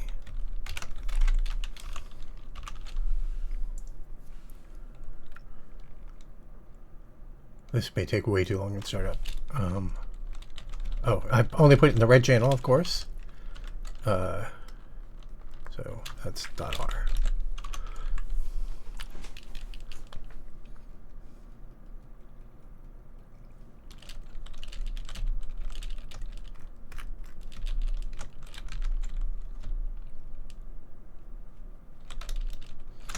So we need some ambient lighting.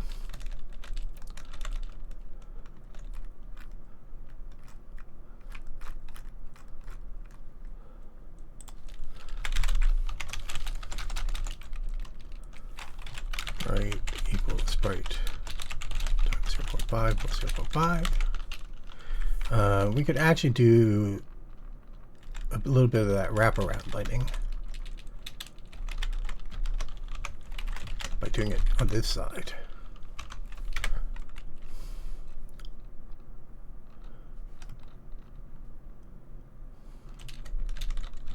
Now, did I actually make it line up? I don't know. Doesn't look like it. Doesn't look right. Also, why is it... Oh, well, now you can see the ground thing, at least. Control H. Oh, that's the far clipping plane. Glue, perspective.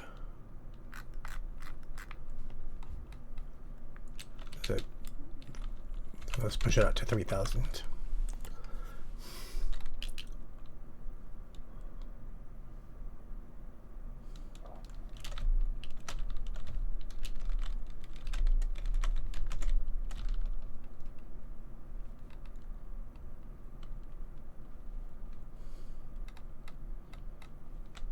I don't feel like the lighting is right, but it does at least follow the terrain.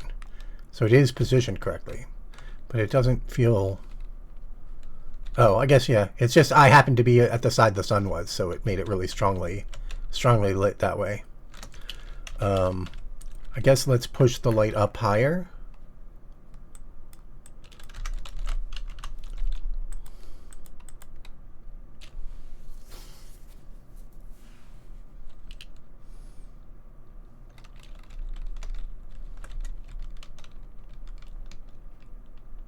But then why are these sidewalls? I don't think I'm doing the normal math correctly. I think I screwed up the normal math.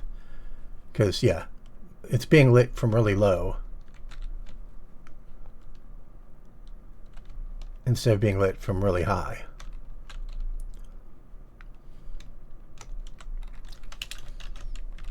So I don't think I got this math right. Dx is the derivative...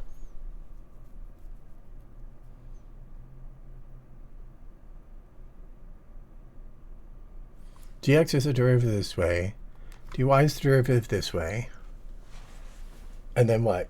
You take the cross product of those, actually. I guess that's the problem.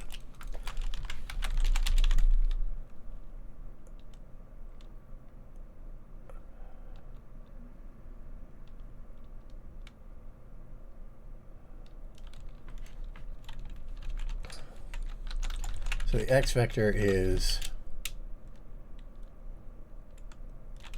do we have a norm that...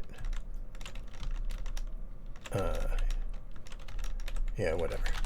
X vector 3 equals dx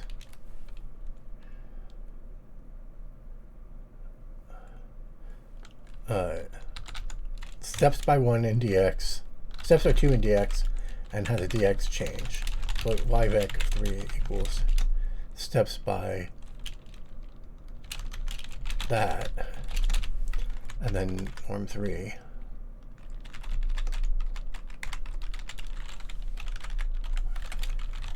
So it's PG norm EQ3 x vec. And I could have figured this out now in the closed form, but I'm just going to do it explicitly. PG cross 3. A is the output. It might be upside down. It's not changing pixel value, it's changing the height. We're doing the height field. We're trying to measure the slope of the height field.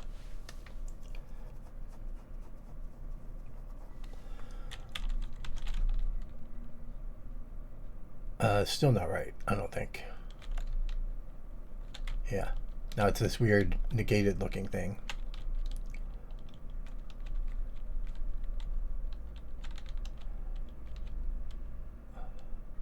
I don't know, maybe this is the Grand Canyon. I don't know.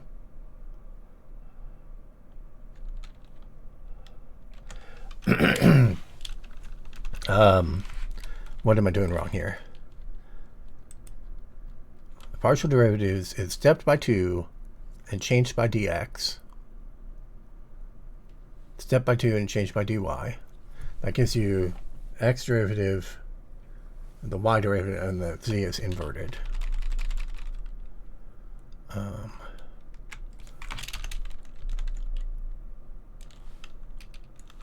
Which we can invert by reversing these.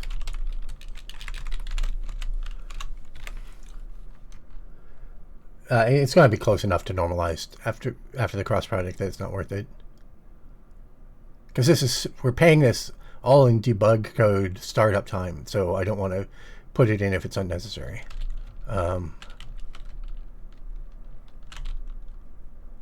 Okay, so yeah, now it's mostly white facing up. So I think that one might be right.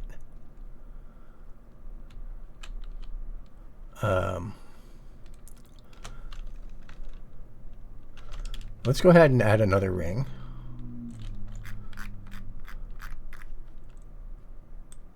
And push the clipping thing out a little further. Just so we can see the world.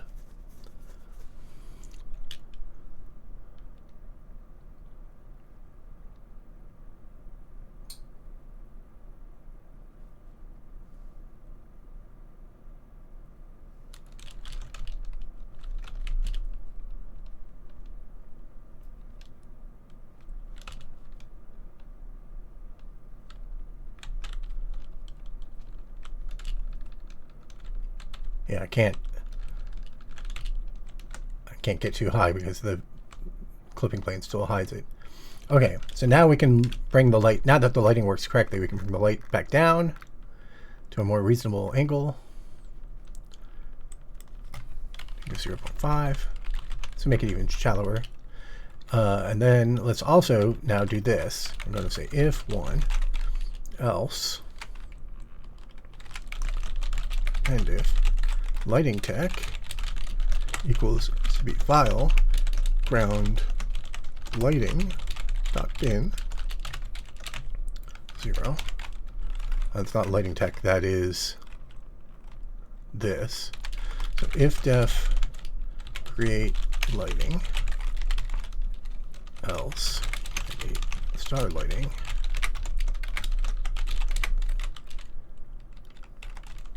we'll define create lighting, and then right here we say std write file write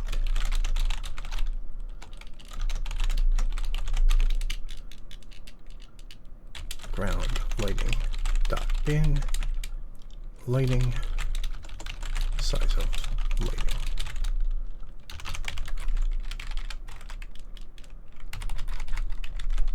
And this is create lighting. All right, so now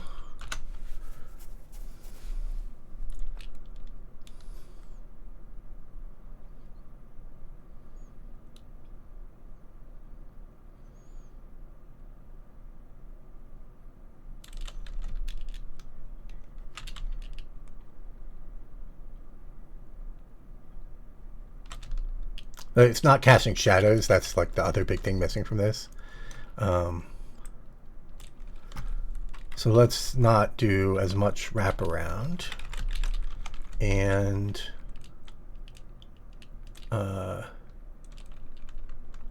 then is the ambient lighting in the shader, or is that there? Did we never do any ambient lighting? Oh, that's what this was. Right. Right, the Half-Life wraparound lighting is this. Before clamp you do that. Now it puts it to 0, 1 and you don't need to clamp it. So we're going to do that partly. And then we're going to also add in a little bit of ambient lighting.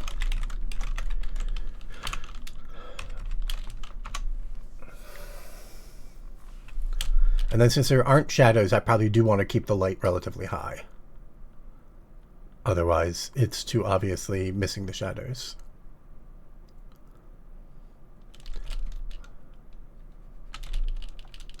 But we can at least see, is the back face darker? Yeah. So I think that seems reasonable with no shadows. So now we can turn off create lighting.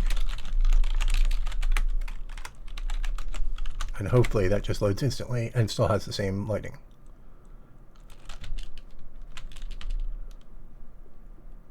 Yeah, okay. So yes, so now we actually can see what's going on a little bit. And now if we turn on the debug thing, the shadowing gets dominated by the color. But we can turn down the color. Oh, I forgot. I don't need to exit to do that. God damn it. We turn down the color.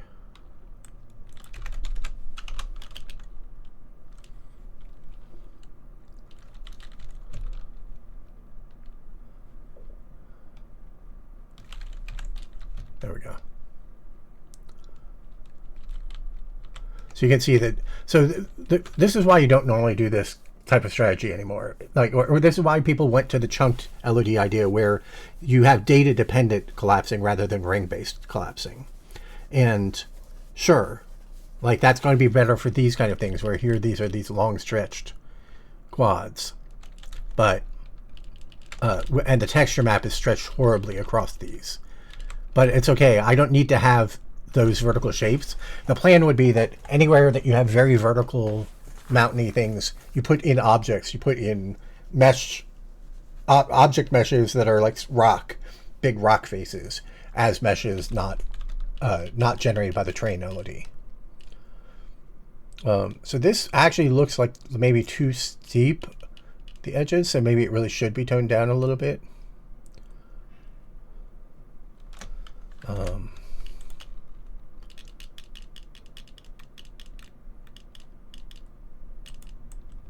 maybe 2500. This looks more like what it looks like in the Voxel compute shader. Voxel Raycast compute shader. Which I don't know if that's actually correct. I mean, I could just copy over whatever the values are from that too. Okay, so now we're ready to start working on the edge collapsing stuff. And again, remember, these are, let's put in the actual walking speed.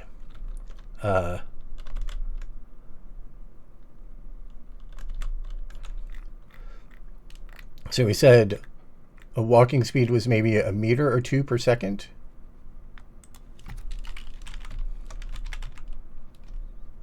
Oh, that had a negation in it. That's why this negation was backwards, maybe.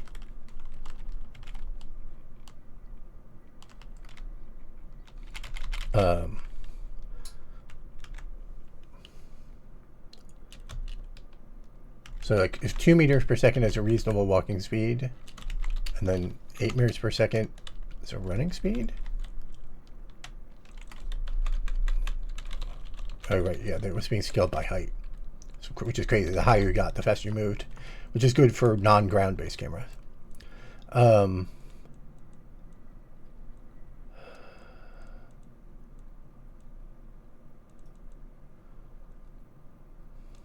Yeah, I need to snap you to the ground for this to be effective.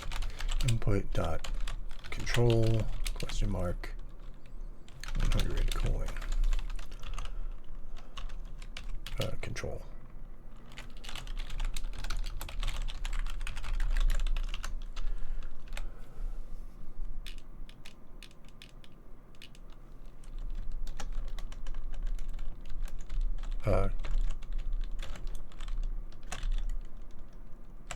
Oh, I'm just moving so slow. You can't even tell.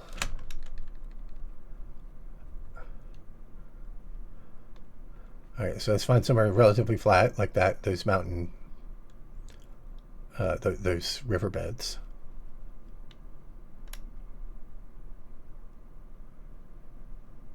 I needed a higher top speed than this.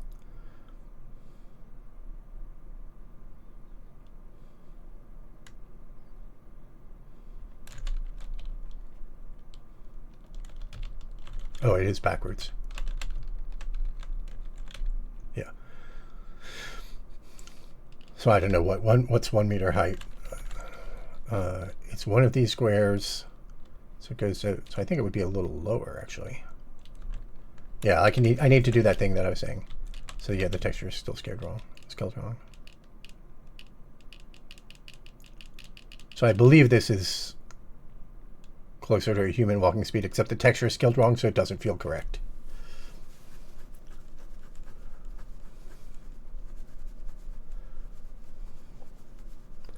And of course, you don't see any LOD popping right now, but it is happening all the time.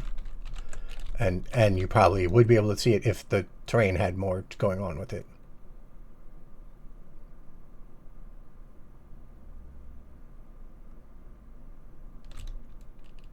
And here's running speed.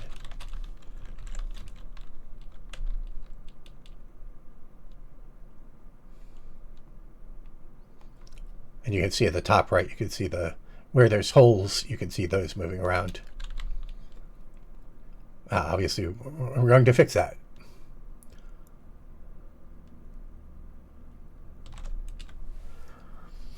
It helps that the lighting is baked into the texture, and then the texture is just applied. So it doesn't matter what resolution the mesh is at, you get the same texture detail. But that'll be true no matter what. In the end, we're not doing vertex lighting no matter what. We're doing lighting per fragment anyway. So that'll still be true in the end. Yeah, and the movement is backwards now again.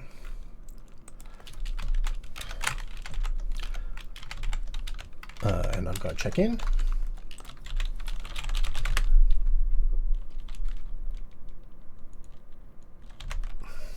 And we look at technical to do, and we have hacked lighting. Did we put in hacked lighting anywhere? Terrain shading. Hacked lighting.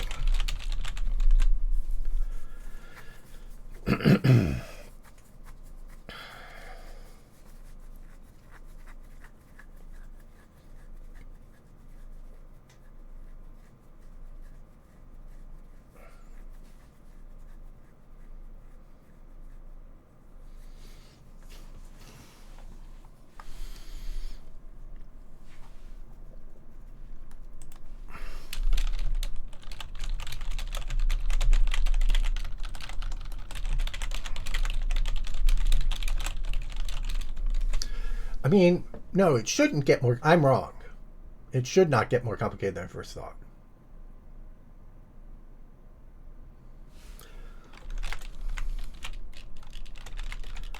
The question is, can you always use the same mesh consistently? And the answer is yes. There is always as those edges move around, you can always do it consistently. I still maybe don't want to do it. It's maybe not worth the work.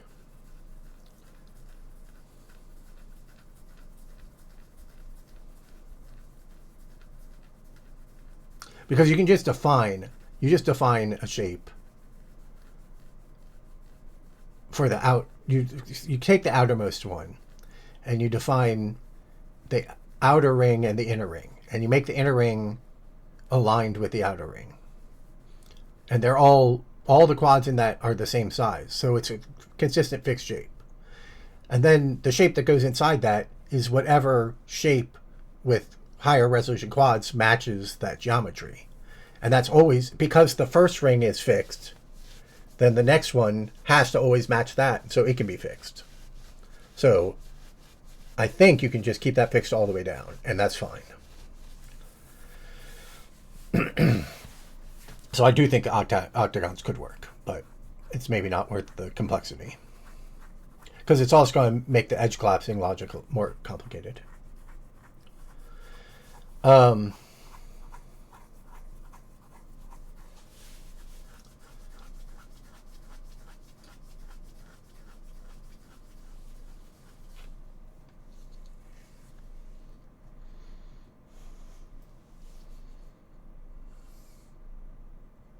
We're approaching 5 hours, so maybe I'll stop there.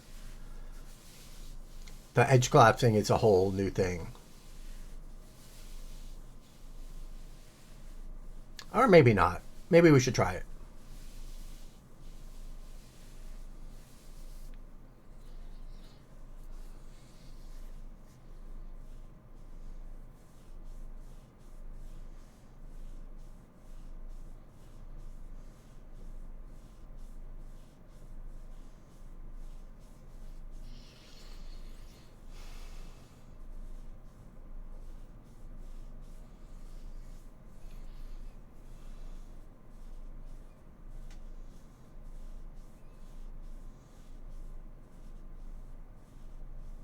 The edge collapsing is how you make the inner and outer rings match each other. You collapse the edges on the inner ring until so that most of the quads become degenerate, and the quad that's left that's not degenerate matches the size of the outer ring. And you can do that over time. You make them smoothly decay over time, and that lets you hide the transition. I guess we can do it. We're going to do it from the CPU to start with, rather than doing it properly. It's not blending, it's just moving the vertices around. So we're going to pull the radius in so that we can see what's going on.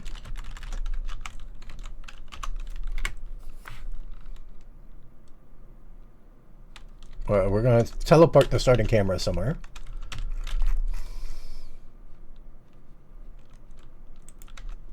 And then the starting height once we teleported the camera.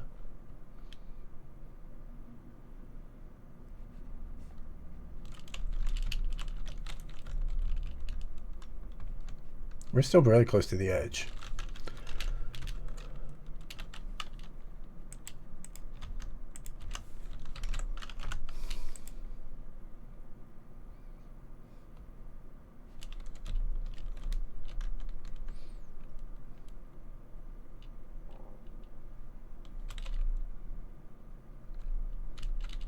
Okay, so then the height comes up.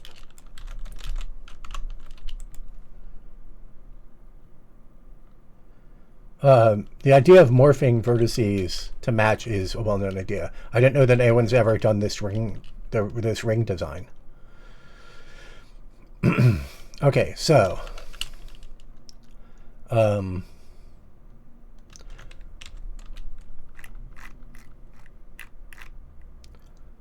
now what we have to do is we have to send 4F,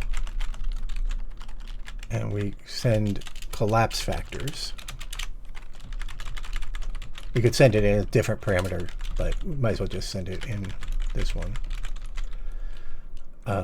And then in the ground vertex GSL, vec2 collapse equals GL vertex dot WZ. This is the logic you can kind of see here. So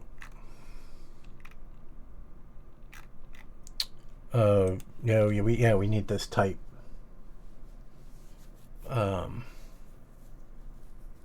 So we need 3 values. So we'll send it in a texture coordinate instead.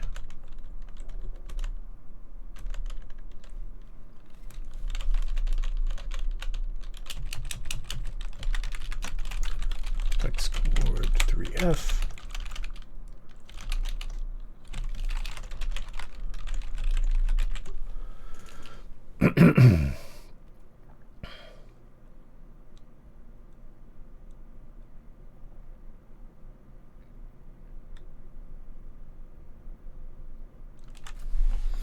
I have a vertex here, vertex here, vertex here. Let's go to the whiteboard. I'll just use the bottom of it instead of moving the camera.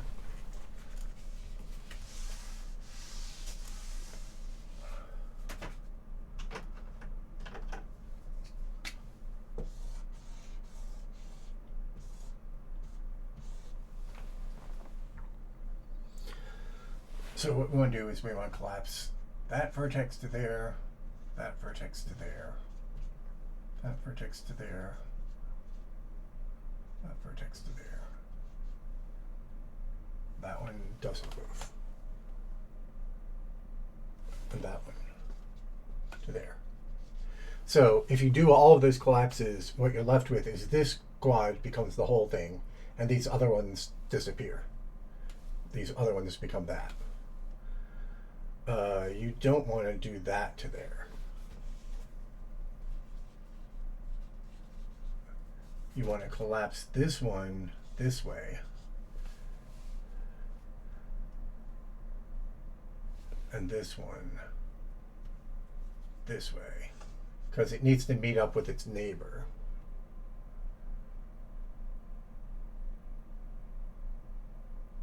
So at the halfway point, this will look like this.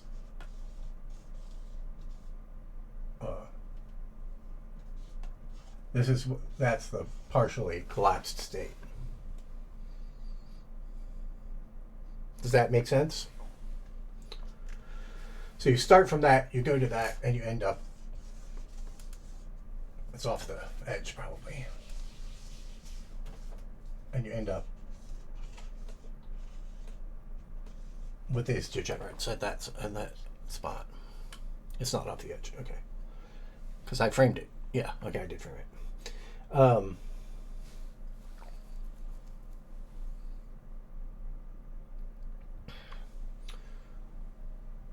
So what we need to know, so there's 3 modes of collapse, and that's why I have 3 bits in here. There's 3 modes of collapse. There's X collapse, Y collapse, or both collapse. And they always move by 1. Well, 1 of the current unit, current spacing.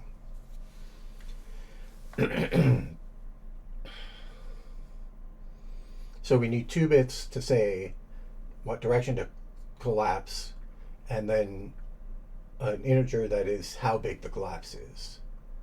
And then we need floats for how far have you collapsed, and they're independent for the X and Y.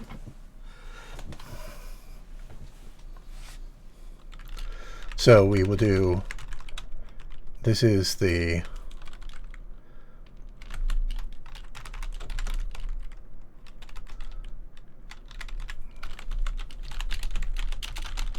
X collapse, Y collapse, int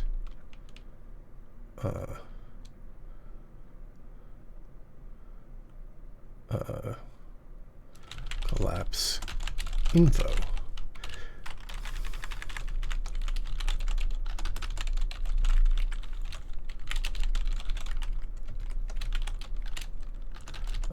It's I spacing times 4 plus flag.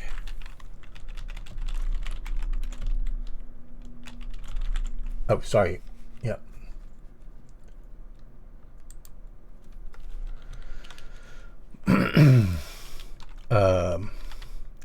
Hopefully as I stream more, I'll get better about remembering to do that. So we're just all I changed that you didn't see was I wrote the code that's on the left, and I had put earlier I put 2 zeros in here, and I just got rid of the 2 zeros. So I think it's going to be something like that, but the flag is actually going to be different for every vertex. We'll have to figure that out in a second. And the collapse is actually going to be different. We'll talk about that in a bit too. And then we'll figure out how it gets packed up so it can actually do it in the vertex shader instead of doing it here. So, so this is going to be, you only collapse on the outside. So it's the north collapse, east collapse, west collapse, N collapse, S collapse. And I still have to do the collapsing in the vertex shader, but the point is that rather than transmitting this data per vertex, it needs to get transmitted differently. The X collapse and Y collapse needs to get transmitted differently, and we'll figure that out later. What we'll eventually be doing is transmitting this data through, but for now I'm going to map this to XY collapse in here, but I'm not even going to do it yet. Okay, so for debugging purposes, we'll just collapse them some. We don't use collapse info anymore, but we do need flag. Okay, so flag is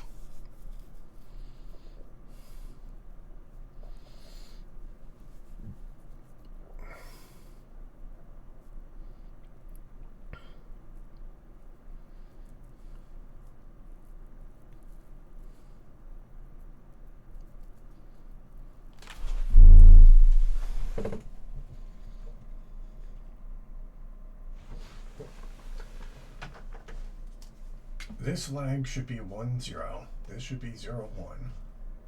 This should be 0 0. I know you can't see it, but this is just me figuring it out for myself. It doesn't matter.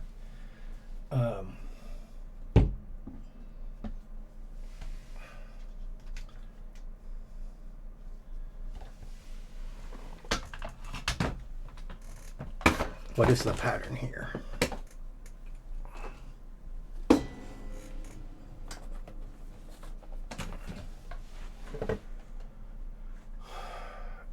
This one also collapses 0 1. This one collapses 1 0. This should be 1 1. Ah, okay. So the pattern is very simple. Great.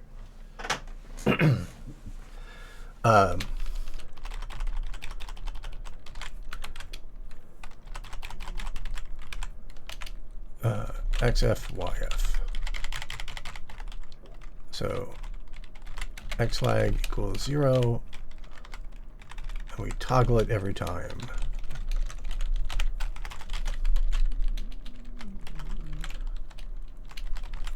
Y flag equals 0. And we toggle it every time.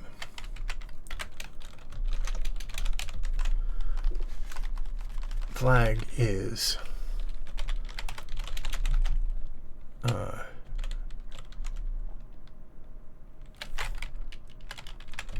YF. Let's pre-shift it. So it's 0 or 2 now. So it's XF plus YF. No, let's not. Let's not. 2 times YF. But then this one we've moved across in X, so it's now bang X F. And then this one is bang Y F bang X F. This one is that, I think. Maybe. And then we have to pass in the collapse values and the ring.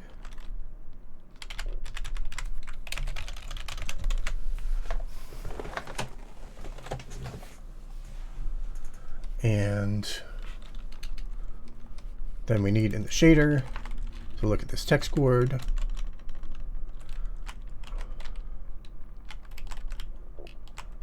So collapse is GL text multi-text chord, I think it's called in the vertex shader.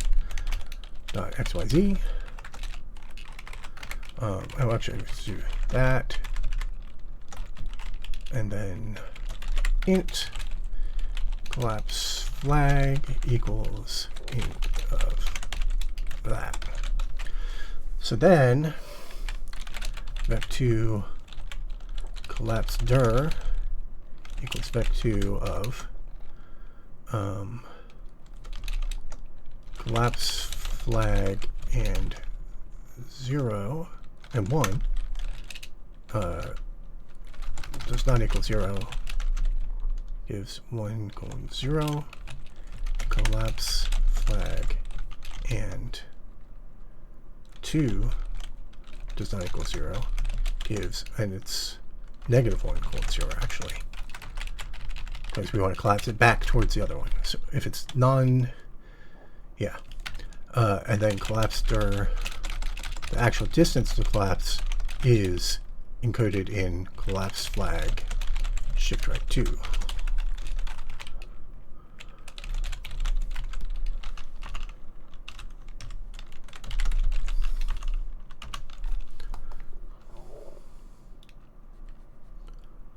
It's not called multi-text chord. I wonder what it's called.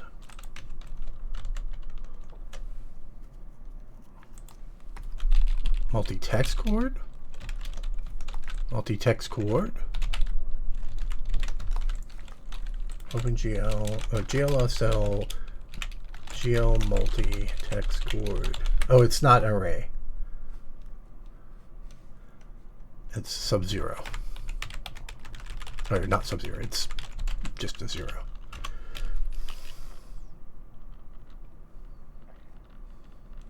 Okay, so compiled without complaint.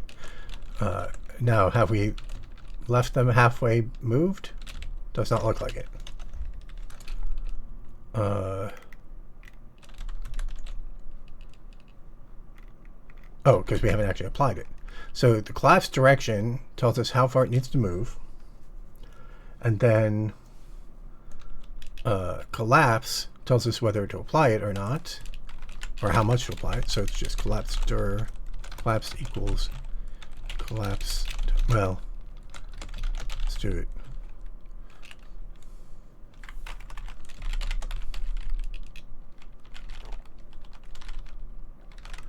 bpos.xy plus equals collapse dir times collapse. And it's still not quite right because we need to adjust the height, but that's okay. It's a starting point. Does not seem like I got the bits correct, because they should be continuous. There shouldn't be holes.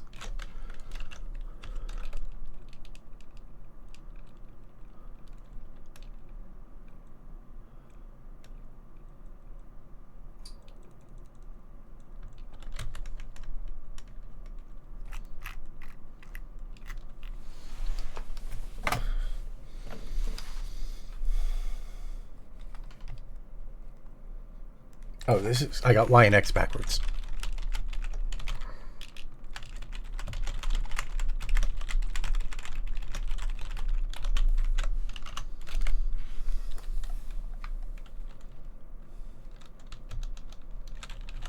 There. So here they are all, every single one is partly collapsed. We only want collapsed the ones at the edges, but I'm not determining that yet. So I just wanted to see, so we can see the vertex is in a collapsed state. Now, the thing is that the heights are wrong. So as the vertex moves over, it ends up in the wrong position. So we have to actually load both heights and interpolate those as well. So we do that by, where do we do the texel fetch? We do it here. So we also do, I believe that'll be collapsed-er. So we say float collapse z equals texel fetch. Why is that being cast in? Oh, because it was unsigned. Yeah, yeah. Texel fetch, ground height, tech, pos.xy plus ivec of collapsed-er. Remember, collapsed-er, even though it's floats, is entirely computed from these ints. So I could change it and compute them as ints. But we won't worry about it for now. So we fetch from where it's going to collapse to. So that's the target goal. Oh, but the collapse... No, that works. That works. Does that work?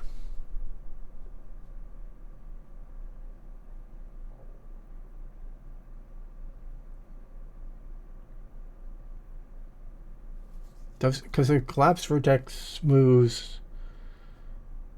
Yeah. That's fine. And then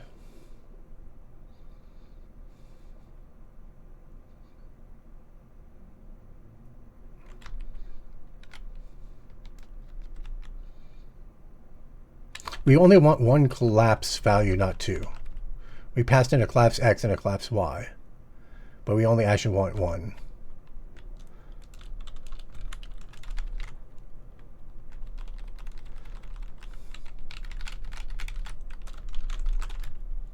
Because we can only, all we can do is interpolate or not interpolate.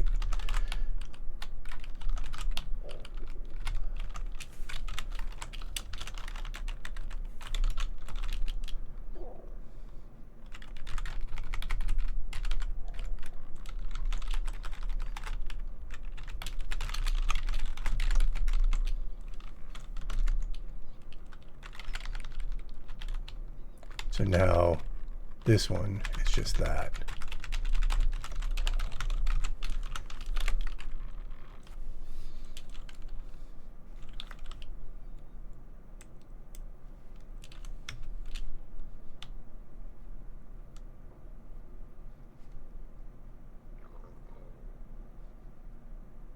What?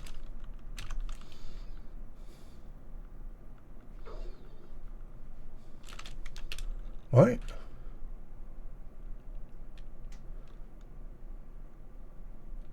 How is that? Line 35. What did I accidentally change here? Pos.xy. Oh, does it take floats? I was thinking texel fetch took ints. But pos is... Oh no, pos is in. Okay, yeah, so that's right. I could do. Missing a parentheses at the end.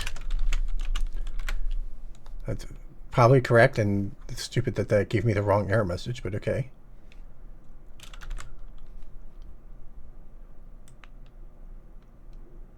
Font color deprecated, that's fine.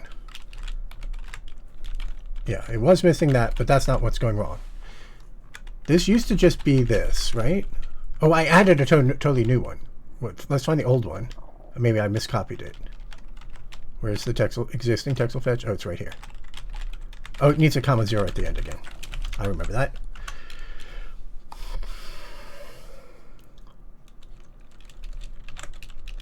Okay, so now we want to say interpolate the z. So where do we compute our z? Here.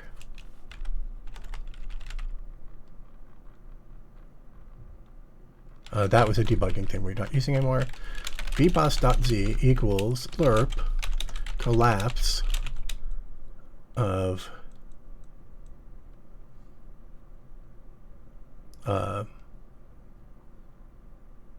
float bpos.z, or that's actually already a float. bpos.z, comma, float. Oh, I already made that a float. Don't know why that didn't complain.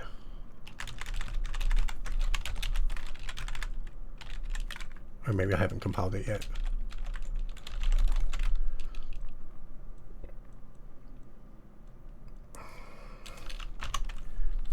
Maybe. Yep. Okay, so now they mostly look correct. I mean, they're a little off. Oh, they're a little off because of the black gap. The black gap is causing misleadingness.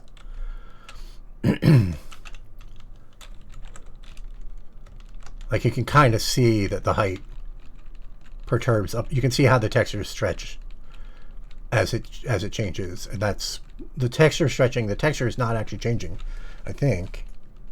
Maybe it is actually. Maybe that is just texture stretching as well. But anyway, that is causing the height to not be flat, but it is actually flat. Okay, so that looks good. So now we just have to actually compute what we want here. And what we want is, it depends how close we are to the edge of the ring, which is why we have the E collapse, W collapse, N collapse, S collapse. But we'll actually just have X collapse and Y collapse, thinking about it. And so what we do is we say,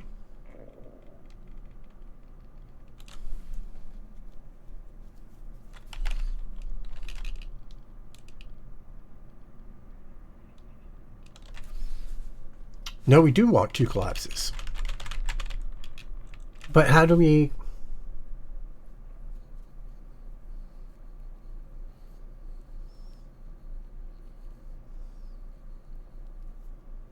No, we just want one.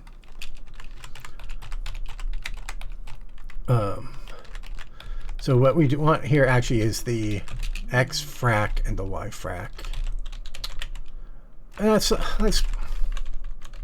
put it back the way it was and do it externally, and then we can propagate it however. Okay, let's leave it this way. So what we were saying is, if we're on the north edge,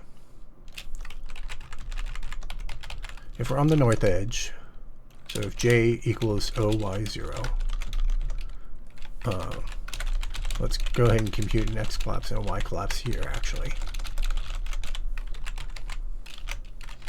From that edge, then X collapse equals north collapse. So we can do X collapse equals that colon J plus spacing equals OY1 south collapse or 0. And that was Y collapse, not X collapse.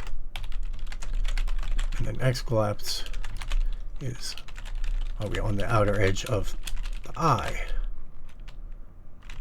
Then we get east. That should be OX, not Y. OX. I dot spacing. That's west collapse. That's east collapse. Yeah, these are also backwards. Then collapse equals STB max. Just needs some way of combining them. You could actually multiply them. It's just going to affect the cornermost one. So it's just going to affect how the corner collapses. So I'm not sure. Since that's the hardest one to see, it probably doesn't matter what function we use. And now we need to compute EW and S collapse. And that we can do really easily.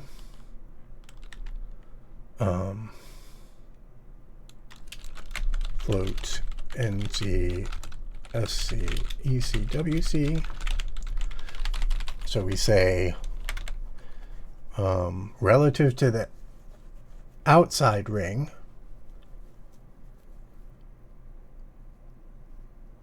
so that's OX OY. So we say float dx dy We take the camera position,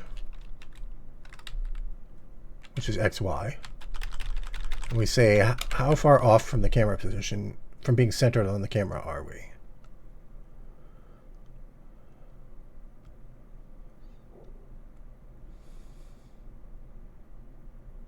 I'm not sure about the centering part. So dx equals x minus ox, dy equals y minus oy. And the o's are, this is 2 shift left ring minus 1. So say ring was 2. Then this is 2 shift left ring minus 1, which is 3, and then twiddle 3. So that clears the bottom 2 bits.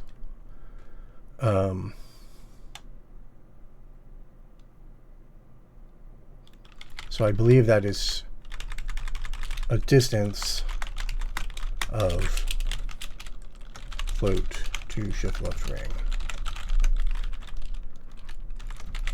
So I believe that is how far offset we are in the quad of the parent quad, of the outer quads. Which then means that it should be something like, is it, what's the order?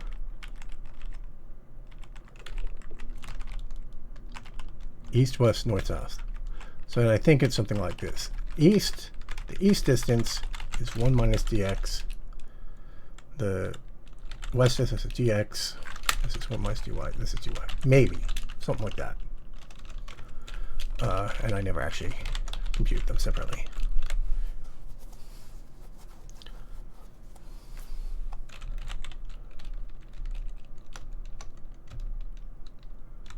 Okay, you can see they're backwards.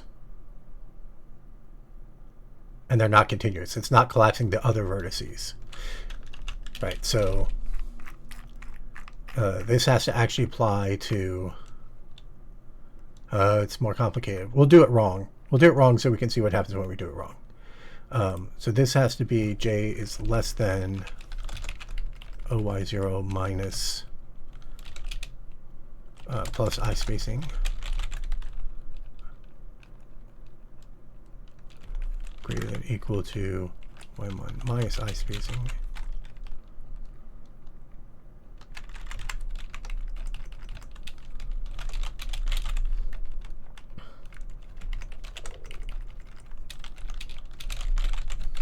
And then these were backwards.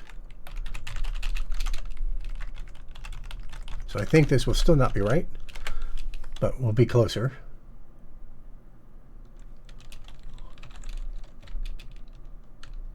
Nope, we're not closer.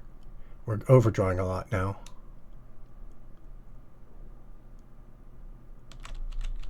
It kind of is. You can see how that's just a little offset from the correct thing. It's just that we're also overdrawing.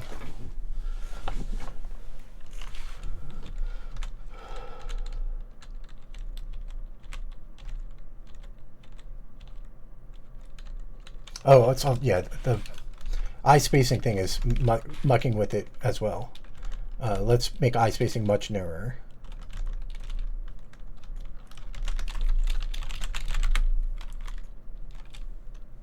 Or not eye spacing, spacing. This hack, the black stripe.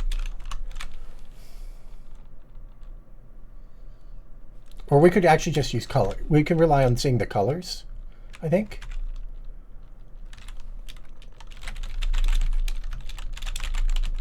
Maybe just the colors is enough, and then we can tell what's going on.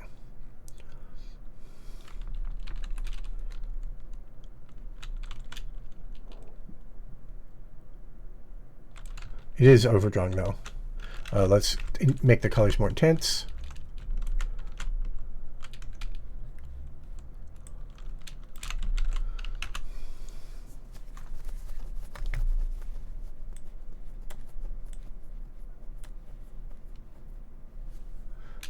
Yeah, this particular strategy only makes sense for terrain. You have to do something totally different for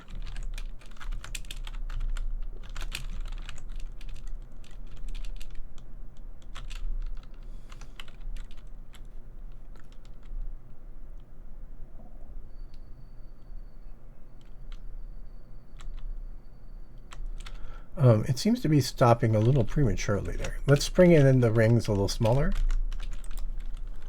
so I can see better.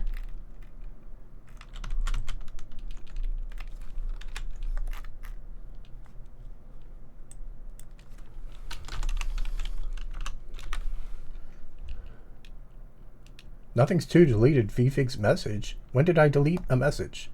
Did I misclick? Sorry about that, vfig. I misclicked. I didn't even look. It was off. It wasn't even on my screen. Unless that's actually a bogus message that was somebody else did it.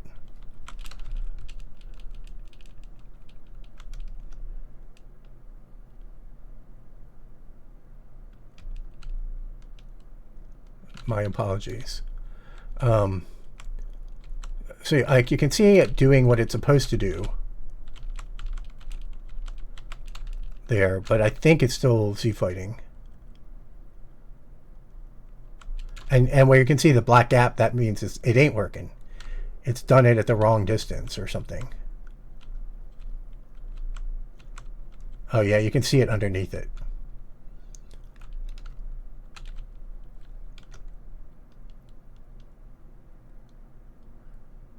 Oh, I can click to. I think the FOV is 60 degrees vertically, so it's probably 90 or wider.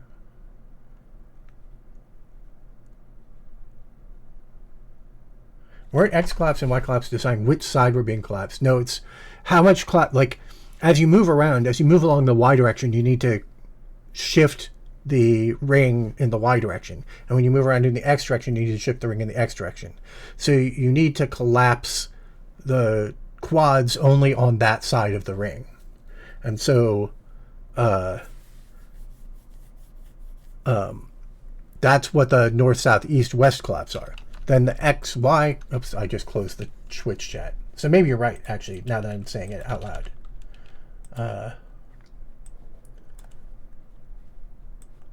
Twitch chat, pop out. Pop out. Hello. There we go.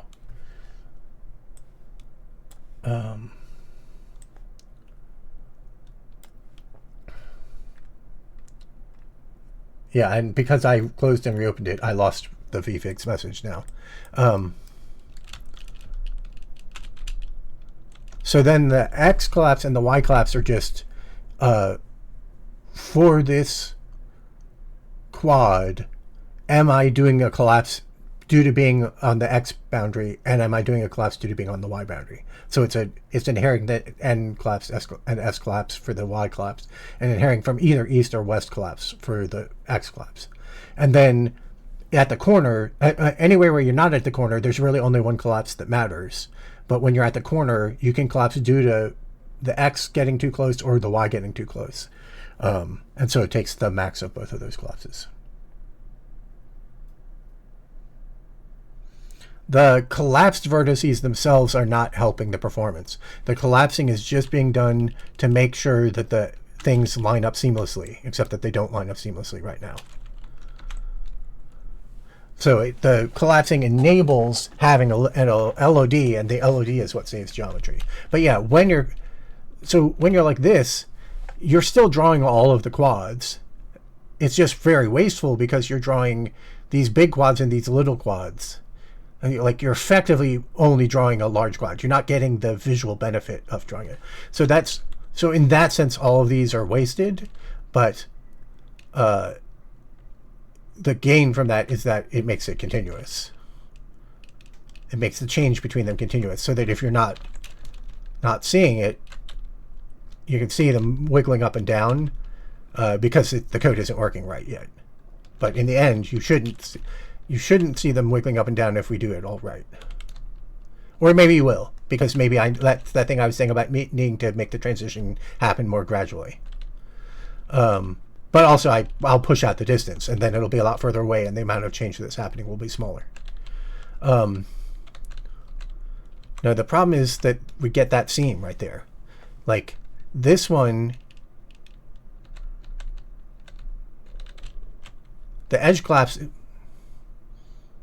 but I thought we knew these didn't overlap. Why are they now overlapping when they weren't overlapping a minute ago? Okay, if we force collapse to 0,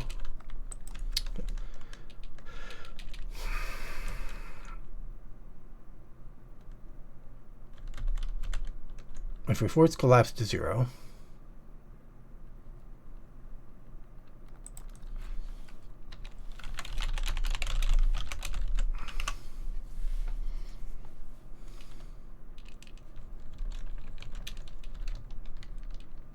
and we re-enable the spacing hack,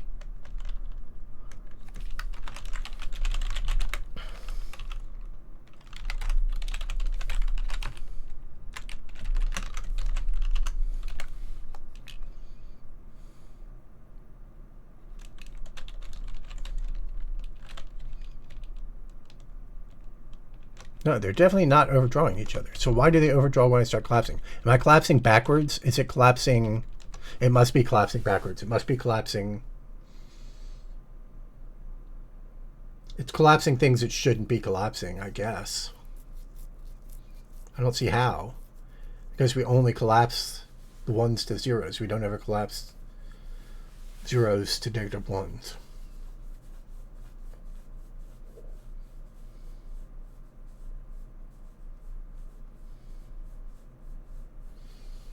Yes, what Ged Hugo said.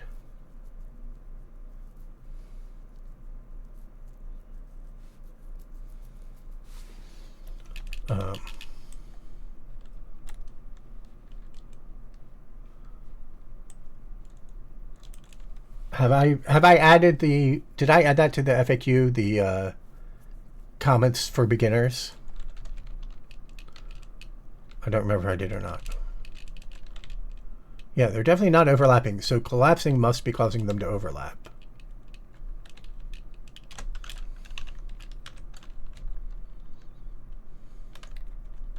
We'll keep the spacing in, even though that makes the collapse look weird.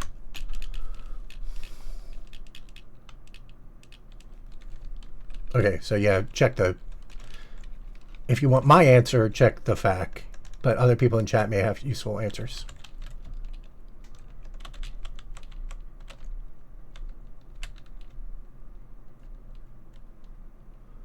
Why would that move everything?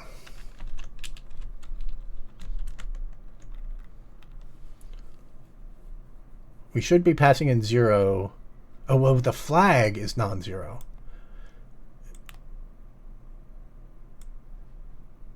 No, but collapse is 0. Collapse is 0 everywhere unless you're right along the edge. Oh, I never did get this correct. So there is that fact. I didn't actually get which ones are collapsing perfect. Which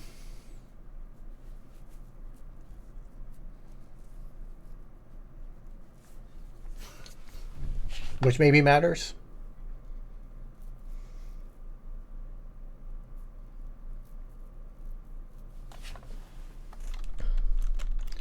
Let's...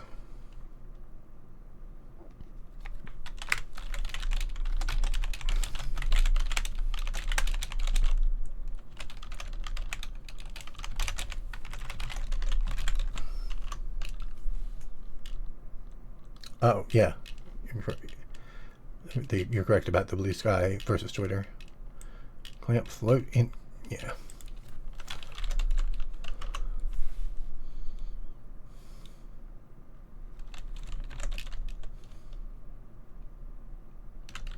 Well, so first of all,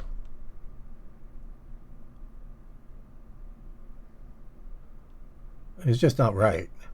It's collapsing in the wrong direction on this side. These are over. Oh my God, I just don't understand what's going on at all.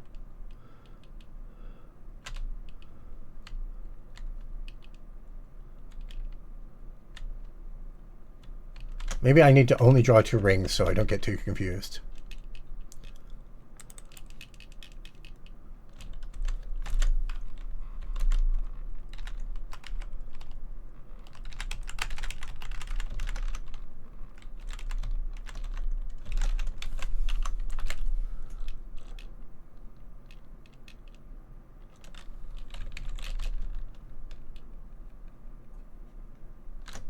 Why is the first ring? Oh, yeah.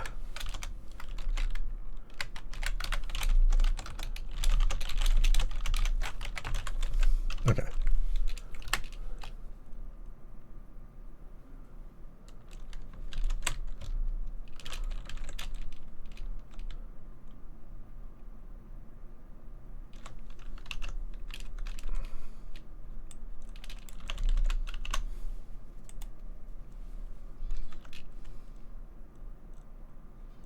You're signing the vertices on both sides of the quad, not just the lower LOD side. Yes, you're right. That is definitely a bug.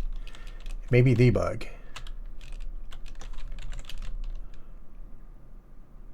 Oh, right. So then it's the outer ring overlapping the inner ring, not vice versa, that's causing the overdraw. Right, which is what this old code was doing. That's why I started to make that change of wherever it was. This whole eye spacing offset.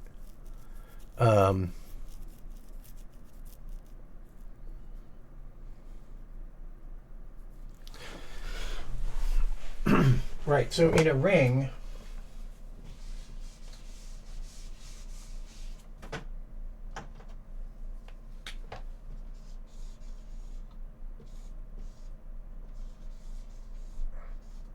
so if this is the outer edge of a ring, and I'm just spacing them out to show how they'll collapse eventually.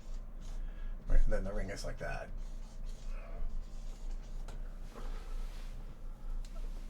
Let me switch it. So these are all continuous, but I'm just drawing them staggered to show how they collapse. Then as we push up to that edge, these three need to collapse. These three need to collapse. This also needs to collapse.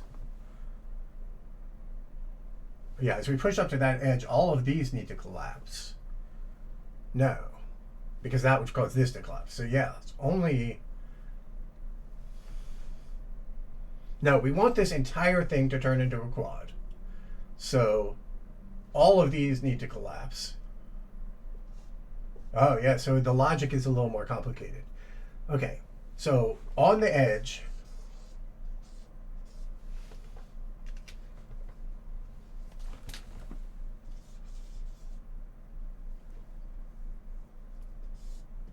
so what we want to have happen is these four need to collapse.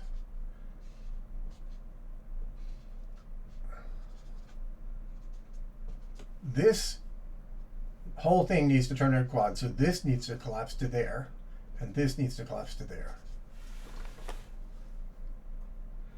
Then in this quad, we have to update that vertex just to match the neighbor. That's the logic, which is very different from what I was trying to do.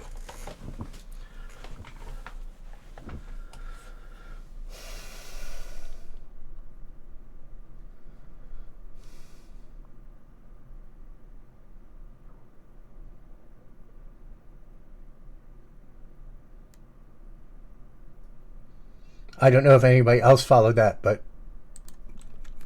made sense to me. Okay, so what is the logic of that then? Everything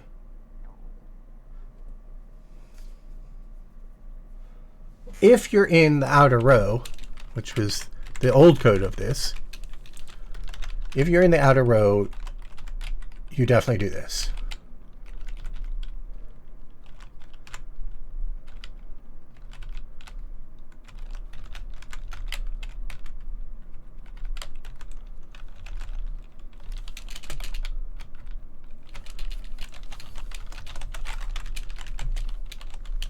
And this should have been eye spacing, not spacing, so that was also a bug. But also, if you're in one from the outer row,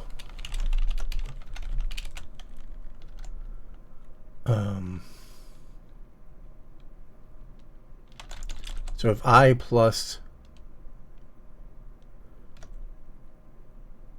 so if I equals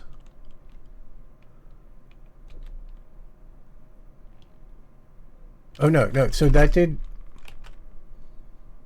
No, okay, this is which quad are we? All right, we're in a whole quad. We're not doing this per vertex. We're doing this per quad. Okay, so if we're in the outer row,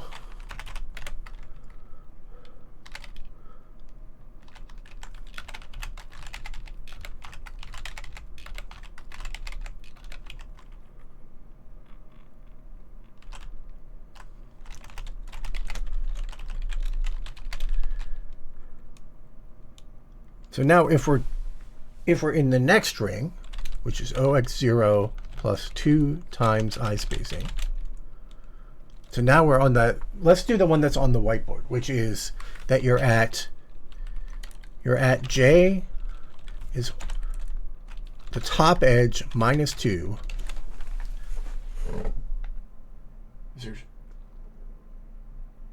The most extreme quad, the second from the edge, the edge quad is 0, the edge quad minus 1, the edge quad minus 2.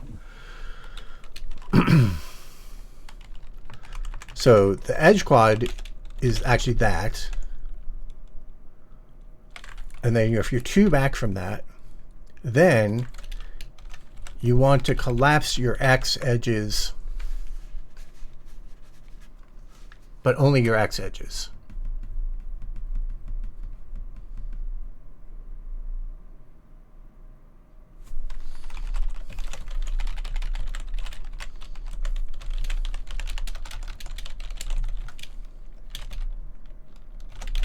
Or Y edges. No, exit.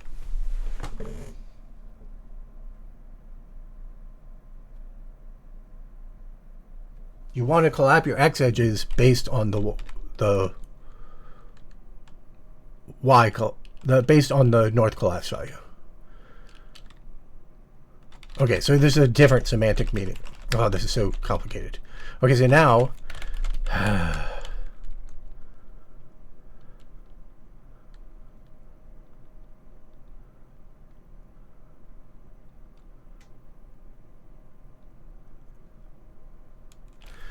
right, so what we need to do, okay, I kind of see what we have to do. This is why I put the flags on the separate layer. So if we're in a int in outer ring, right?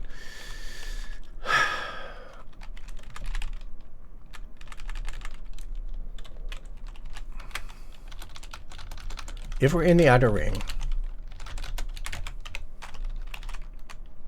then we're going to do the full processing logic to all of our verts. And in second ring, then we're only going to do the processing to the neighbors. The corner has a special case and it gets this ST max thing, but the corner has no neighbors that need to get fixed up. So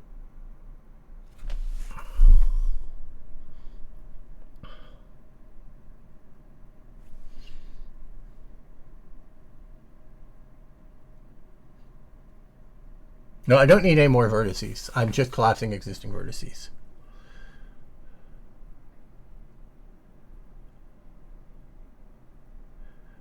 Well, anyway, thank you, VFig, for your comment. Was basically correct. I said it was wrong, and it is technically wrong, but I think you were pointing at the correct thing. You were probably pointing at the correct thing because you did understand it. Just the exact wording isn't right. How does this need to work?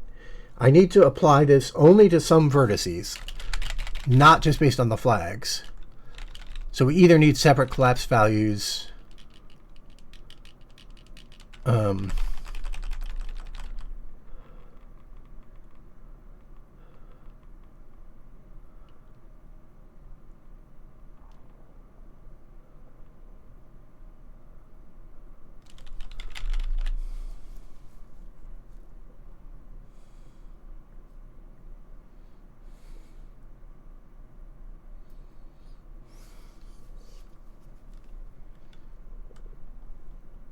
No, it is pairs of quads. Okay, we're doing a single quad here, and we need the outer pairs of quads to all collapse together.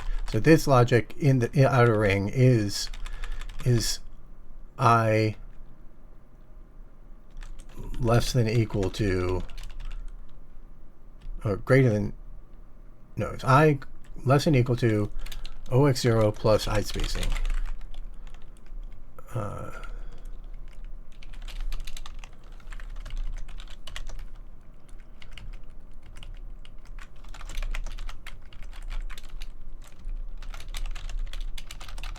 Plus I spacing. This is I plus I spacing is greater than equal to OX1 minus I spacing. So that's a clearer way to write it. Okay, so now the two outermost rings will collapse. If not in outer ring, should be redundant. Okay, this is still not right, but I wanted to see what it's doing.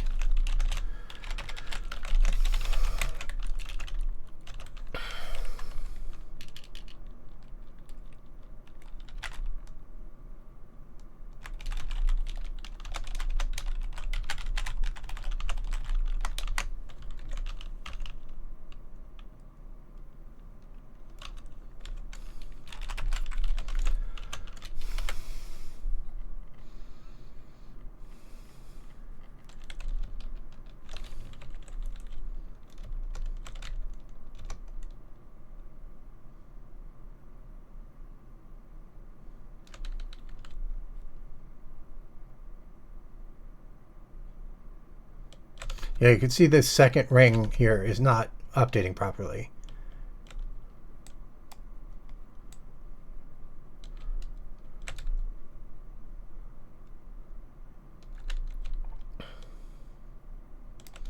So the second ring inside here, the logic here is not quite right.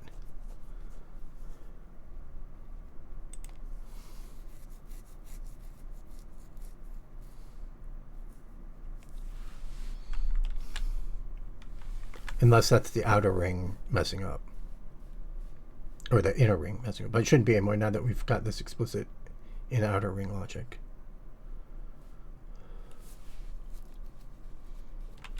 Oh, because I still need to do the same logic here.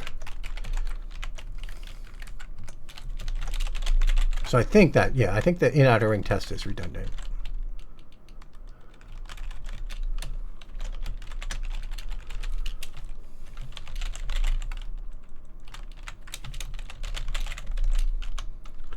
I don't feel like I've changed it from what I had originally at this point.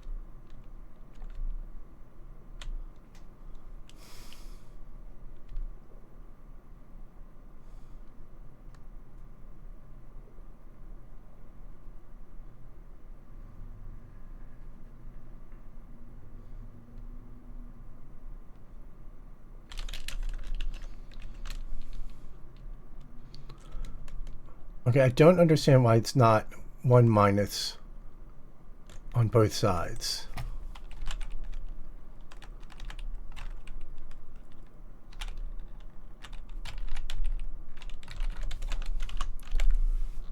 Or why it's not complementary pairs, but it seems like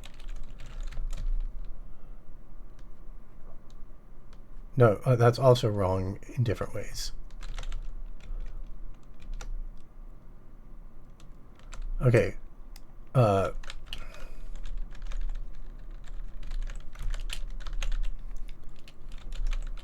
if you look at this with the pink in it at the center,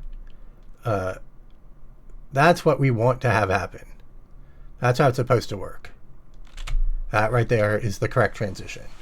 Except that that is a T-junk right here. So these two vertices have to be moved together. That's the one thing that's missing, other than the fact it's wrong on some of the sides.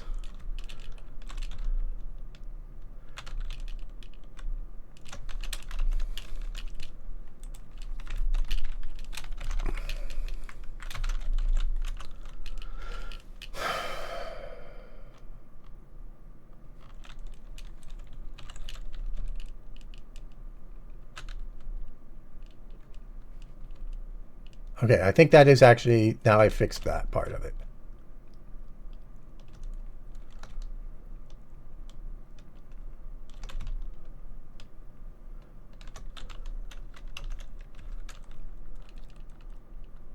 I'm not using compute in this program.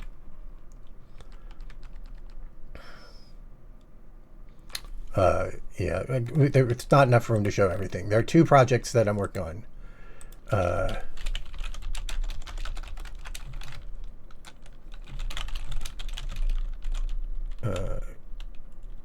DB compute. And we're working on this project right here.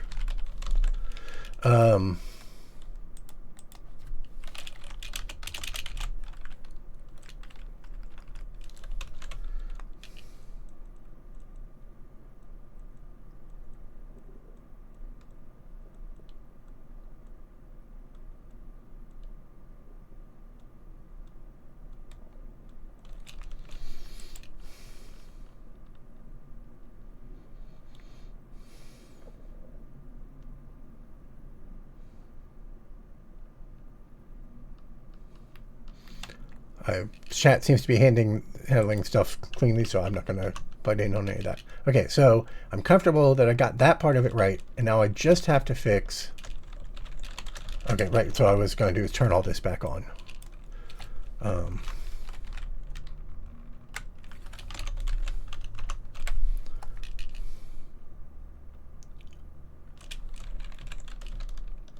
I still have the this.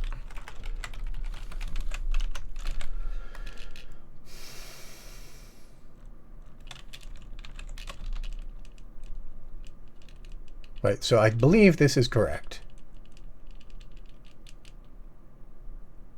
We just have cracks where they don't actually join.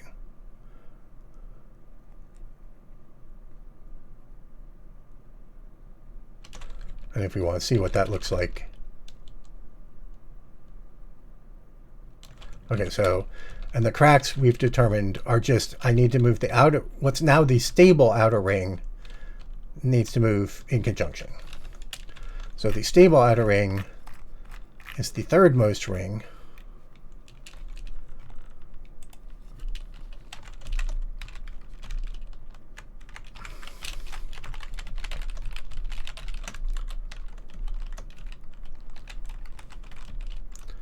But we only want to apply this to certain vertices. So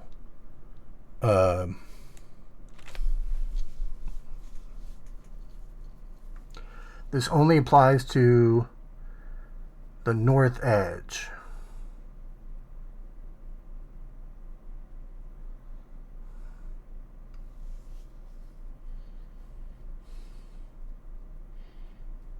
Are you ever going to have two of these that need to stay in sync? Yes. You could have two in the corner that need to stay in sync with different rules. They does need to be an X collapse and a Y collapse. Okay, so let's just get through that part first.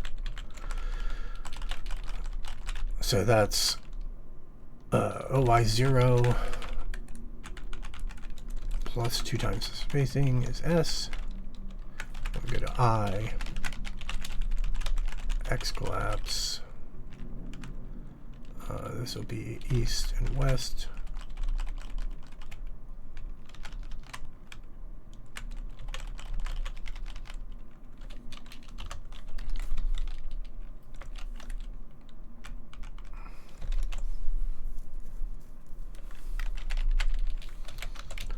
You know what? Let's just do this. If in outer ring, compute this. and do this.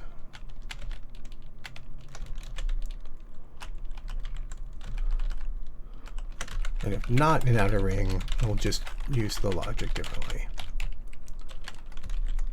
Again, this will eventually merge it all back together, put it in the vertex shader, have a vertex buffer, drive it. It'll all be simple logic. But until we figure out the logic, we're doing it all in intermediate mode and with no comments, because we can comment it once we figured it out. It doesn't make sense to try to maintain the comments as we're going. So these are all, this one is all fine. This is all working. Then we want, if you're in the second most outer ring,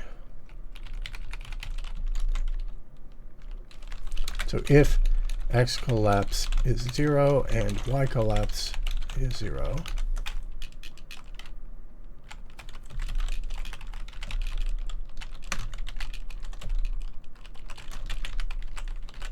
then we also can just draw it.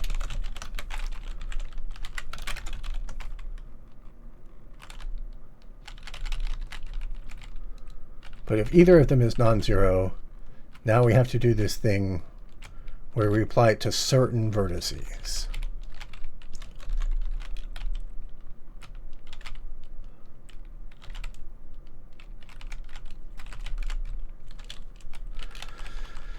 And the way we do that is collapse equals STB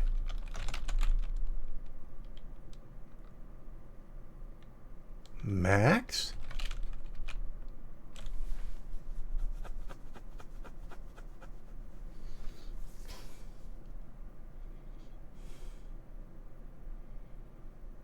No, the 1-1s don't move. Right, the 1-1s don't move. So define func a flag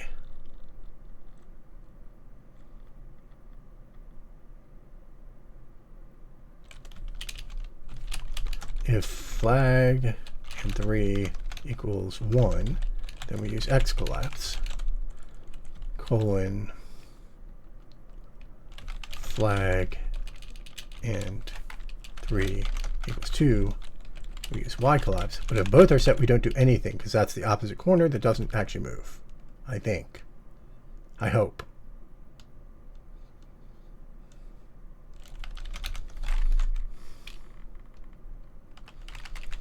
Collapse equals func of flag.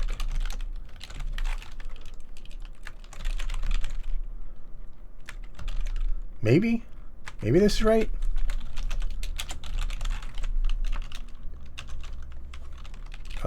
Undefined func. Undef func. Okay. Maybe. Nope. Nope. Not if you see cracks. It's collapsing in the wrong direction. It's collapsing the wrong vertex in the wrong direction. If you're on the x-axis, you only want to x collapse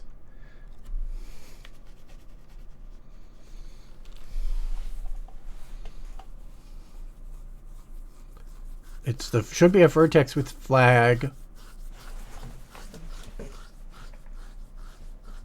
Oh, I erased the one with the flags. Should be a vertex with flag 0, 1.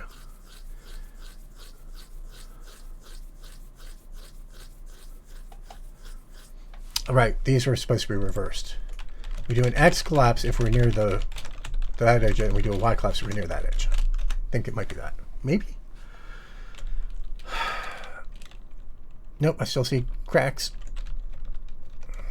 Oh, well, it's kind of trying to preserve it. I think that's actually right. I think it's just because I have the spacing gaps in. I think that's actually what it's supposed to be doing. Let's take out the spacing gap.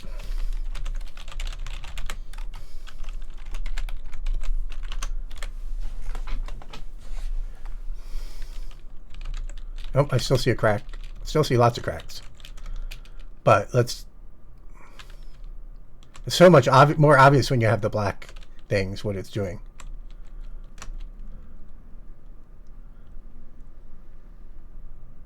Well, it's obviously popping.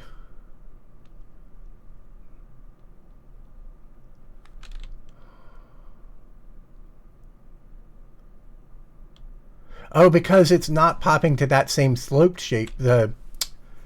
It's forgetting to leave the one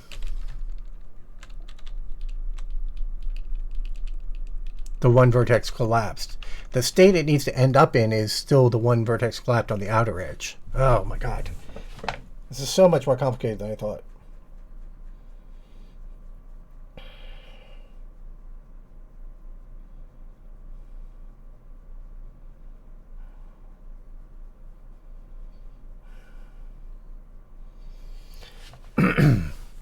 The outer edge vertex. So maybe I do need to pass in 2 collapse values. No, because it's driven by... No.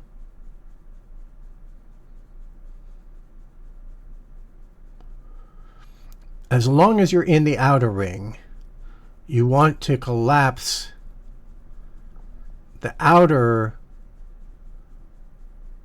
You have to collapse the outer middle vertex always. Fully collapse it always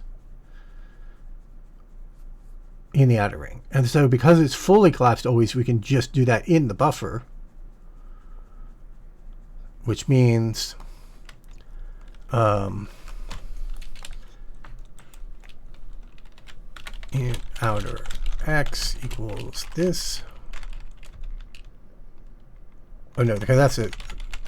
Outer, so it's not really a second ring, it's in outer 2 rings. We go through this path. But if it's in outer ring, which is I equals O0, or I equals OX1 minus I spacing, or J equals OY0. In outer ring north, or sorry, in outer ring X is this. In outer ring Y. Oh, this is so complicated.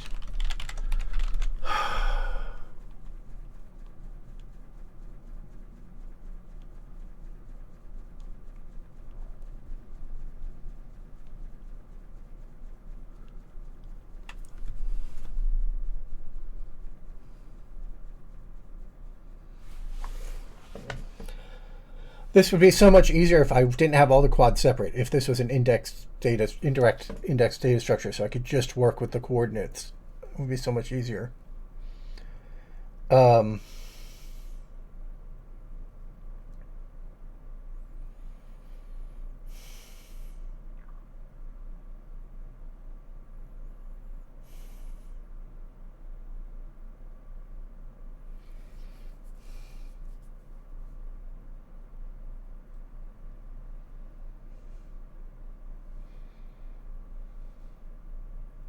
I think I'm going to stop here with it broken.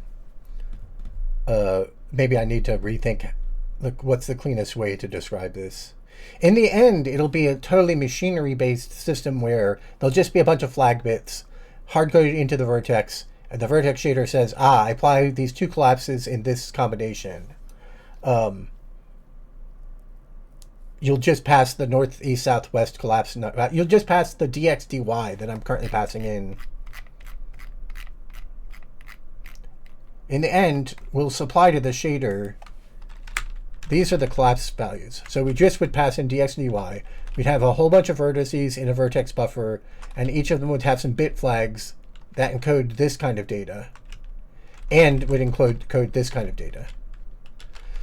So it would put this kind of data not with the W collapse and S collapse baked in, just this data, I guess. This.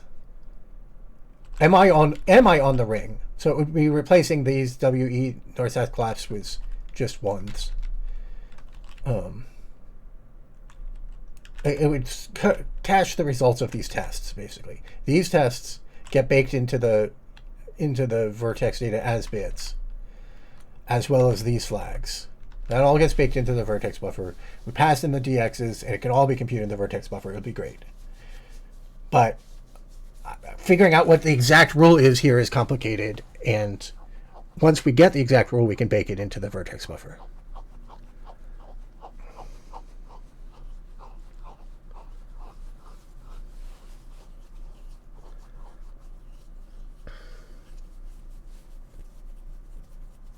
So yeah, so that's it.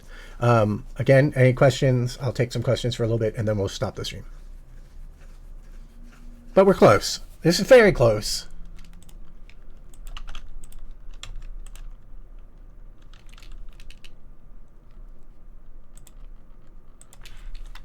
If we just leave it in this state.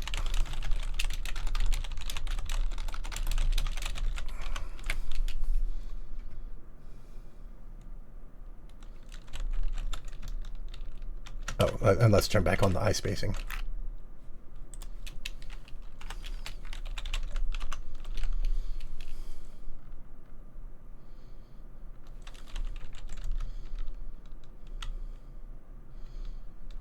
That's very close to what it's supposed to do.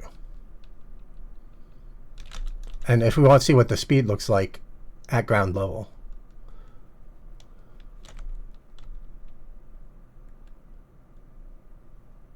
So yeah, you can see that at a walking speed, it takes a reasonable amount of time to morph.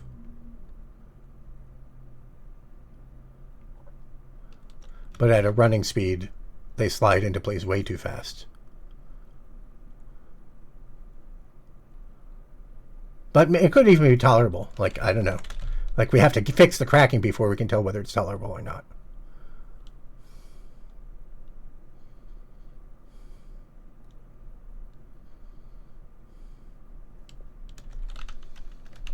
Voxel project is officially Voxel Fridays. So I only expect to work on the Voxel project on Fridays. But who knows? So there's no guarantees. And I don't know when I'll next stream. There's no schedule yet. We're ramping up into this to see. Does streaming help on the motivation for programming? Yes, I honestly don't think I'd have done very much of this at all if I wasn't streaming.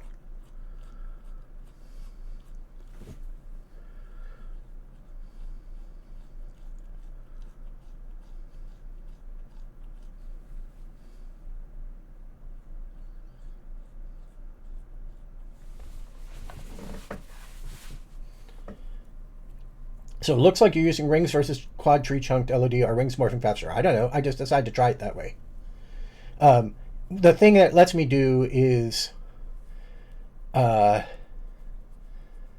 lets me use the exact same vertex buffer everywhere. Like if you can do this with the quad tree chunked LOD if you're not being data driven. But if you want to actually, the temptation once you go to quad tree chunked is to then say, well, in this chunk, I should merge vertices differently or whatever.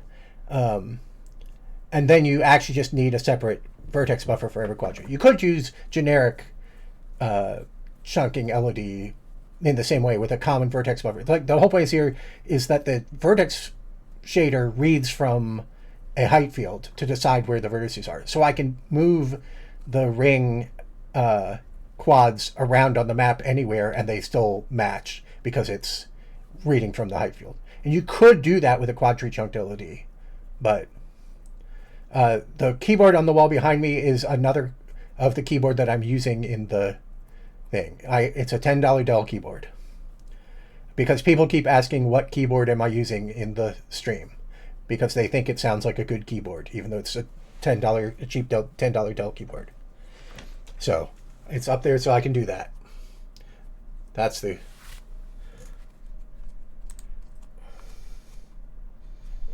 Can you show how you implement the gradual resolution change for the terrain texture? I mean, that's what I've been showing the whole time, so I'm not sure. Yeah, that's a good point. Now they ask about the keyboard on the wall. That's great.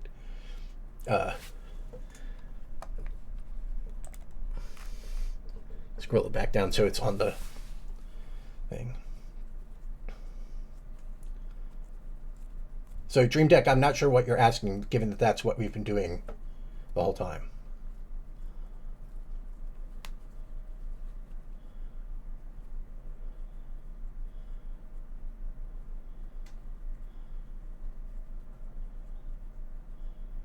Unless you mean the texture and not the geometry.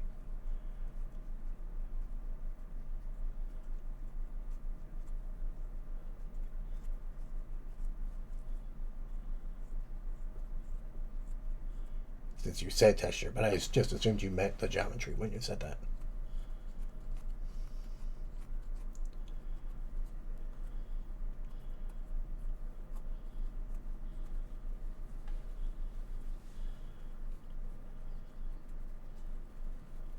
How do you fix the cracks? Is it just that averaging the higher LOD vertices to fit the LOD? We collapse the vertices. You don't actually want to just average them to match, because then you'll have a T-junk discontinuity, and I showed in another stream how a T-junk produces cracking in the rasterizer and actually leaves holes when you render. So you actually want to move the vertices to match. Some old OpenGL version, well, it's 4.3, so yeah, I mean, they're all old OpenGL versions. Like, it's 4.3 or it's 1.2 or it's 3.3, all of them with extensions that let you do stuff from newer versions anyway, so it kind of doesn't matter which one you pick most of the time. Do you have any challenges with the GPU using PC6 and Win7? No. I probably can't use newer DirectX's because they probably don't build.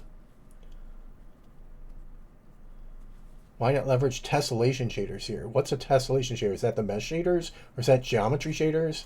Is there a new thing in between them? Nobody uses anything other than mesh shaders because they're just worse. And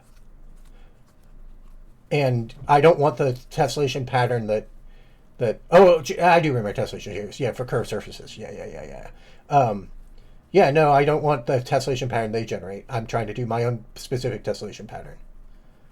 But also because it's not worth the complexity. If the performance gain is insignificant.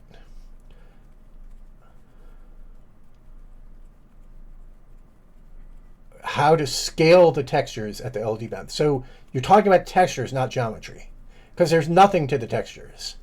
The GPU just draws the textures. So I'm not quite sure still what problem you think needs solving.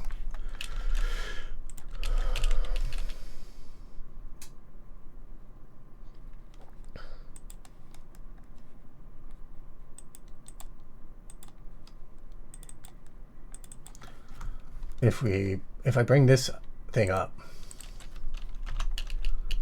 here I have a single quad that's very big. It extends out incredibly far. It's a single quad.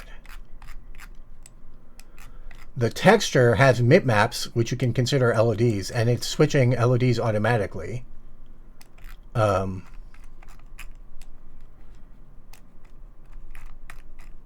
you can't really see them here. But it's just a single big quad. When I draw the terrain, I'm just drawing this exact same texture mapped over that same terrain. And the GPU is still substituting mipmaps automatically. There's nothing special happening in terms of the texturing.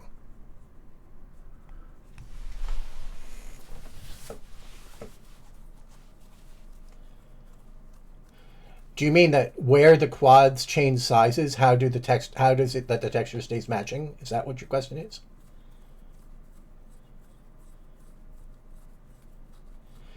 Yeah, the thing about the OpenGL stuff is, like, the GPU still runs fast. The modern GPU still runs fast, and it's still drawing triangles and running shaders. So as long as I can program the shaders, and as long as I'm using an OpenGL version that lets me program shaders with all the features of the modern stuff, like, I can't do ray casting, the ray traced rendering stuff in OpenGL. Maybe you can now, I don't know, but that's okay because I don't need that feature. Okay, yes. So how do I explain this? Right, so you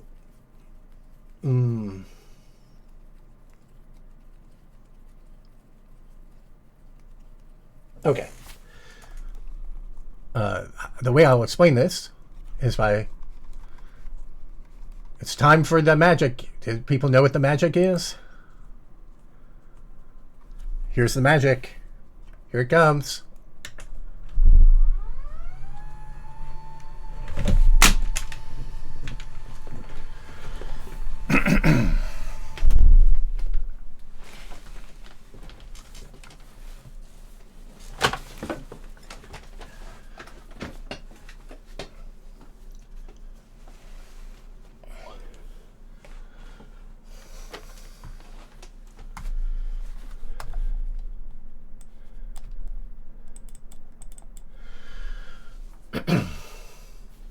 except I just hid the chat again.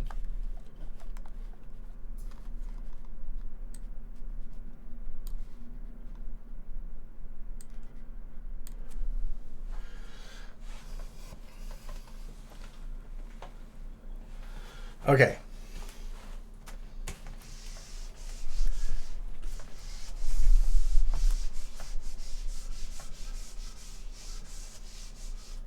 So, to start with, let me know if I'm not loud enough. In fact, I'm just going to move it. Sorry for the noise.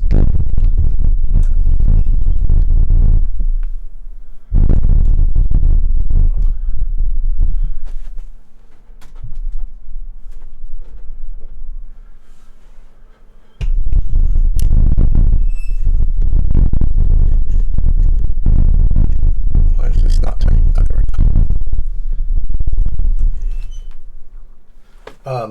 Okay, noise should be over.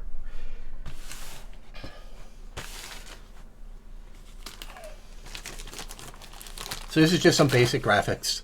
There's nothing tricky going on here. So this is a very beginner level explanation. So we start with a texture. We'll just, for simplicity, use the OpenGL coordinate system. So the texture contains something.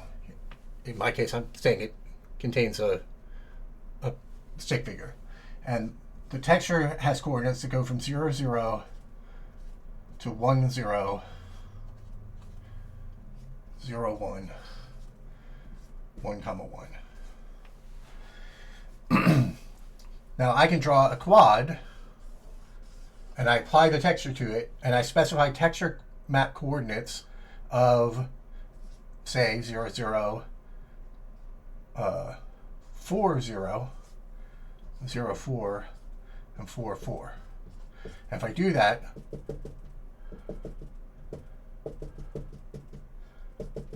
I'll get 4x4 copies of my texture.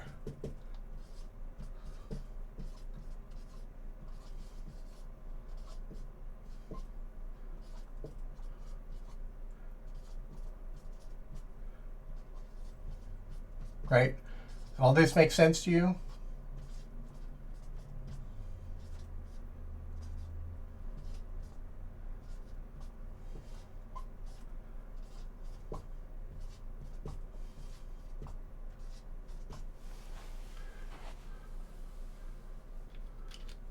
Dream Deck, does all that make sense? Yeah, I should have gone with stick figure. Okay. Now, instead of that, I'm going to draw 4 quads.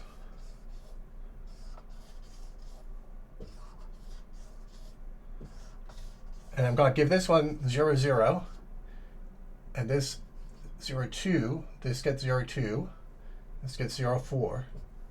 This gets 2, 0. This gets 2, 0. This gets 4, 0. And if I do that, I get this.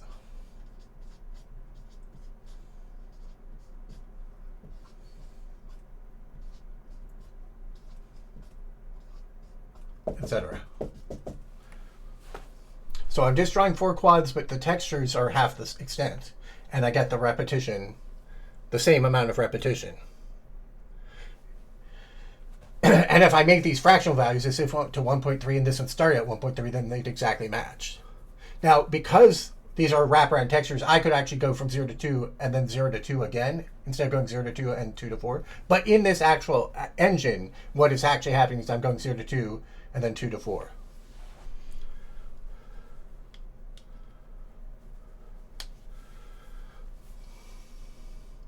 And this is exactly that. These are the smaller quads. I'm covering the same amount of terrain with the fewer quads, and then I jump out to the next LOD boundary and I draw a bigger quad. And it's just the texture coordinates are larger. That's all it is to answer your question.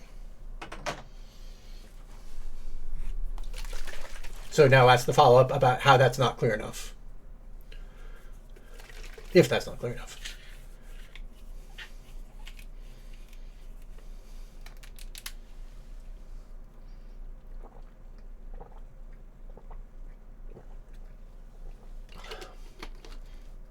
Is it ASMR?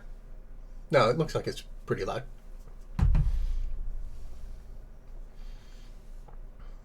Yes. Yeah, in these two scenarios, I'd be drawing the exact same pixels, but with fewer vertices. Now, in the LOD case that we're looking at in the scene, they're covering different spaces. One of them is further away and one is nearer. So the further away one covers fewer pixels, but covers the same amount of world space, of map space, if you're looking at the map from above.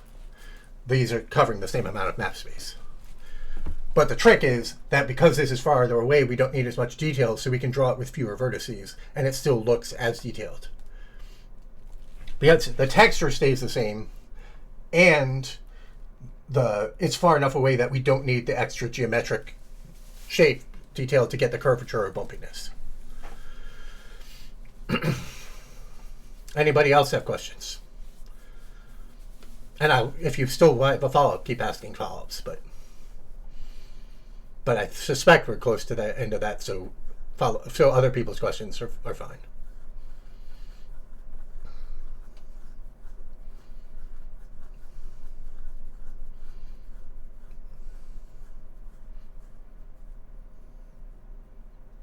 Yeah, all of this logic applies to all sorts of things. But the general LOD strategy is used by games. You often see popping. We call it popping.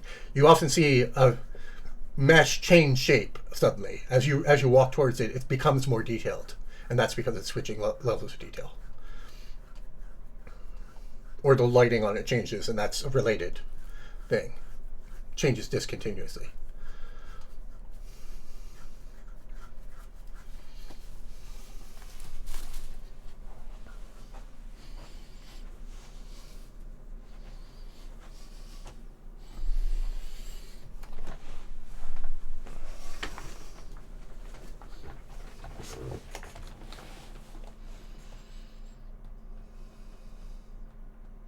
I look so sad. But I'm just paying attention.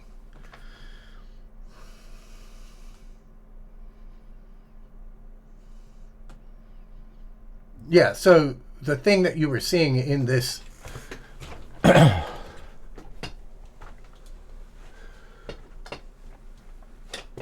we call it continuous LOD if there's no popping. And the problem is that if you change the number of vertices, it's not continuous. Like you can't have 3.5 vertices. So there are various strategies that people do for that. But the main one is that you move one vertex towards another vertex until the geometry that you're creating becomes a tiny sliver, then becomes empty, and now you're still drawing as many vertices as you were before, but some of them are wasted, so now you can drop them. And now you're drawing fewer vertices, but it was a continuous change. No, I don't have a book you can buy. I assume that's a joke, but just to answer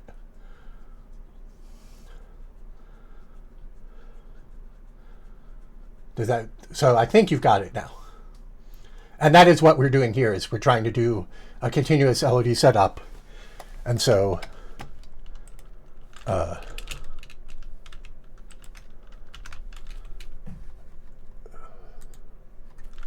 wrong one.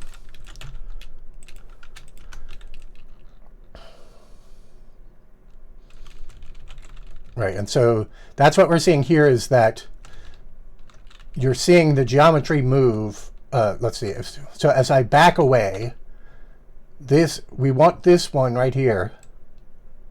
This one right here. We want to replace this with 1 quad instead of 4 quads. So let's say this one with the pink. And so this one right here with the pink. And so to do that, we're going to collapse these 3 down to nothing. And then boom.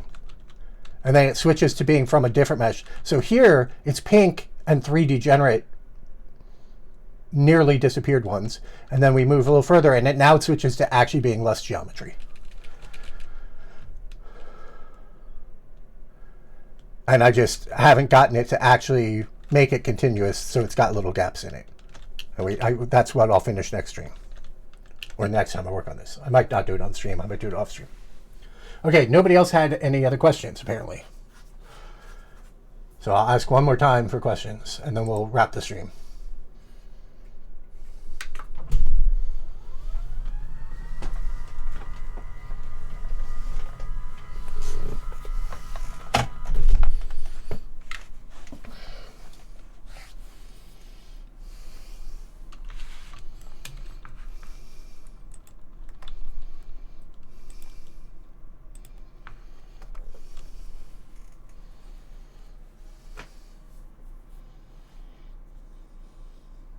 I will probably, if I do the work that I do off stream, some of it we will talk about on stream. So yeah, certainly if it's something like this where I'm fixing a bug or an issue that I had, we'll certainly go over it. And if I forget, remind me. And if it's something I thought wasn't worth going over and you think it is, then ask. It looks a bit weird. They're not overlapping. There's just gaps between them. It looks a bit weird because I intentionally adding that black border area and constraining it so it doesn't collapse away entirely, just so you can see it visually. I can get rid of the black border, but then it's harder to see what's going on. So if I get rid of the black border, I do that. And if I don't, where do I do is it in the vertex shader? I think it's in the vertex shader. Yeah, if I don't clamp the collapse, now you just won't be able to see what's going on very well.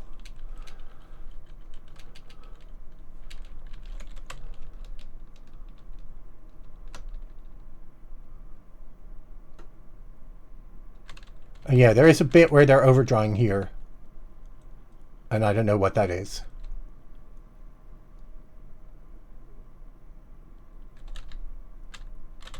I don't know if that's... Is it actually overdrawing? It looks like it is, but I think it might be the T-junk problem causing some other weirdness. But although that is very Z-fighty, the flickeriness of it. Seems like it's got to be Z-fighting. So yeah, something is going wrong with that too.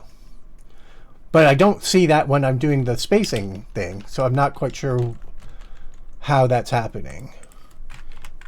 If I leave the black gap, I don't see any extra things being drawn, so I'm not sure what that is. There's no Z fighting now. Oh, they do collapse a little past. That's again because of the spacing thing. That's just a weirdness because of the spacing thing. But yeah, if I disable the spacing thing, I'm not sure why they overdraw. Anyway, all right. So I think that's it. Like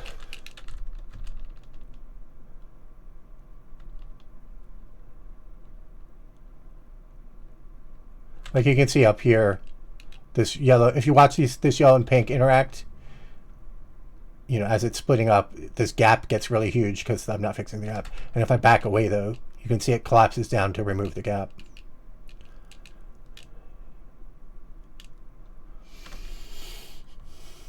Oh, yeah, sorry. Forgot to switch scenes. So I'm not going to go through all that I just did. Because we're trying to end. Sorry about that, forgetting to switch scenes.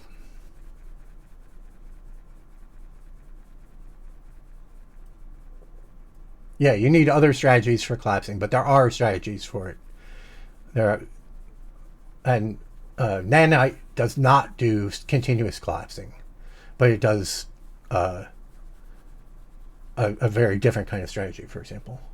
But because Nanite works with such tiny polygons, the idea is that you don't see any popping. And any popping you do see is hidden by temporal smoothing, which I don't do. All of my things, I should put this in the fact, everything I do is forward shaded, no temporal trickery. Yeah, I don't know if I guess we just call it all temporal anti-aliasing, but it's not really anti-aliasing at that point. It's just temporal stuff. Temporal smoothing.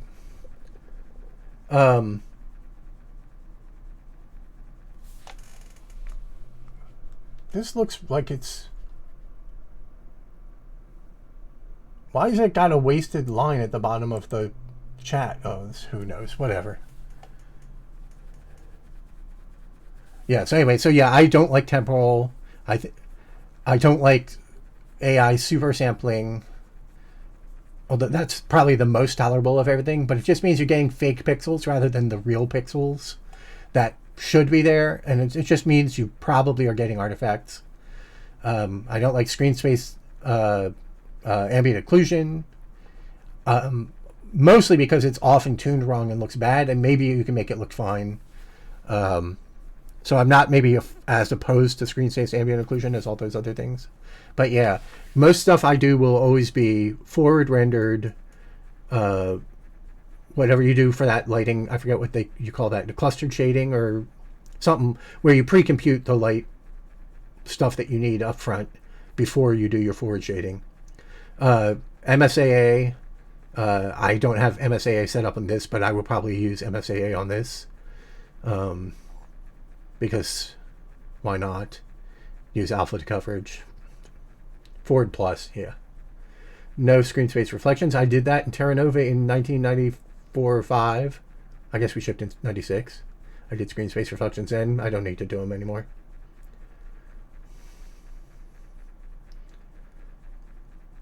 All right.